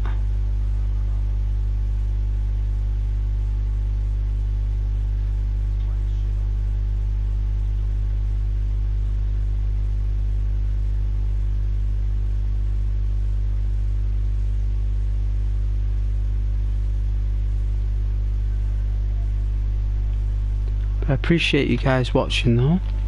Very much so. Listening to me waffle and joffle. Waffle and joffle.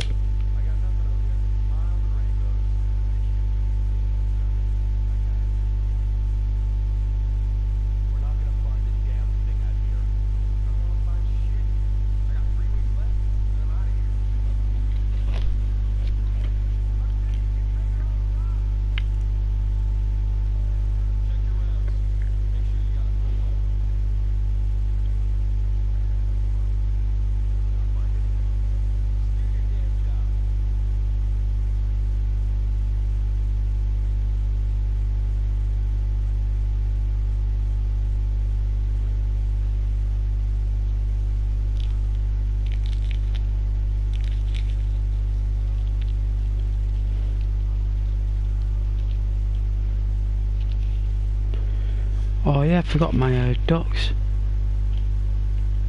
I always put the ducks on. The ducks.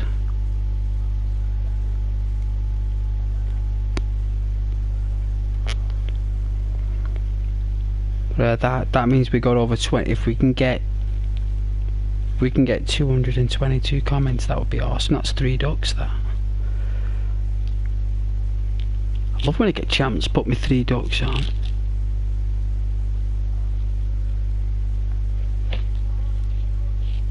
Tastes nice with chips though.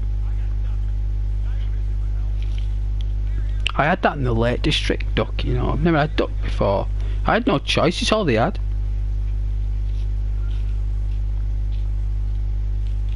I think he gave me dog some as well at the time. Yeah, Milo, do you want some duck? He wolfed it down. Cooked duck.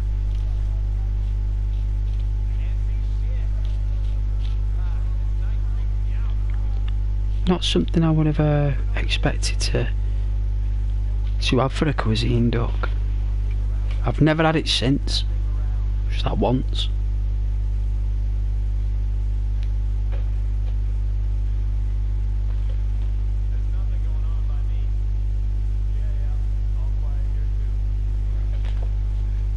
Yeah, but thank all you guys there for being there this evening. It's like, what, Wednesday?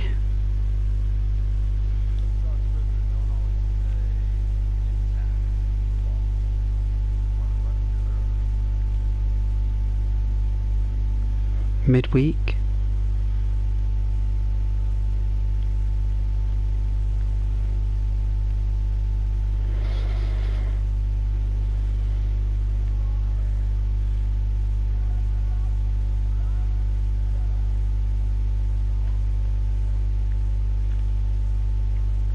Hoping a very sweet audience there.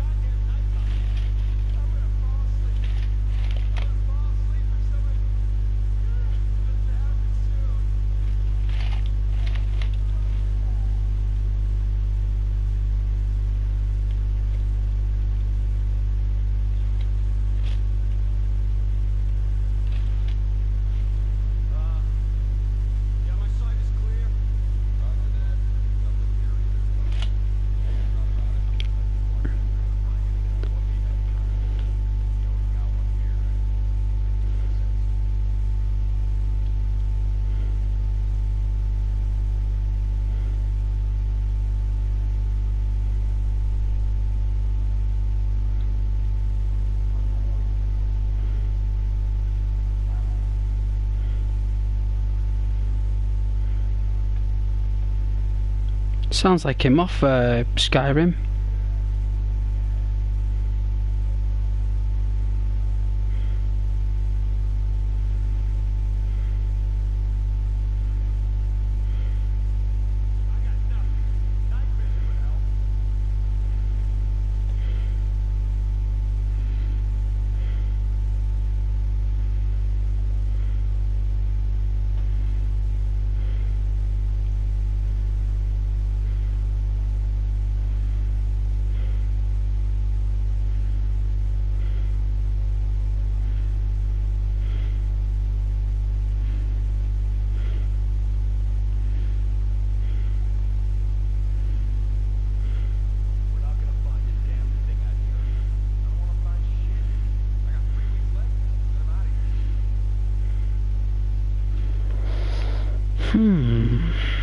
Very strange.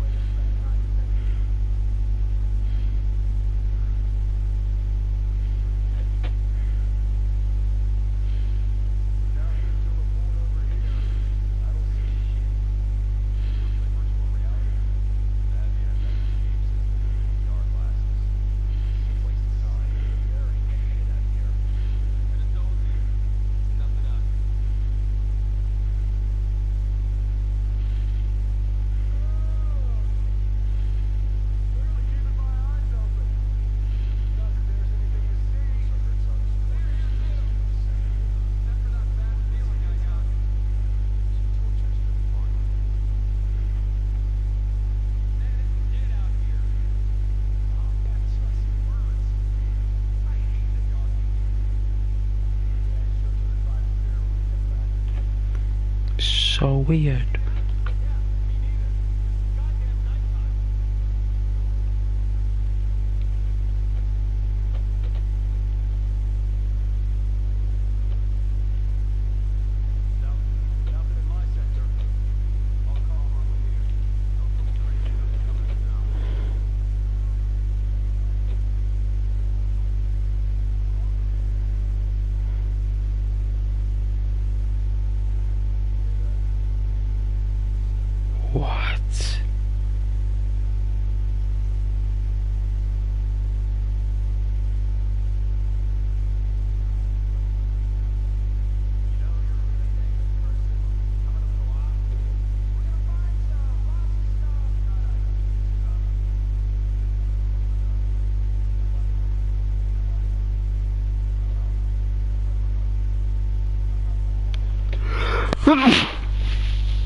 Bless me.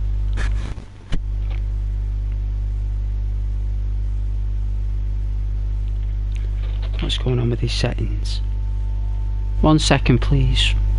1 moment, please.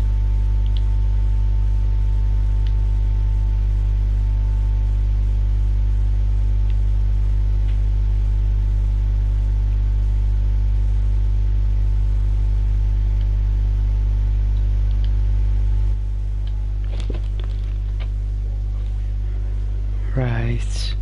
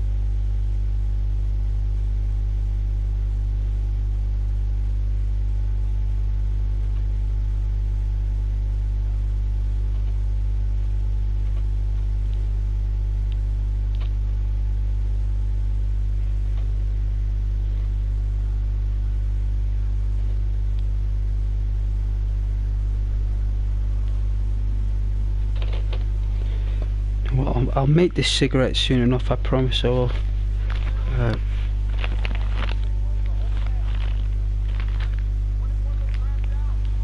Nice having a chill though, isn't it, eh? Nice having a chill.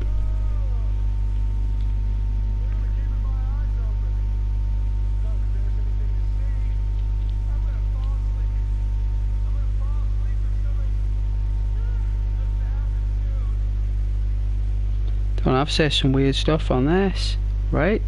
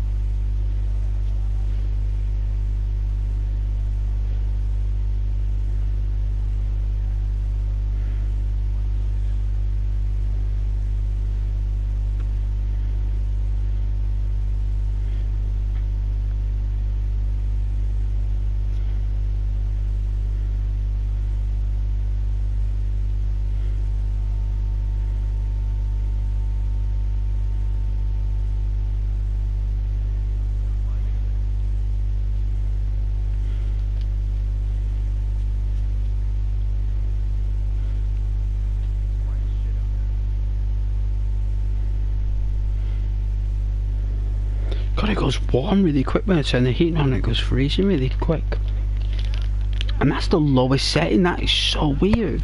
That is just purgatory of temperature control. Absolute purgatory. I gotta put up with that.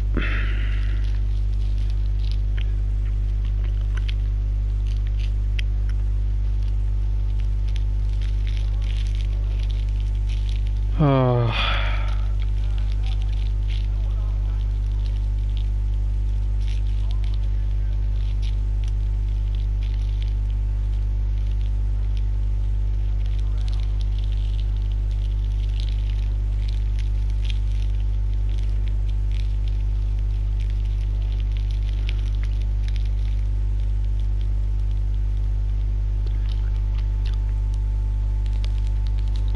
Wow, the nights are long, right? The nights are long. Took me a full day walk there. Well, a full in-game day to walk nearly 3 kilometers to a degree.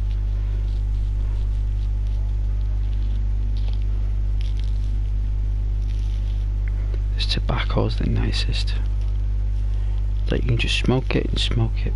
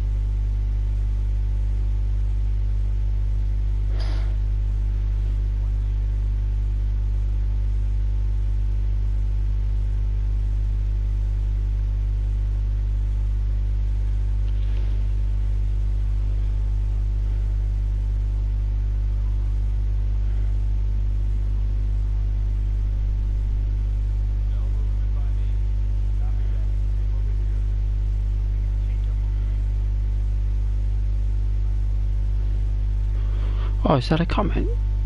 Hey man, I didn't see that. Oh yeah, the... Thanks, Tool. Share the love, man. Share the love. That's what I say.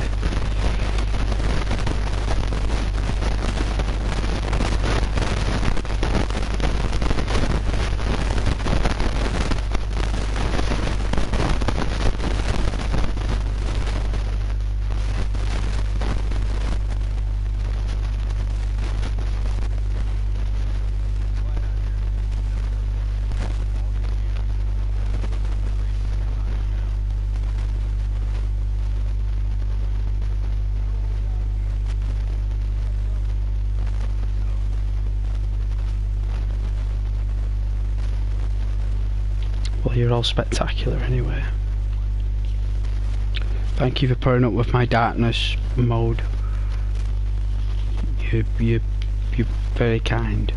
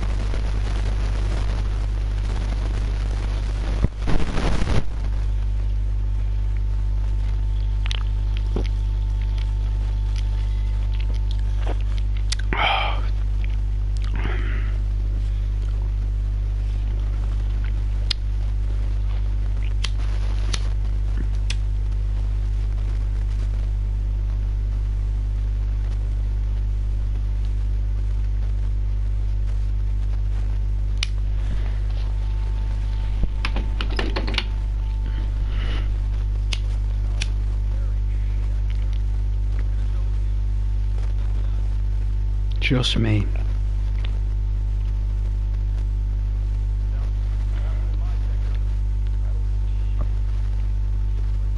I knew those guys wouldn't last 5 minutes.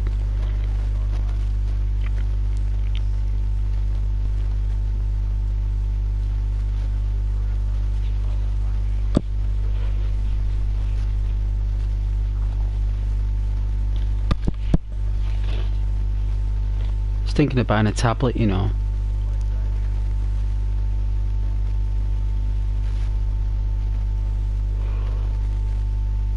Like free the phone up a bit. That leave me phone there for like on a night time for when before I got to sleep. Just use like a tablet.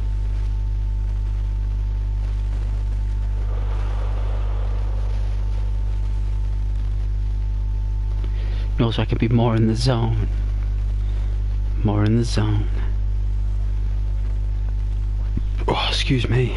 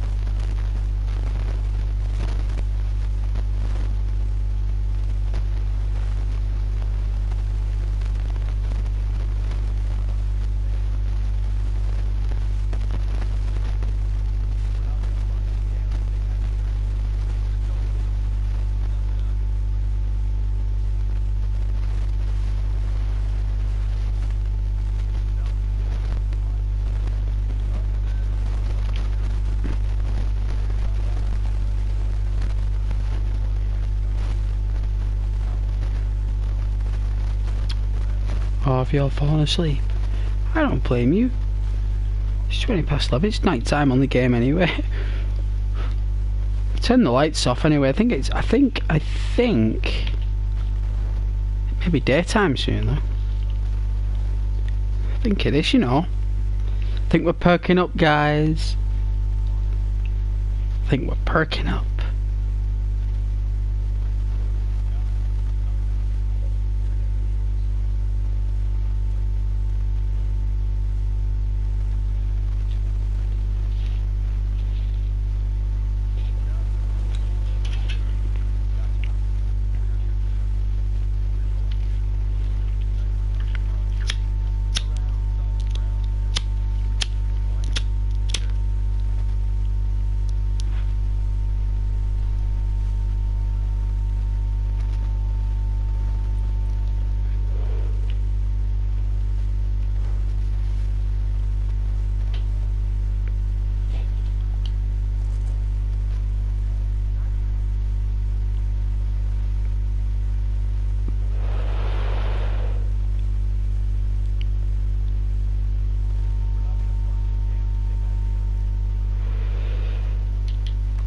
Still got my Desert Eagle. Is that a good gun though? I like it, me with the glow sights.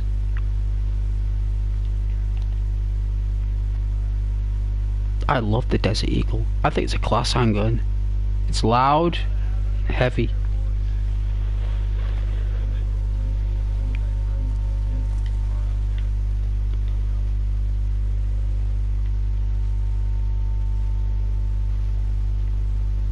Who saw me there? I'm on a cliff edge. Oh, it must have been the heavy.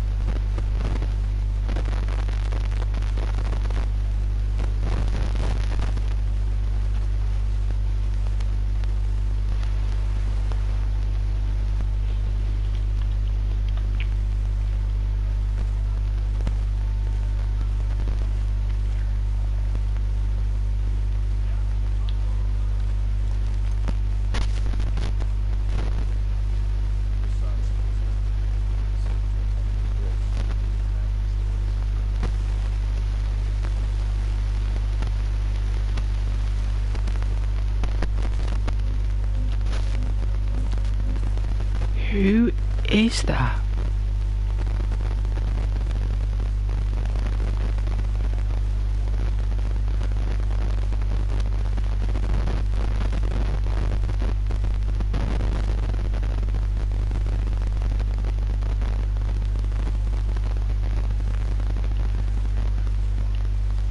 Someone to my right.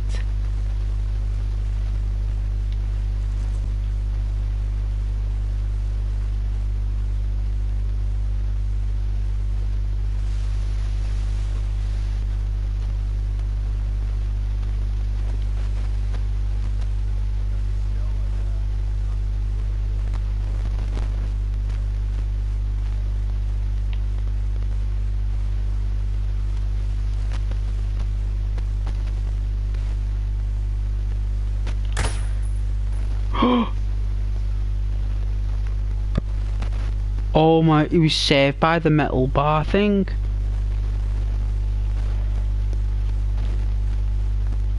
Didn't see it through the lens.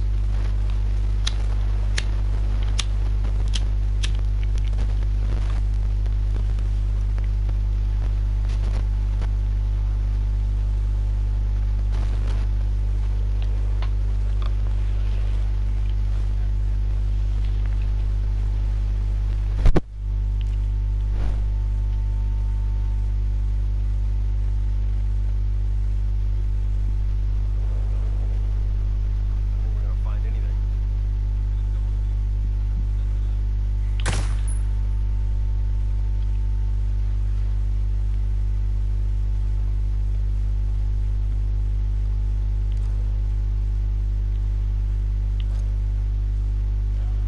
Bit dark, that lens, isn't it?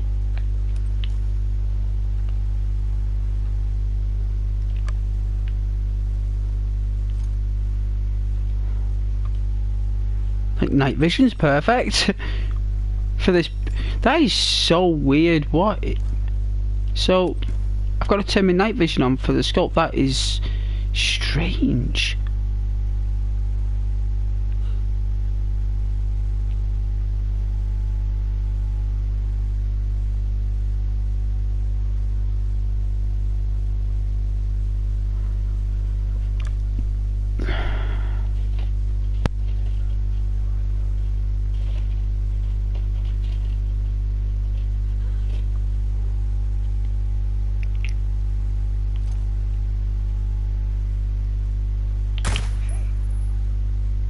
Something's not right. Someone hear that?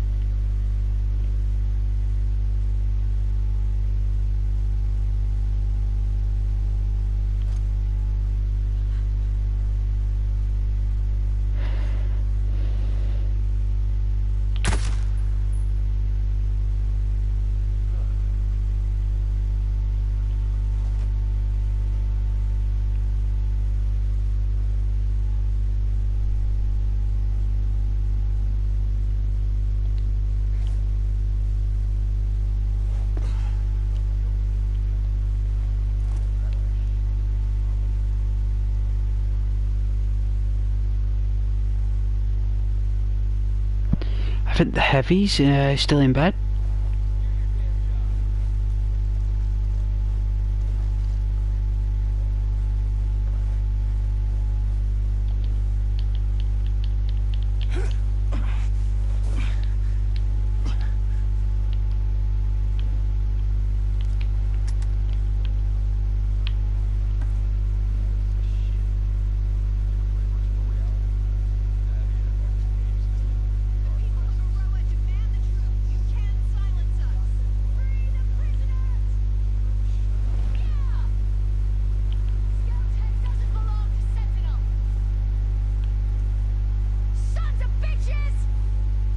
Oh my goodness.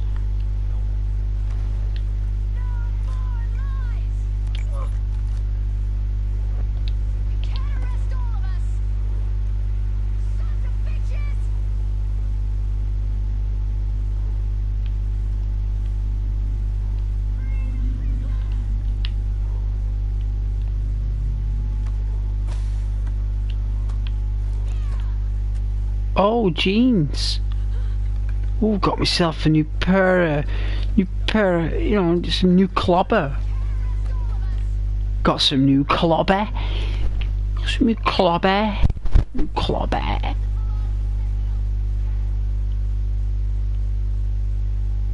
Alright. Let's sabotage.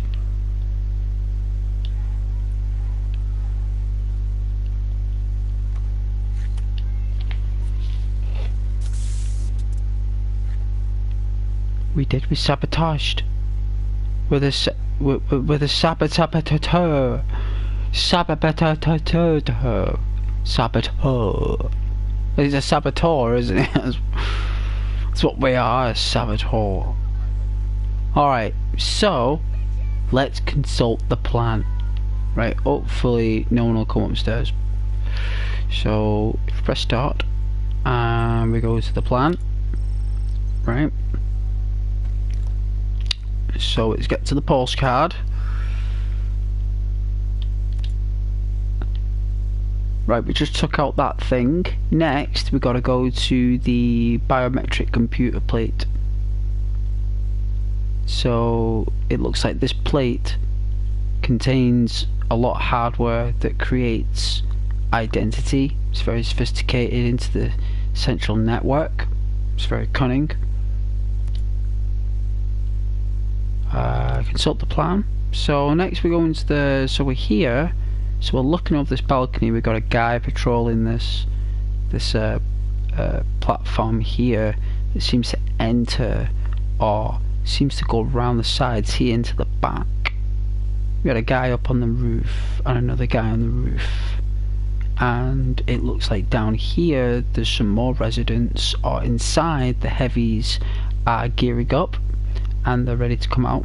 So I don't know whether we've got to wait for the heavies to go and patrol so we can go in, or whether the heavies are in there right now. So I don't actually know what the score is, but it looks like it's got somewhere along those lines. So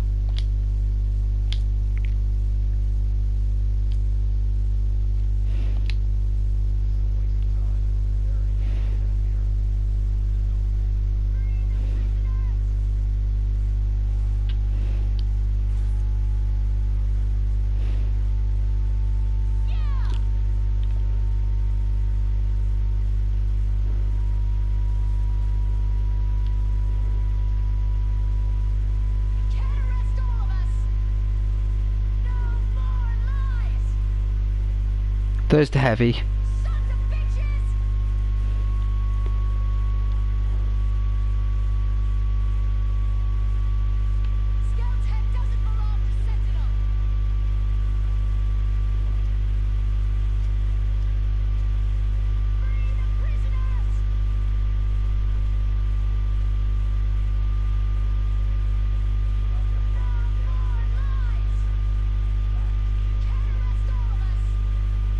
I told you that guy said he'd have a sore back.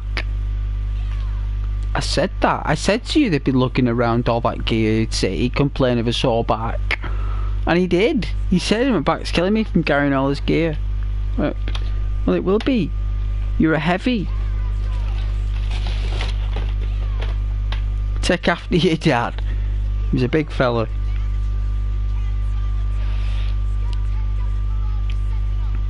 That's basically what the division is. Heavies.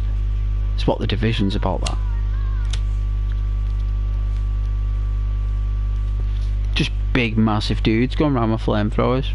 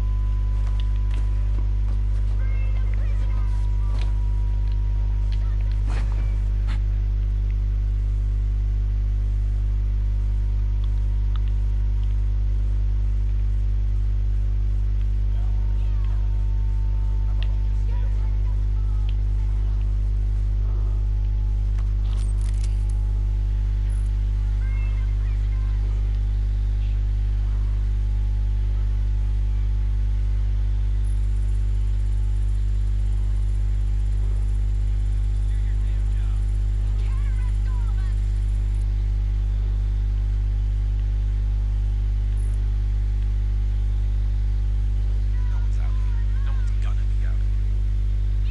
Cigarette somewhere. I'll share it with you.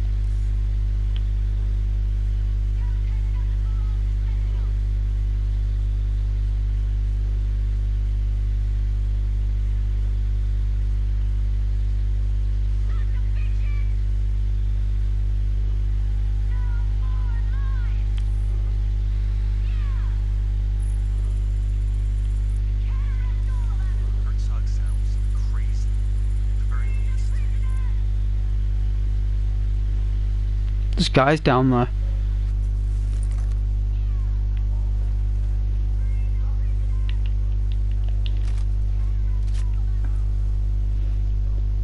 Oh, I just lost some bullets.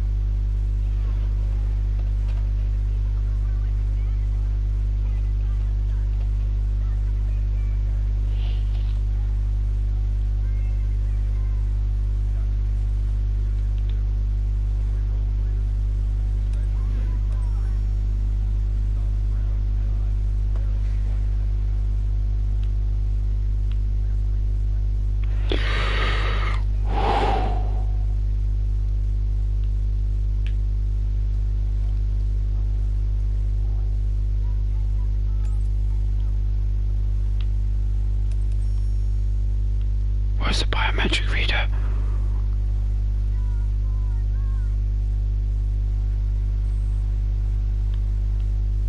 Where is it?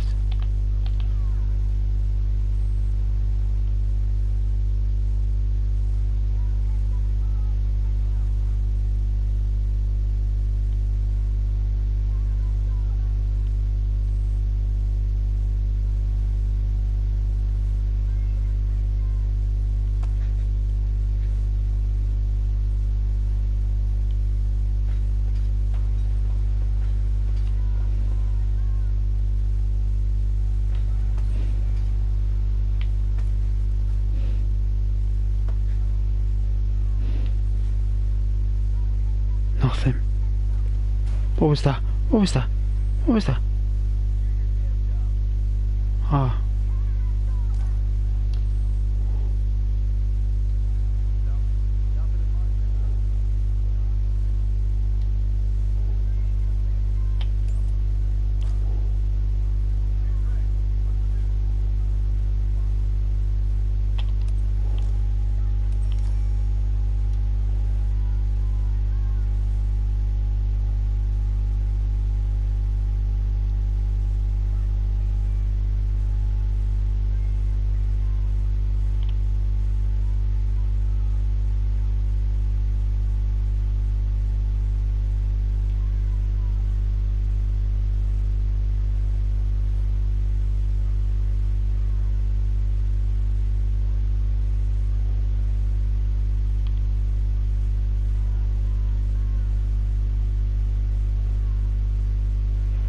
Is that it?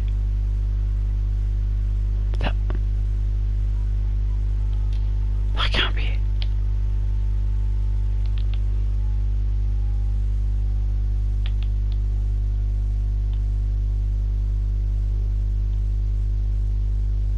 It's not.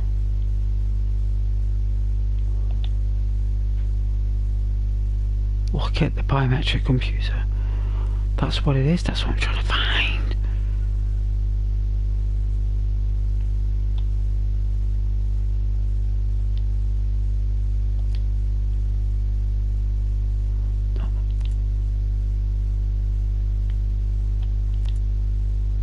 So it's near some bin in a desk on a corner wall. Like Pertrude. Is it called? I think.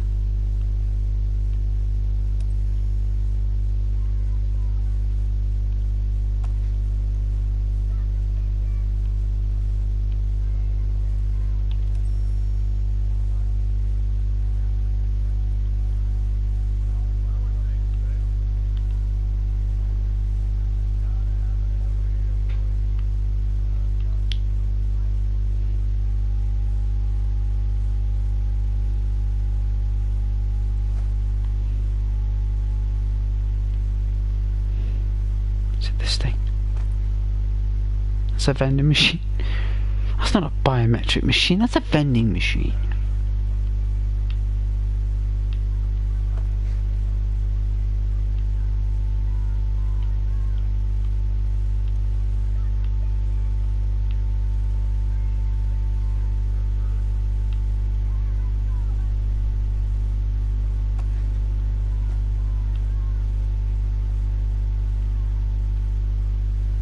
Where is it?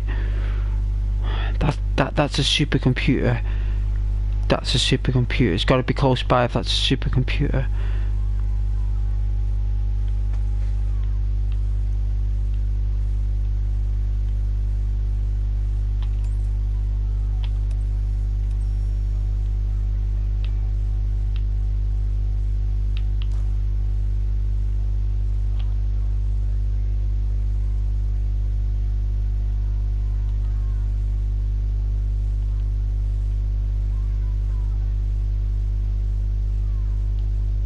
What's that thing?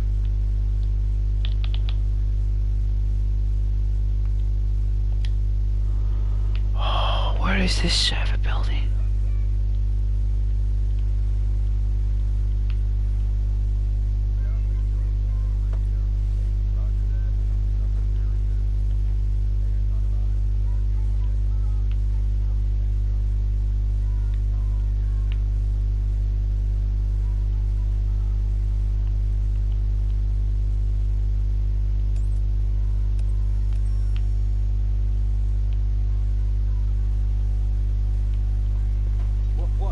Oh, whoa, whoa, easy, easy.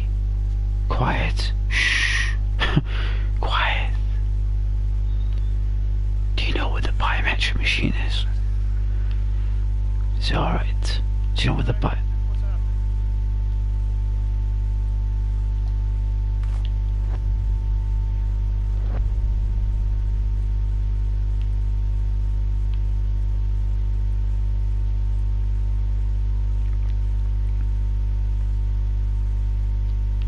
Excuse me, I just need to borrow a biometric machine, please. I won't be long.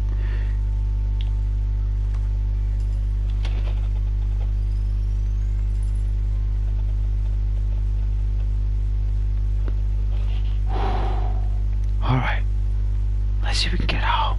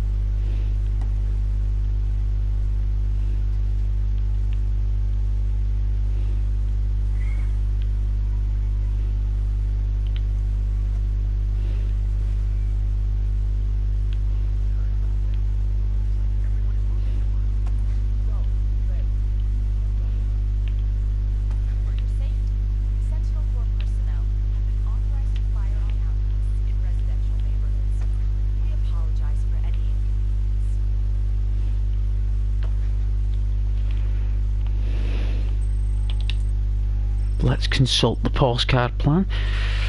Let's have a look.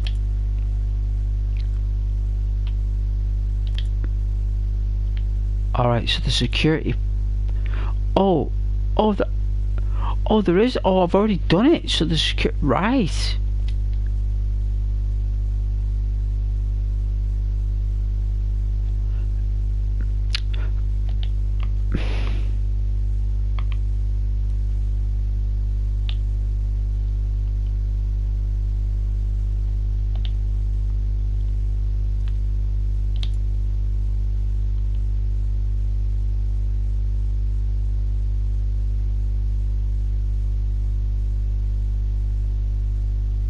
Hack the antenna. Oh.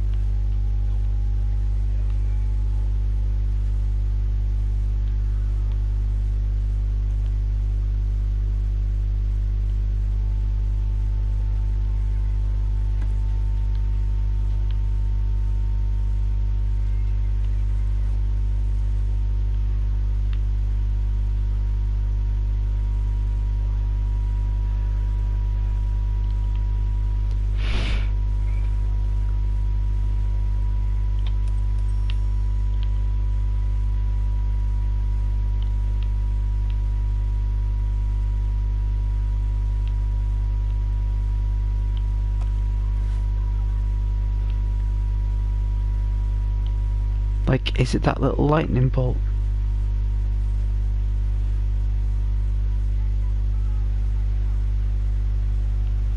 I think that's a power box.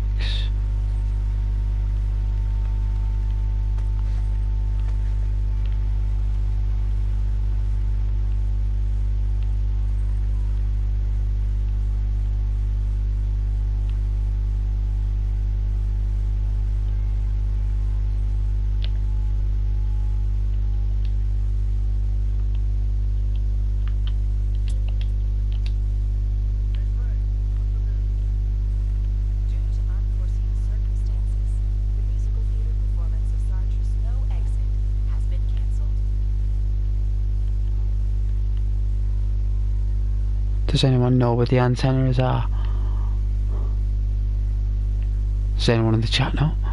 Does anyone know where the antennas are? I mean, I consulted the postcard plan, and apparently it's. Hang on a minute. It's on top of this building. It's actually on the roof. I mean, if the biometric scanner's here, then it's obviously there's an antenna, like it's connected to a broadcasting thing to send out those frequencies, so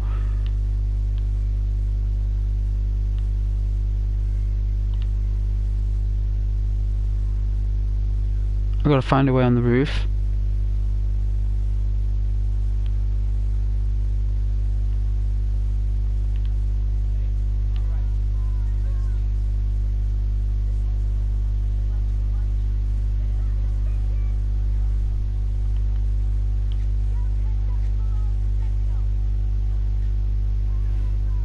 I know it may look like a maze at the minute, but I will make sense of it.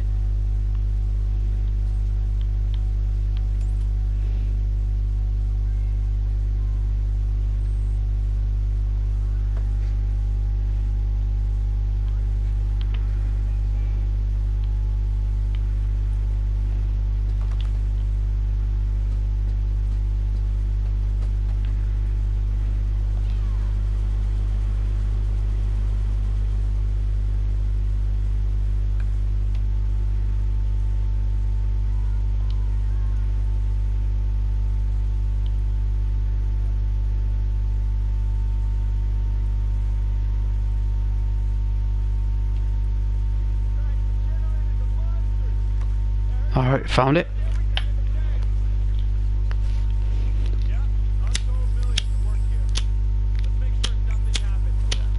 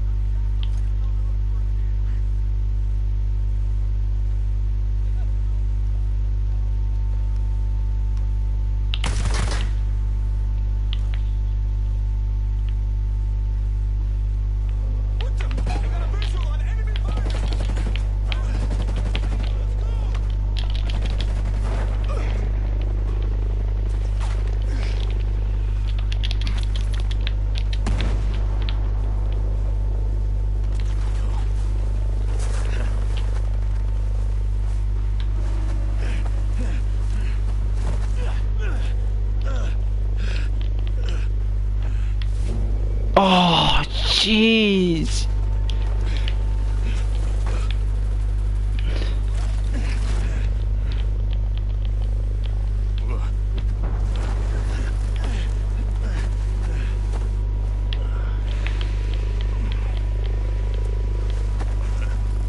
I used to walk away with my life.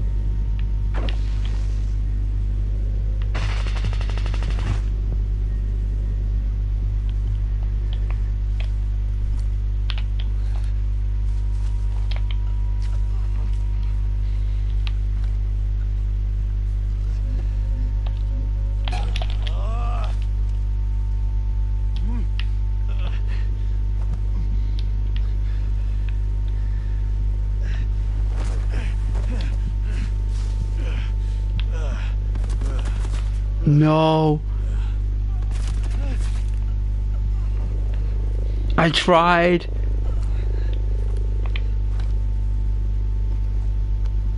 I might make it.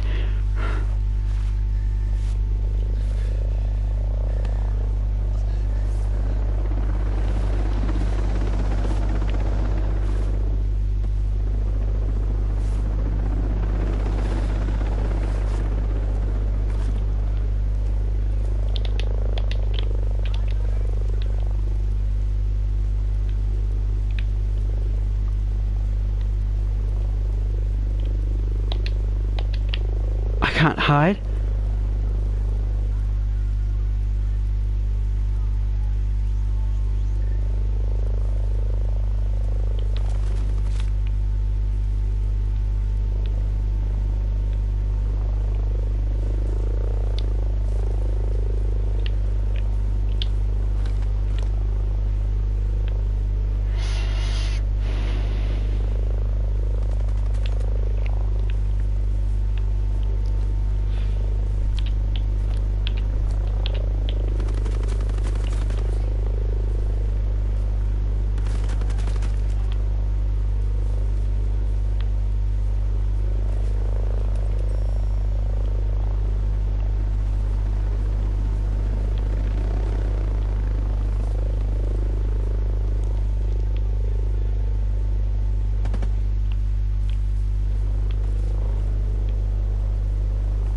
Pinned down.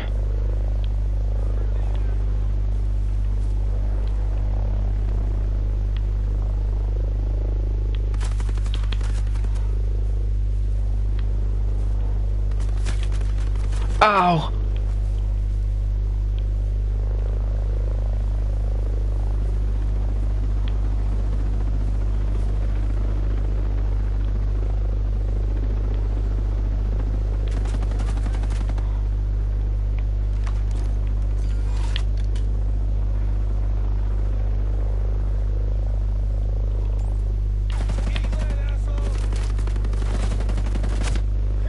Oh!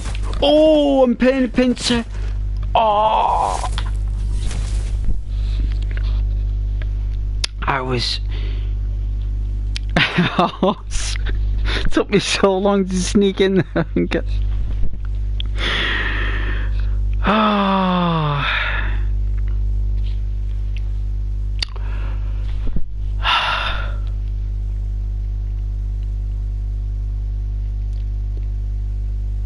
So much planning and the routes and everything, but you know what, it's all up here. It's all up here and it's all stored. I just gotta do it all again.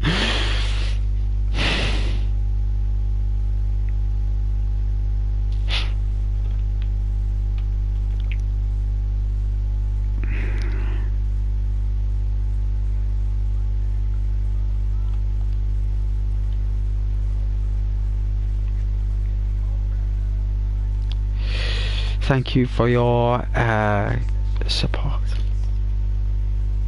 Thank you very much.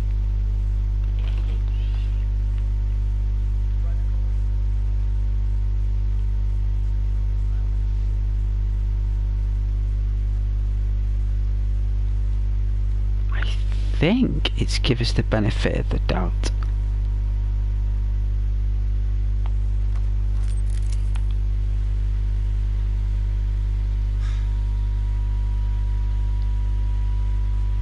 Right, we hacked that red thing. So let's go on objectives. Oh, I'm so gonna do it all.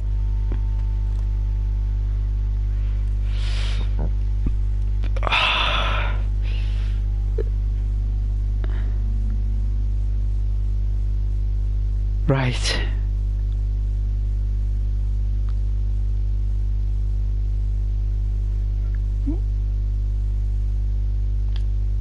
I gotta hack the antenna. So it's give me up until that point. All I gotta do is get here. You know what? If I'd have done that with the parachute jump, I'd have made that. I should have like put a vehicle down there or something to get a getaway car.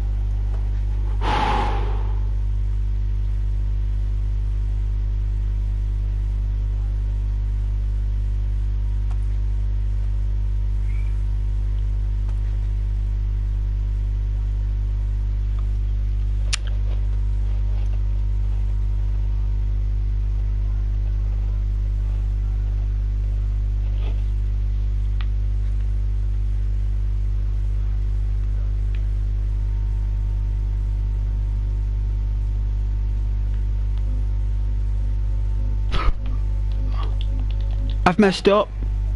Moving to contact. Eat this. Nearly though. I nearly did it.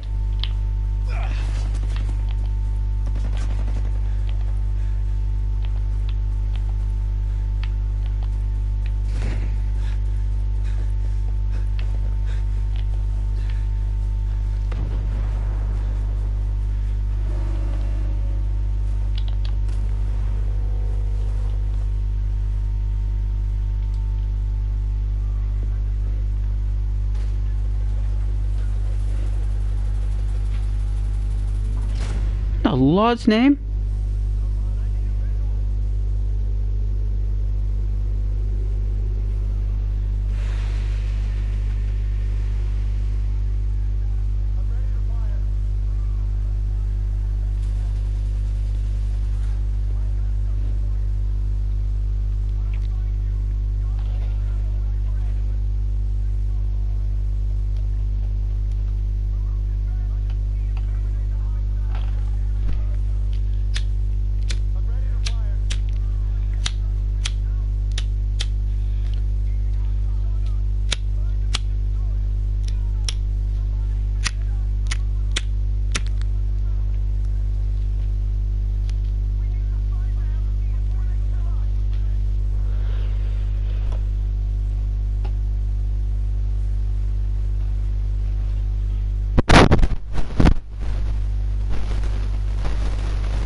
The route changed.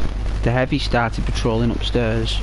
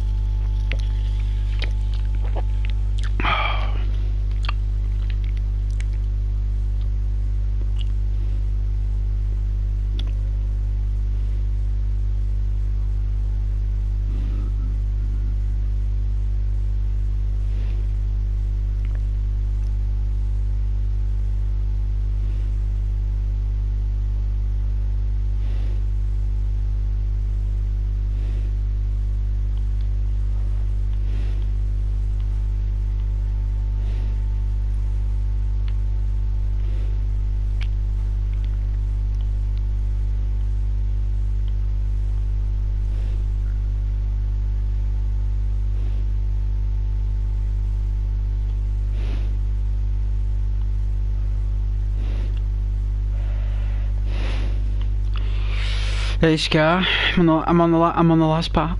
I'm on the last part. Thank you for your support. I need to hack the antenna. This phone mast here, this mobile telephone mast. But I've got 2 heavies and 7 guards.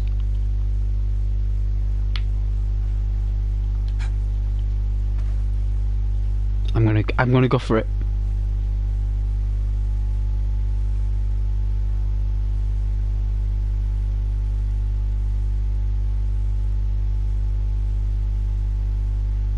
I'm gonna go for it.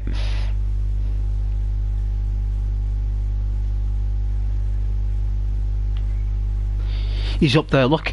He's up there. I'm gonna have to take the other route.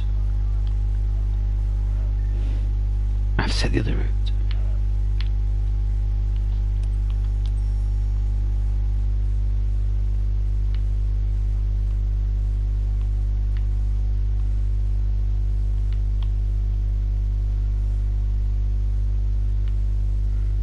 Where is it?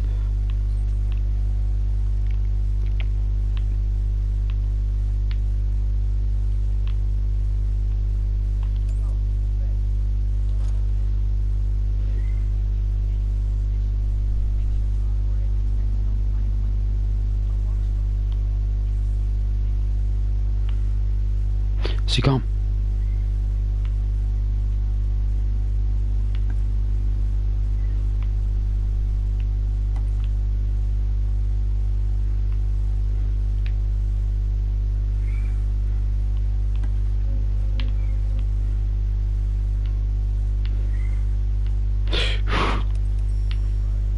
It's the other exit.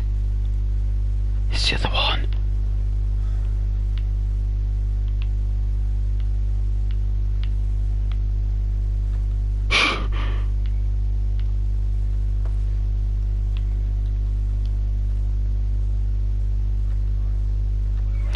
You lucky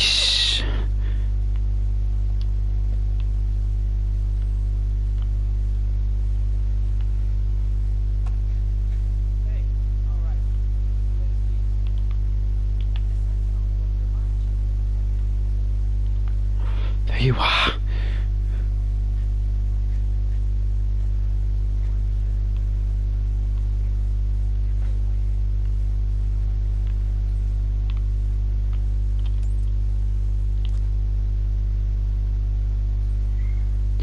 This is the one.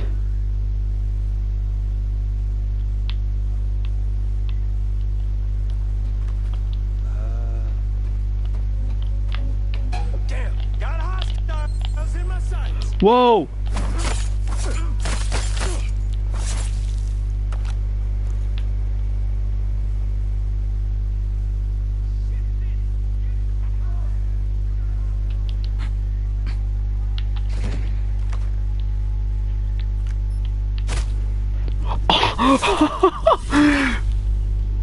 Whoa! Hey Scar, oh, let's go. Yeah, I can. I know I can. It's just going to take me an Elden Ring effort to do it. That's all it is. I've just got to do an Elden Ring effort. I can do it. I know I can. It's really difficult.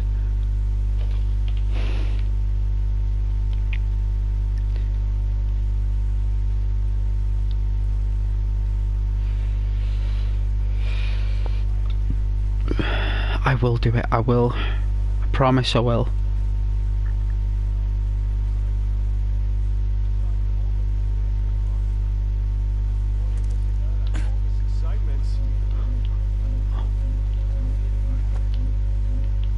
Oh.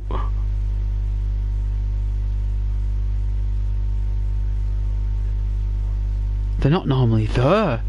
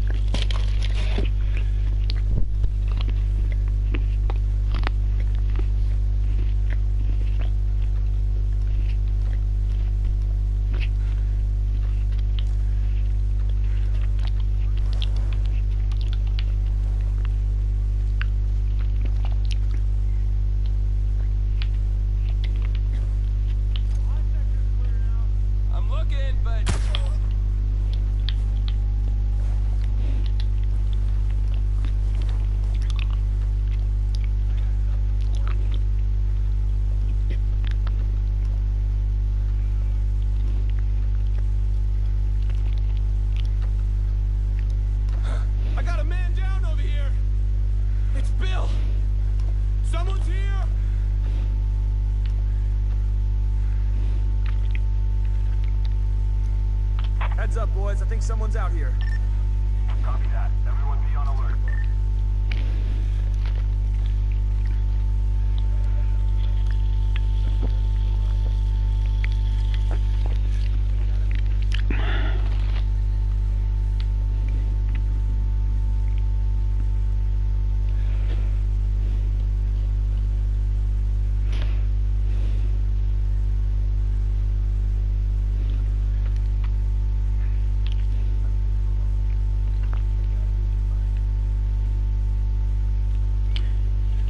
I am nearby.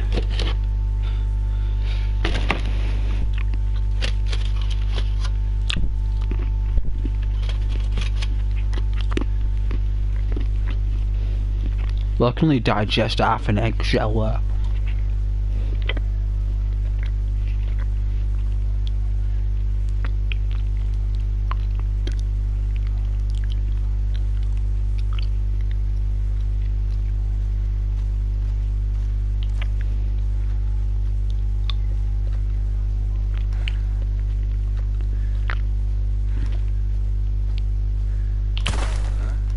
Damn, boys. I think we got hostiles here.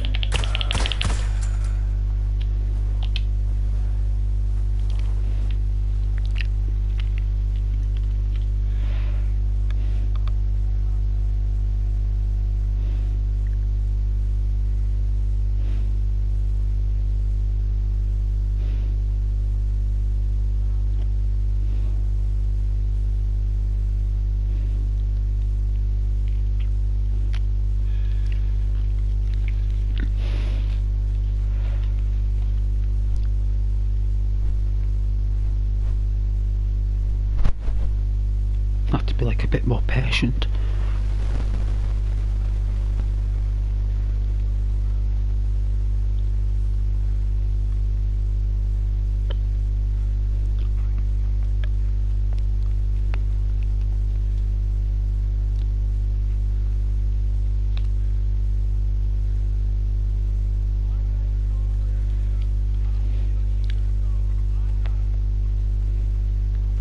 I found a body! All units on alert!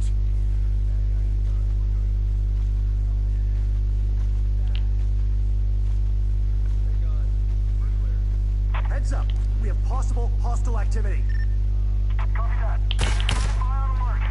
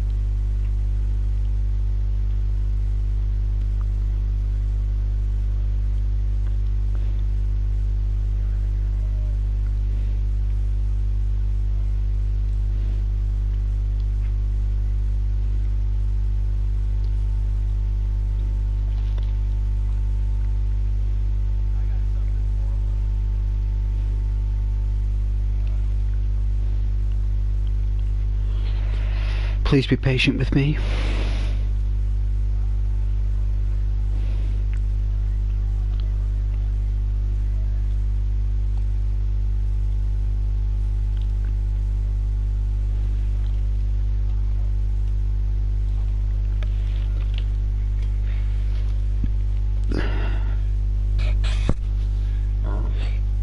Excuse me, I'm sorry I sound like a bore.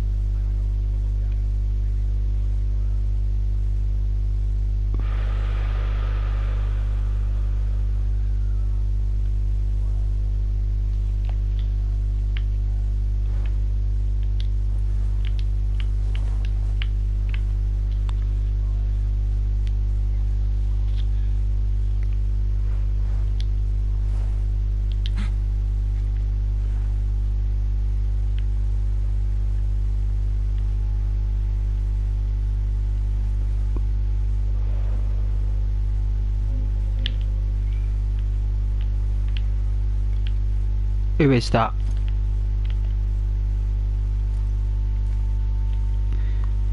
Them two.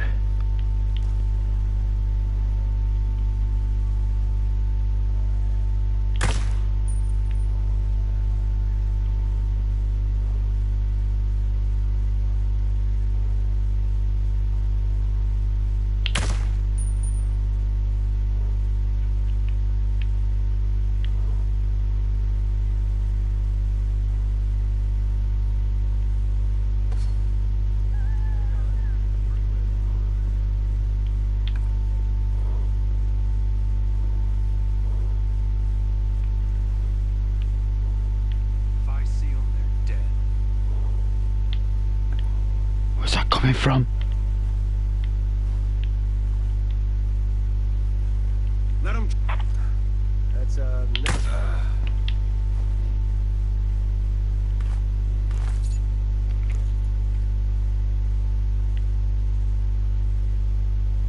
Oh, he's got a G28.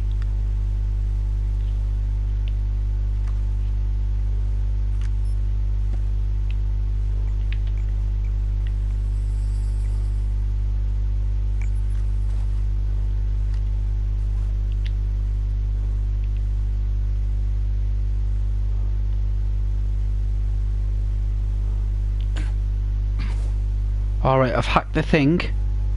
Right, I've hacked the thing. Right, so what? It doesn't give me... Oh, it's the mode I'm on though. It's the mode I'm on.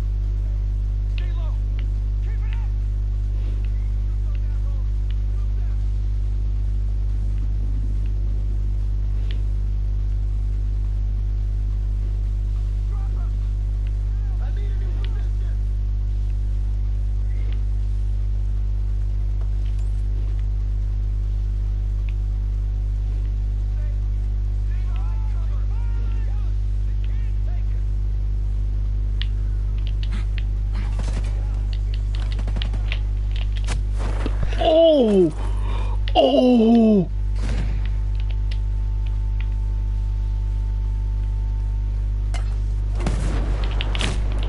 Oh! He hit me with the butt of the gun. So basically, what I gotta do is, I wanna. What I've gotta do is, I've gotta basically hack that antenna and take out the helicopter with the bazooka. That's. And take out the dudes. So it's not only do we have to get to the antenna, I've got to actually take out the bazooka, the helicopter with the bazooka, or with my DMR, and I've actually got to take out the guards all on my Jack Jones.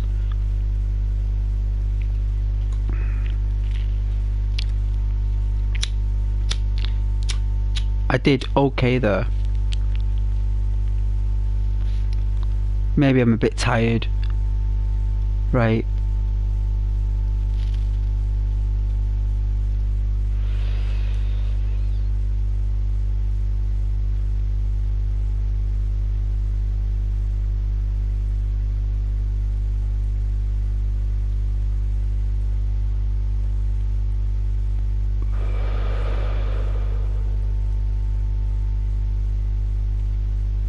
That was brutal though, he landed on the railing on his chest. That was brutal. Absolutely brutal. Poor guy.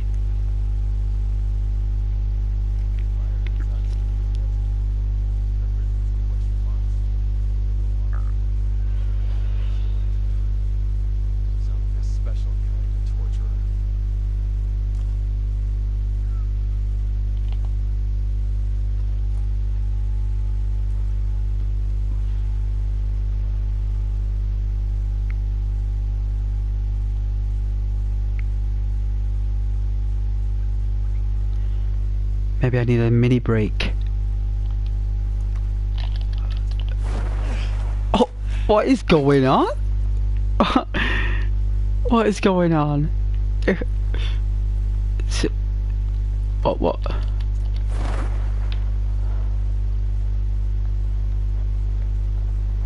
Take a break.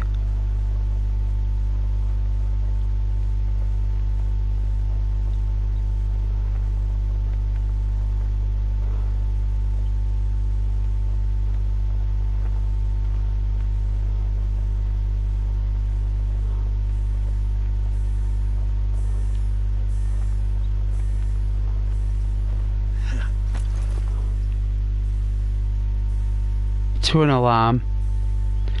Let's take a mini break to an alarm going off.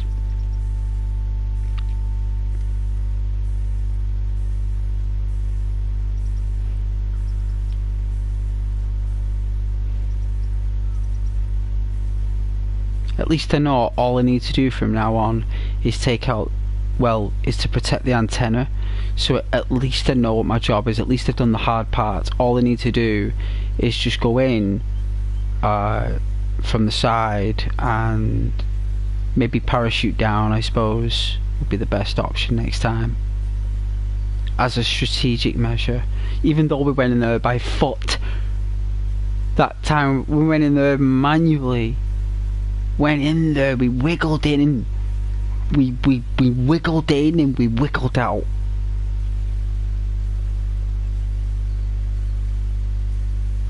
We did the most difficult part.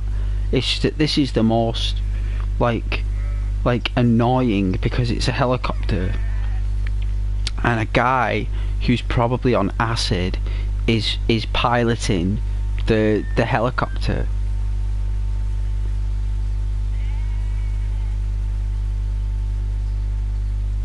But we need to take a break with some water, running water.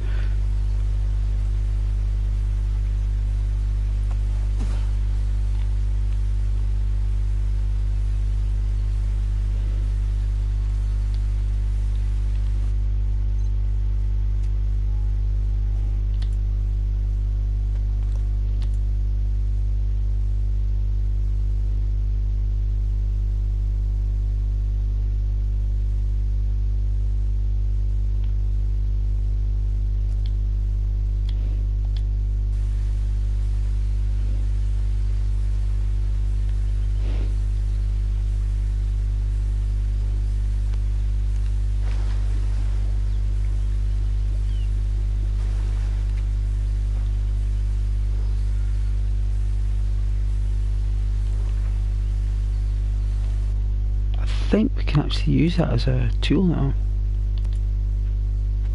Let's have a look. Is it on there?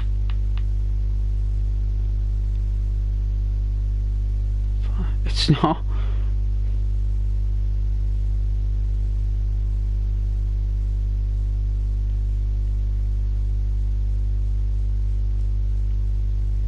defo not that.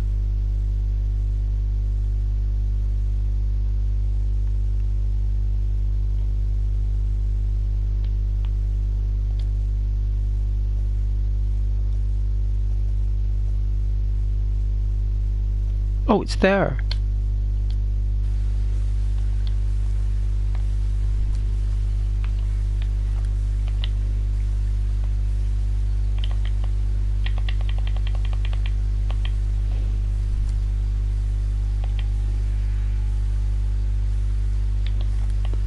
Oh, we're already full on fatigue. So it's when you're low when you've been running, you drink water and it right, so it gives you like an unlimited stamina boost for about 30 seconds. I get it.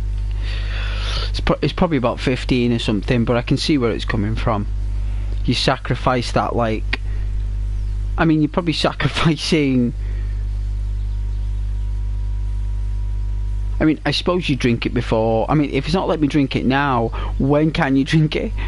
What when you got no stamina? So basically it takes probably about, what, 11 seconds for it to regenerate fully, if that.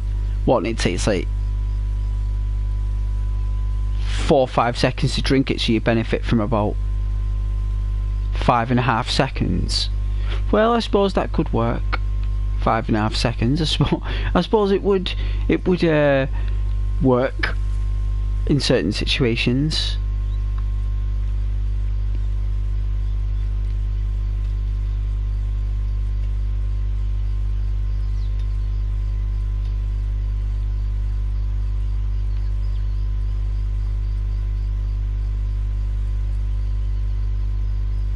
Yeah, we had to get away from that place. It was...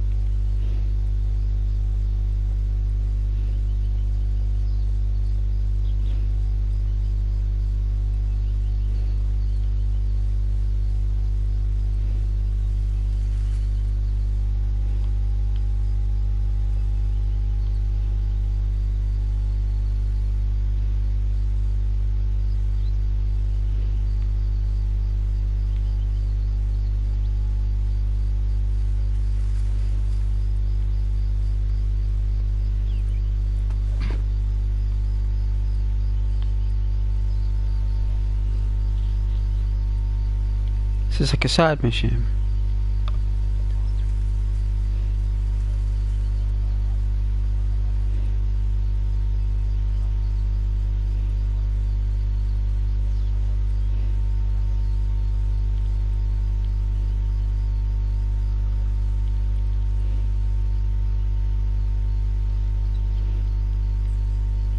It's a procedural side mission, isn't it? Guy sat in the snow.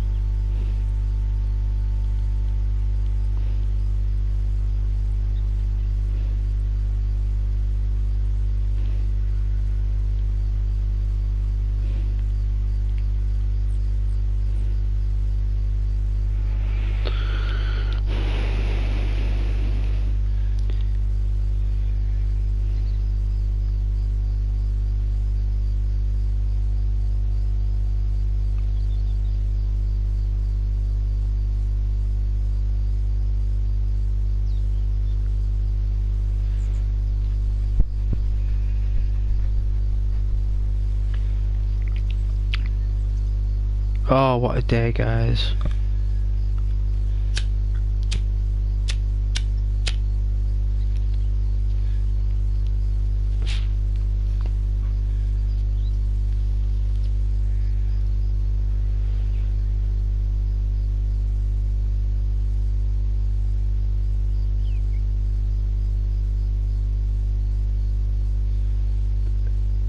Just taking a mini break. My eyes are burning.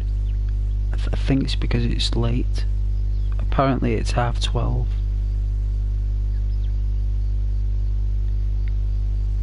Let me please take a mini break. That mission was so intense. Like I think I need like fresh eyes for that one. I think for now I'll just like chillax, give you guys a nice breezed experience of simulation in the forests. So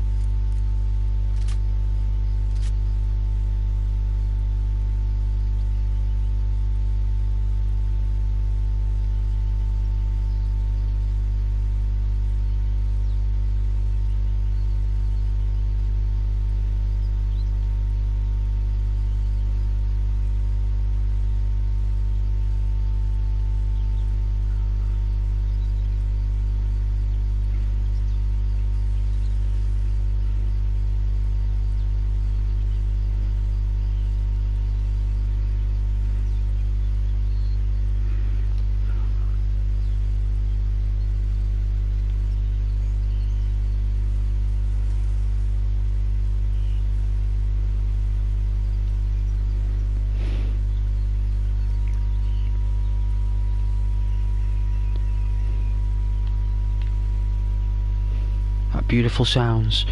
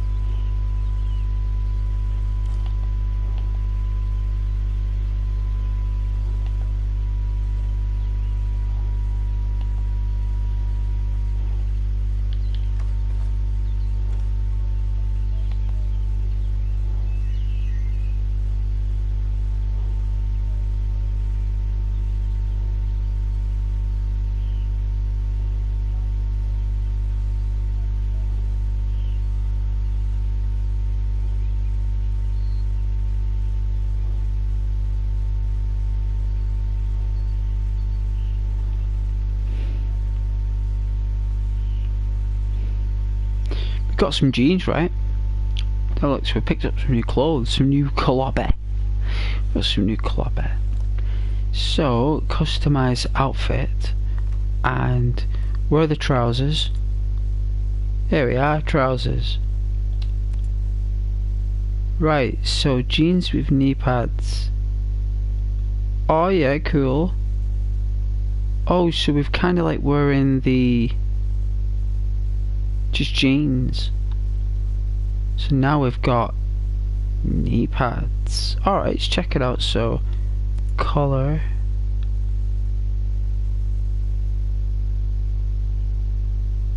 yeah. Let's see if they bode well with the character.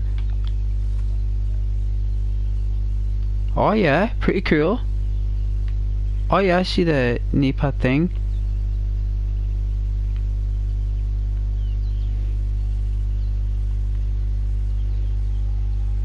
Oh yeah, pretty cool. I mean, I do like the simple look, but for now, because we just got them for that event with the little gear at the side, I think yeah,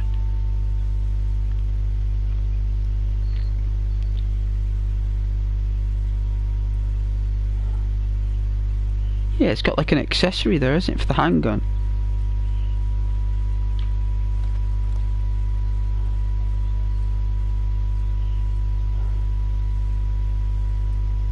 It's a bit more pronounced.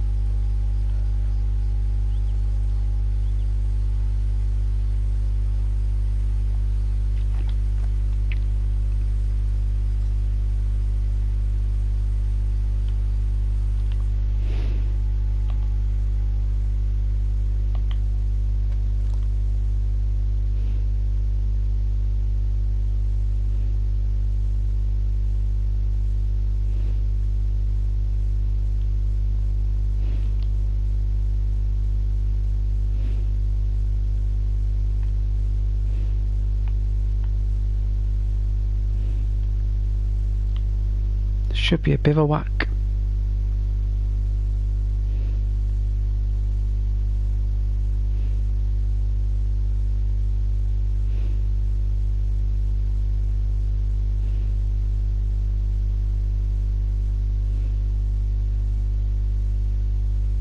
That must be it.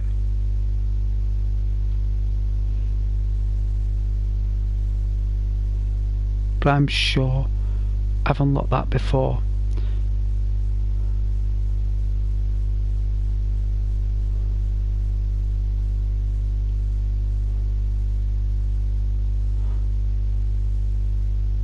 Could be that one.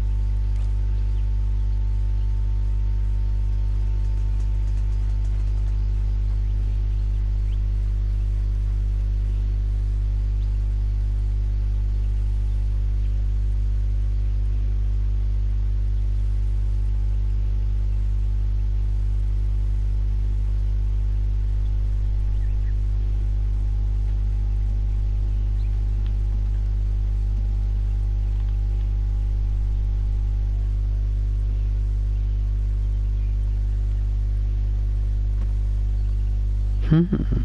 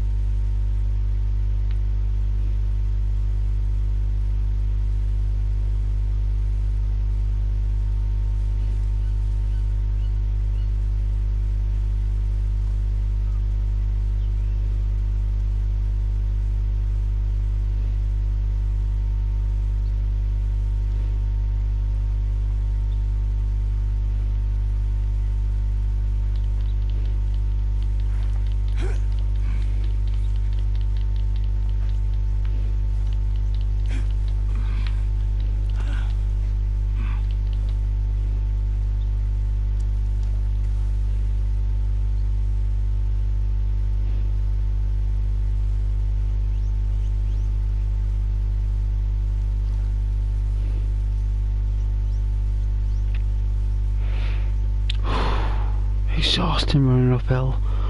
Exhausting.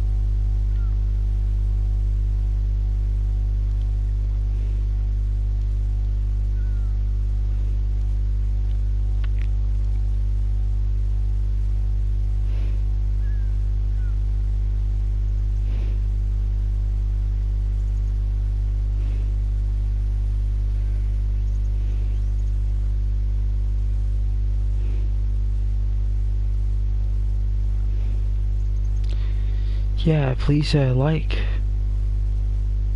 Yes, please. If you can.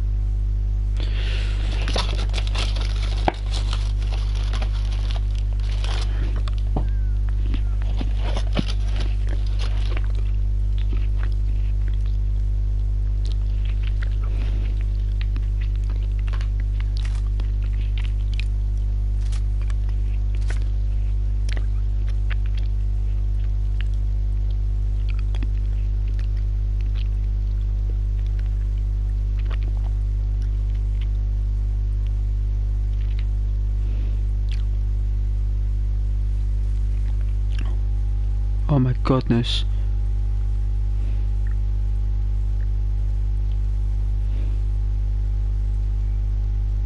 I have to go up that road.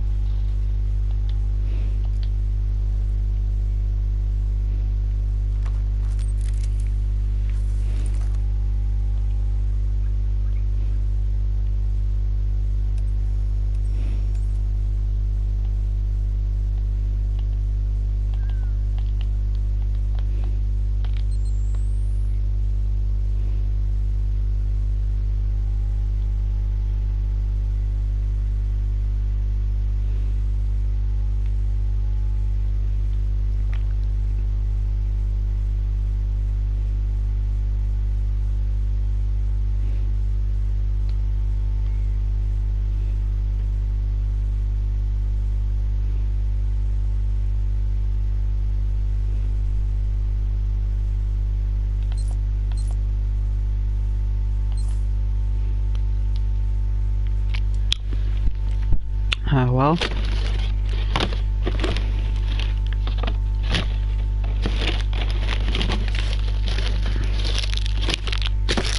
Finish off this chocolate. Ooh.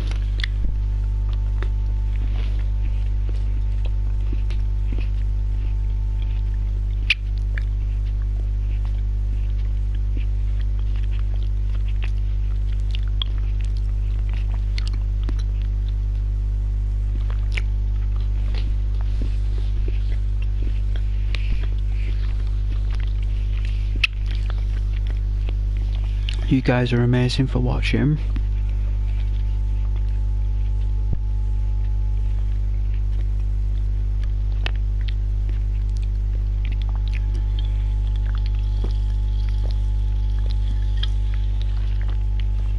I don't know what happened to the comments. They all just disappeared. I think it's a UI thing. I hope everything's okay with that. I have no idea. Not a clue as a YouTuber. Not a clue. Not that it's an issue or anything. Not that I mind. Nothing much I can do about it. It's just that there was some lovely people put some lovely comments on there for you guys, and if you guys can read them, sweet, but for me, not a clue.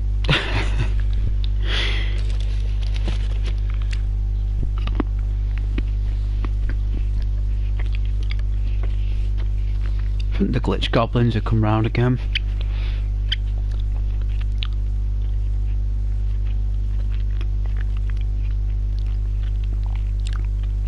But I'm just leaving it on this picture for a minute for you guys because I'm just taking a break because you have to.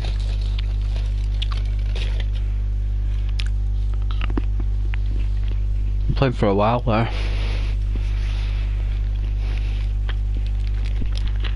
And it's late and I've been work all day since I've been up since 6.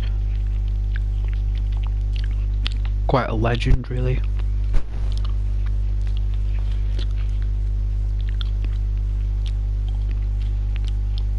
And you have all been legends.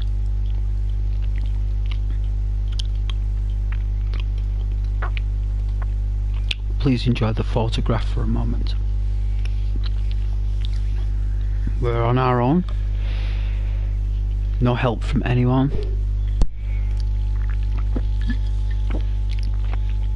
Just a soldier on their own in the middle of, which I think's what, Colombia? Do you think? I think it's Colombia. Or if it's not Colombia, it's an island off South America or something. Like an island, like a massive, massive island. That's my prediction. They probably tell you in the game anyway. But if they did, it went by me. But I'd like to know how you get permadeath on though. I'd like to get that mod on.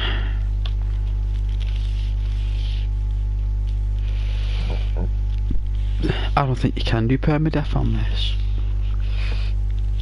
I think that was Wildlands. I might play Wildlands actually a few days. It's darker Wildlands though. It's not as good as this in terms of graphic. You know what? So it's kind of not far off. It's just not as like the camera. I don't know. They made some tweaks. They did some tweaks in this one to make the camera more dynamic. Where in Wildlands it's still a bit like. I mean, you still do the same things.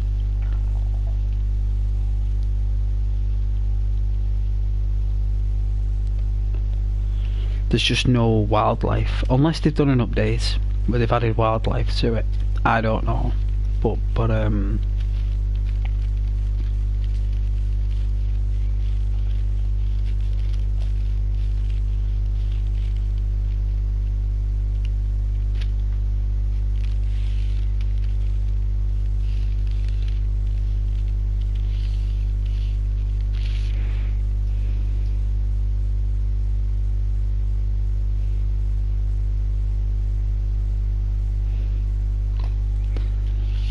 my eyes are burning a little bit.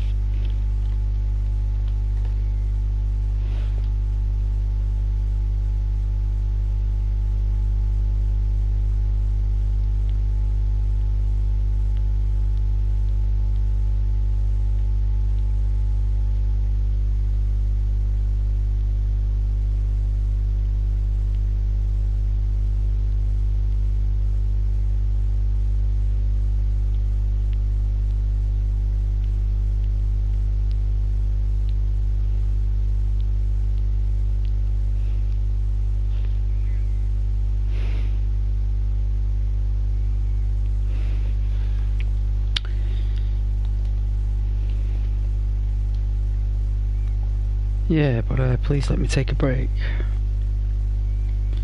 You're all very sweet. Thank you for helping out.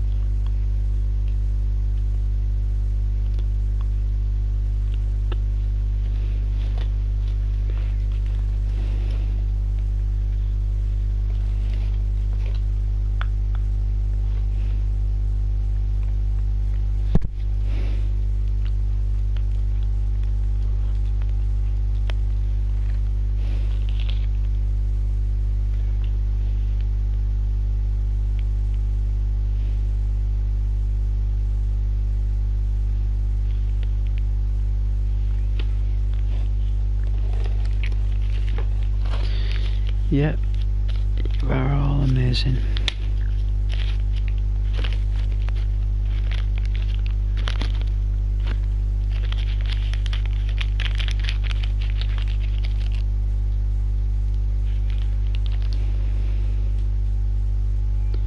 I'm so happy that I've got a day off tomorrow, otherwise I just wouldn't be up right now.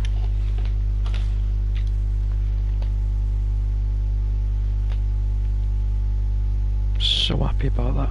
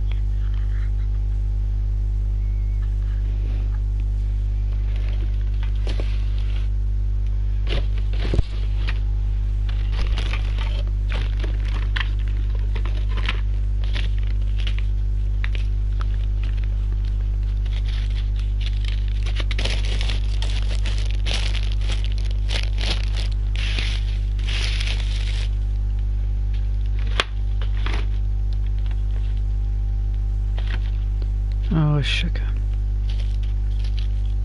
Thought they were here actually. Where are those? There they are, the box matches. There they are. Ha ha. I see you, box matches. Like this cigarette.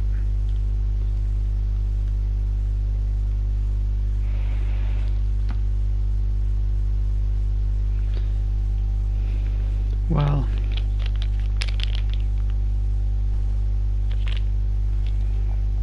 I don't know whether you guys have all fell asleep, because it's very likely you have.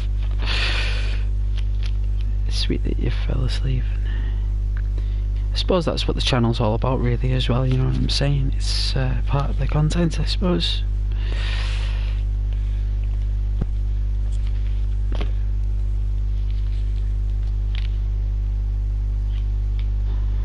Alright, there they are. There we are. No, but yeah, spectacular audience. Spectacular.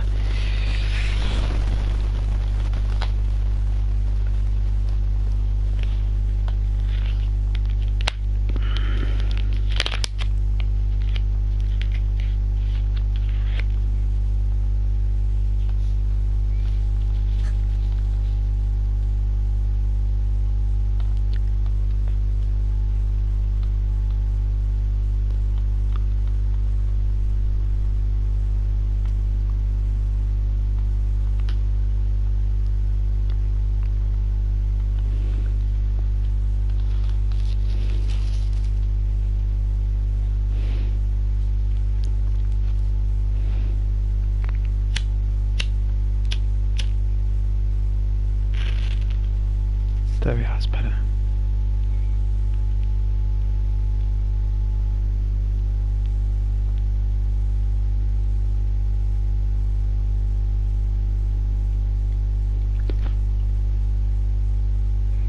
Wow, them matches were wild.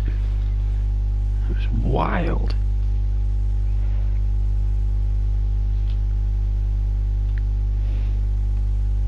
Nothing but the nice taste of sulphur. You know what though, every now and then though, it's just really cool to use matches. We ban them in the next 50 years. Smoking will be banned in the next 100 years, that. The global ban of smoking.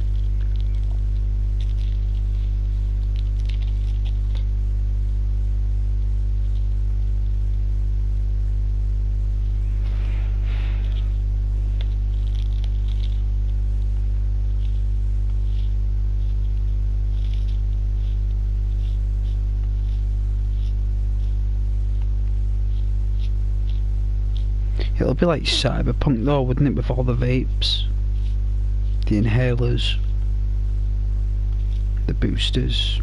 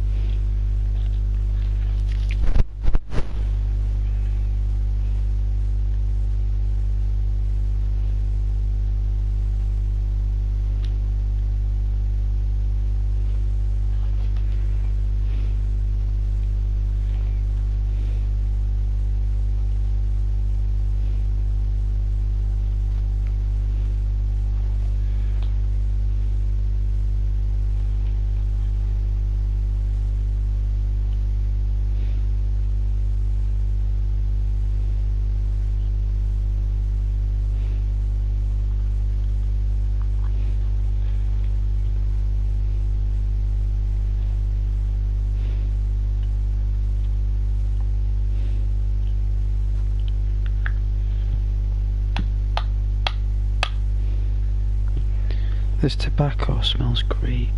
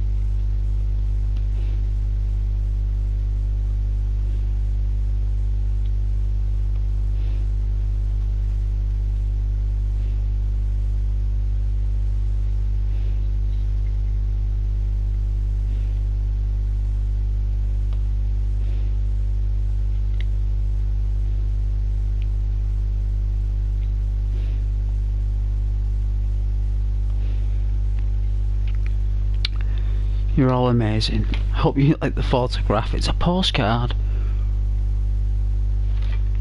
It's definitely a postcard. All very sweet.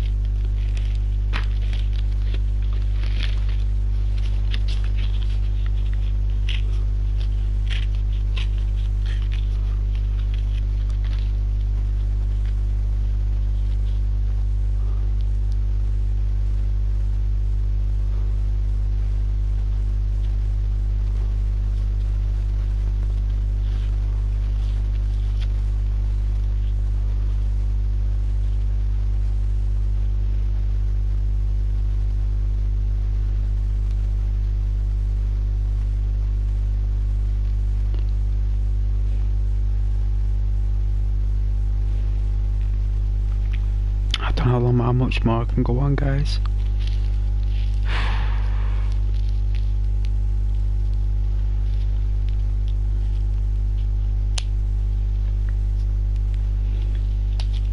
I really don't know. Oh, I should have picked up a lighter today.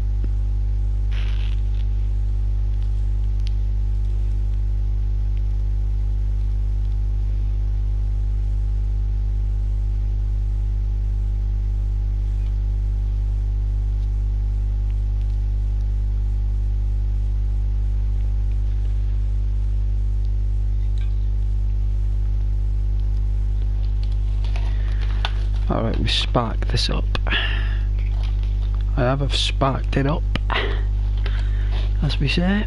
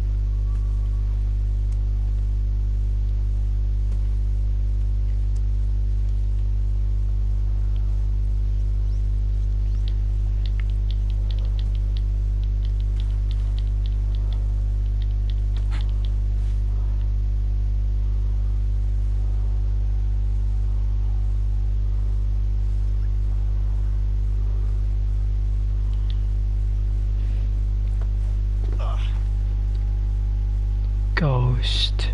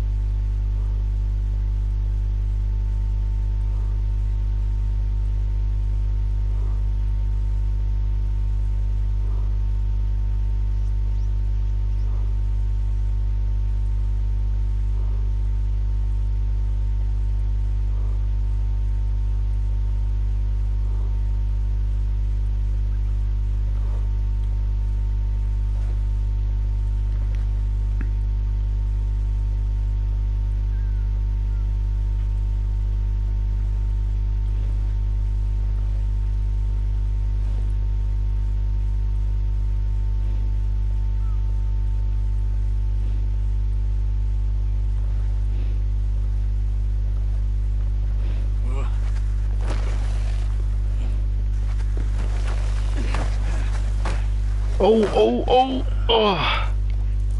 Oh.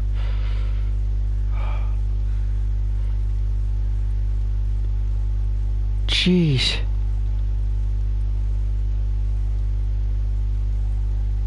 He just slept.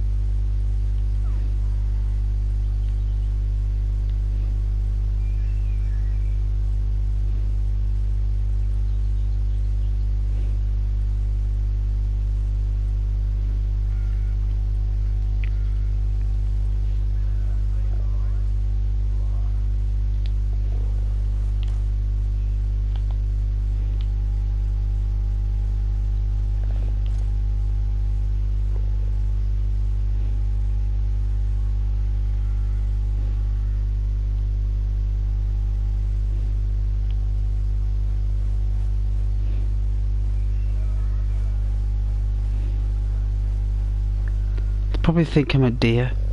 That's what they think. I'm a deer.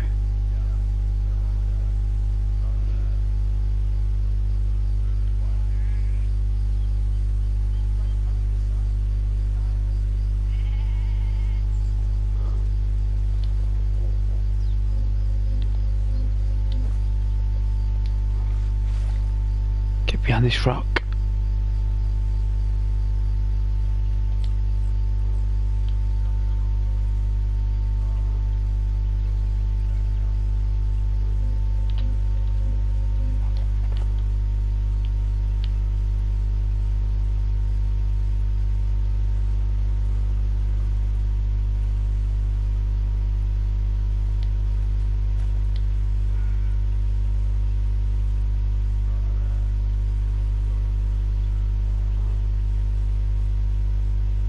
Wow.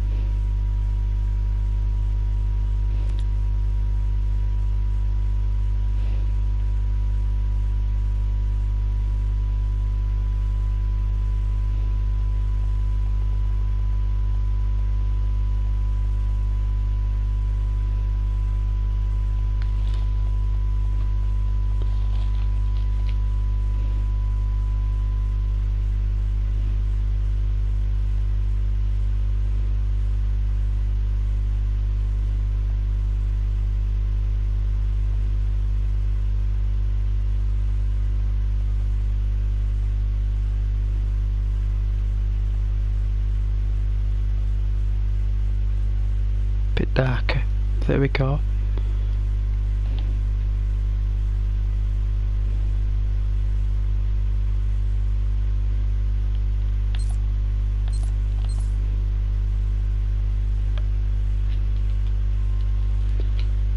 Well, I think that's a nice cosy shot. I think it's a Kodak moment. I'm gonna take it. There you go. Save. Blue screen, sorry.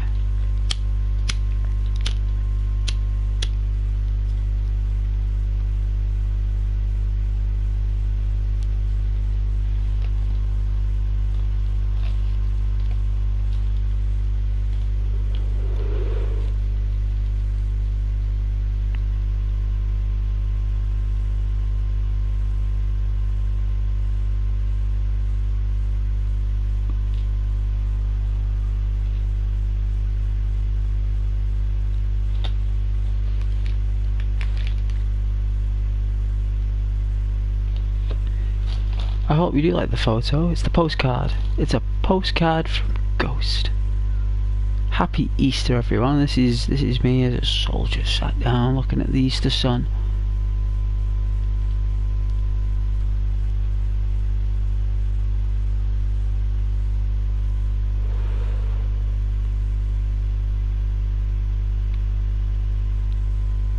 Appreciating those warm spring evenings. Looks like it's late spring, it's set in Breakpoint. From what I've seen. It's either really early summer, like June, or it's set in like early mid-May.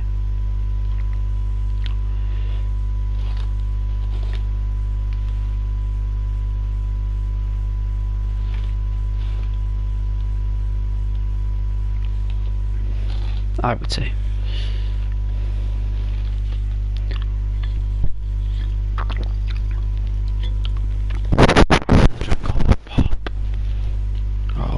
Pop.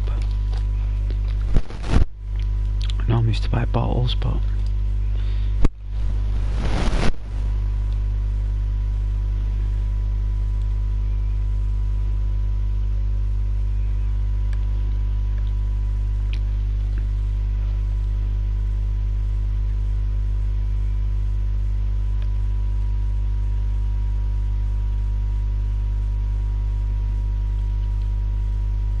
is there any music? No music, is there? That we can toggle music on? I think you can toggle music. Filter. Grey. Vignette.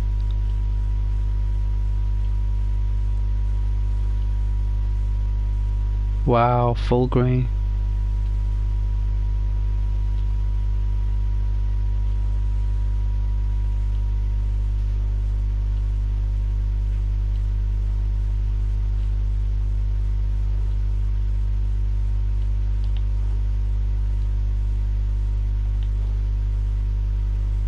No, there is no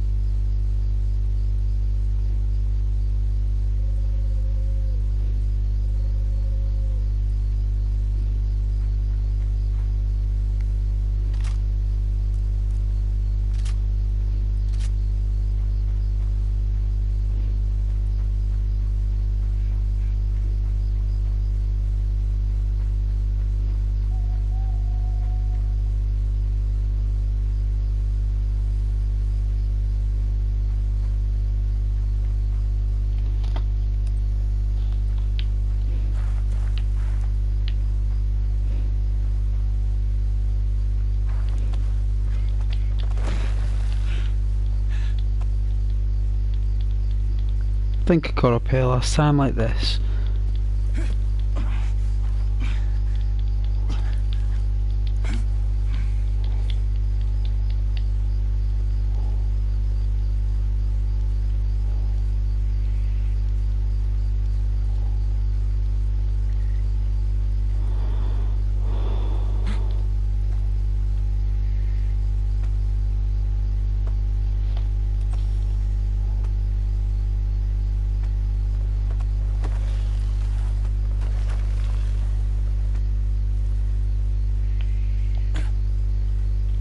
Oh.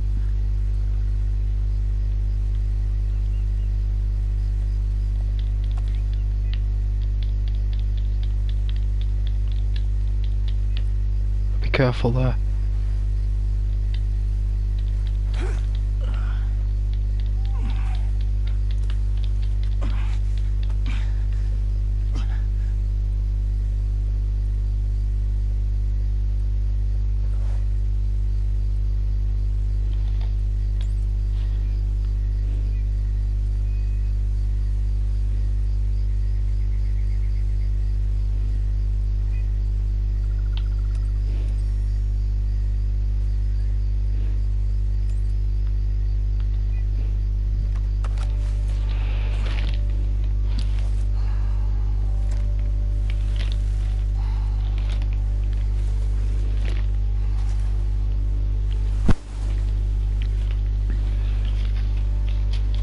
We made it, guys, we made it.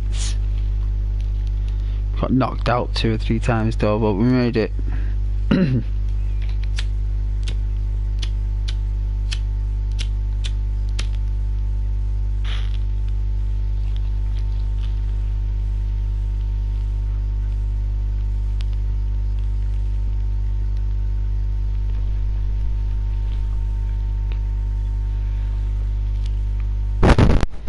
Wow, nearly 9:30. It's quite late that to get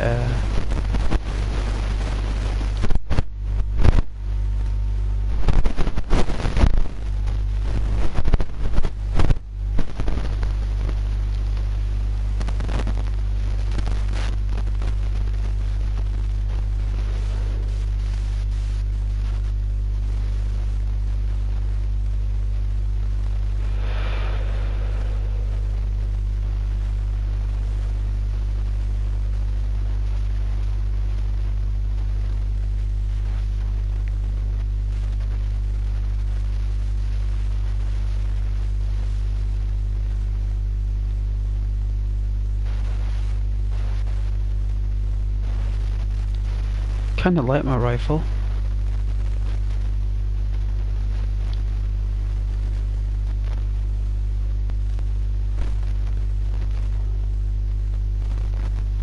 Oh, I've got a helicopter.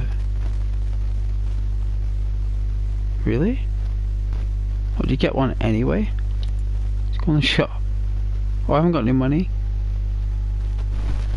Spent all my money. I spent all my money. Look, a grenade.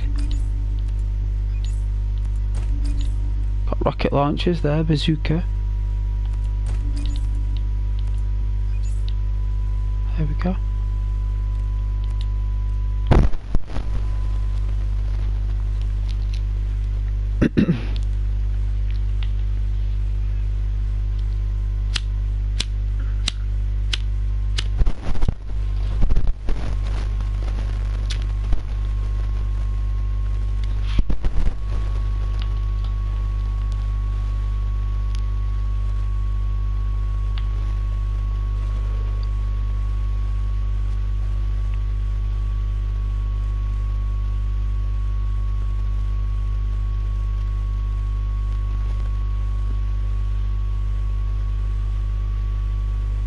Oh, it's cool, right?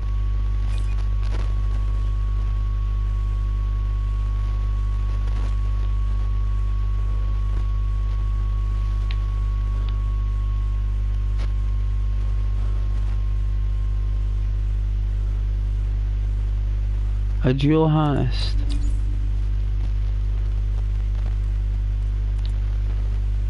Anything else free? Anything else going for free? No.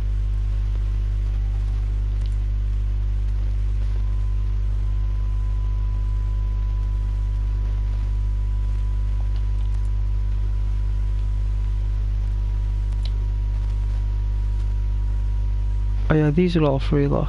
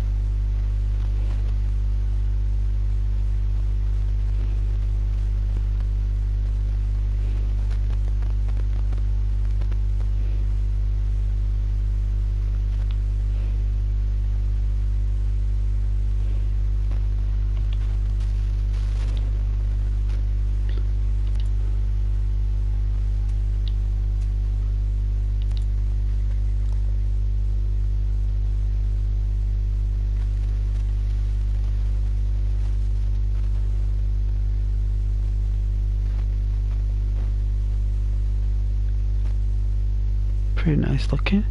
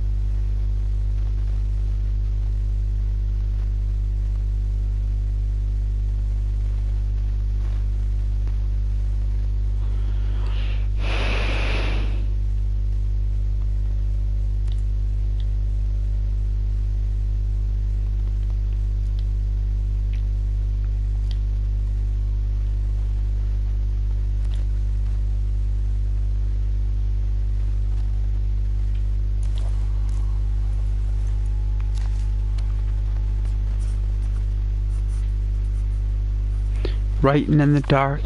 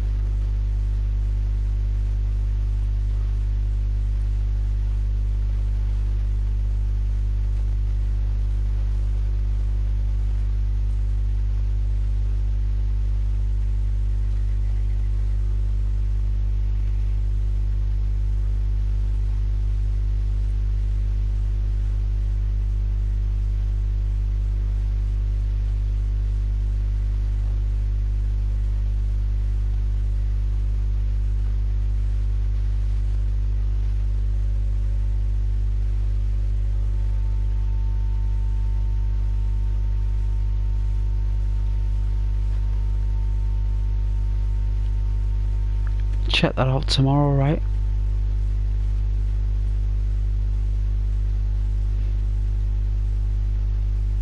Oh.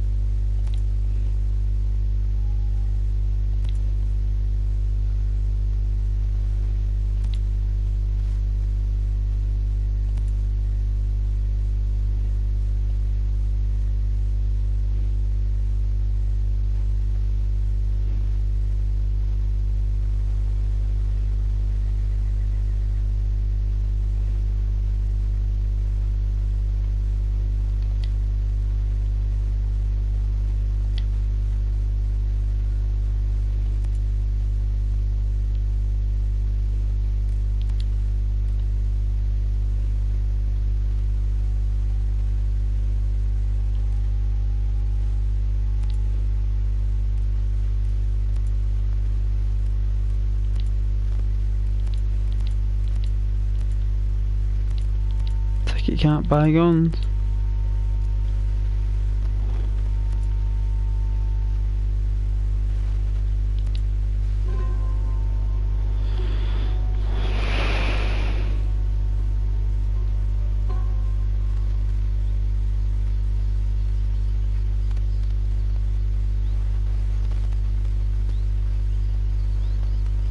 All right. Let's log out now that we've got some rest. Hopefully we can log back in. That time in the morning.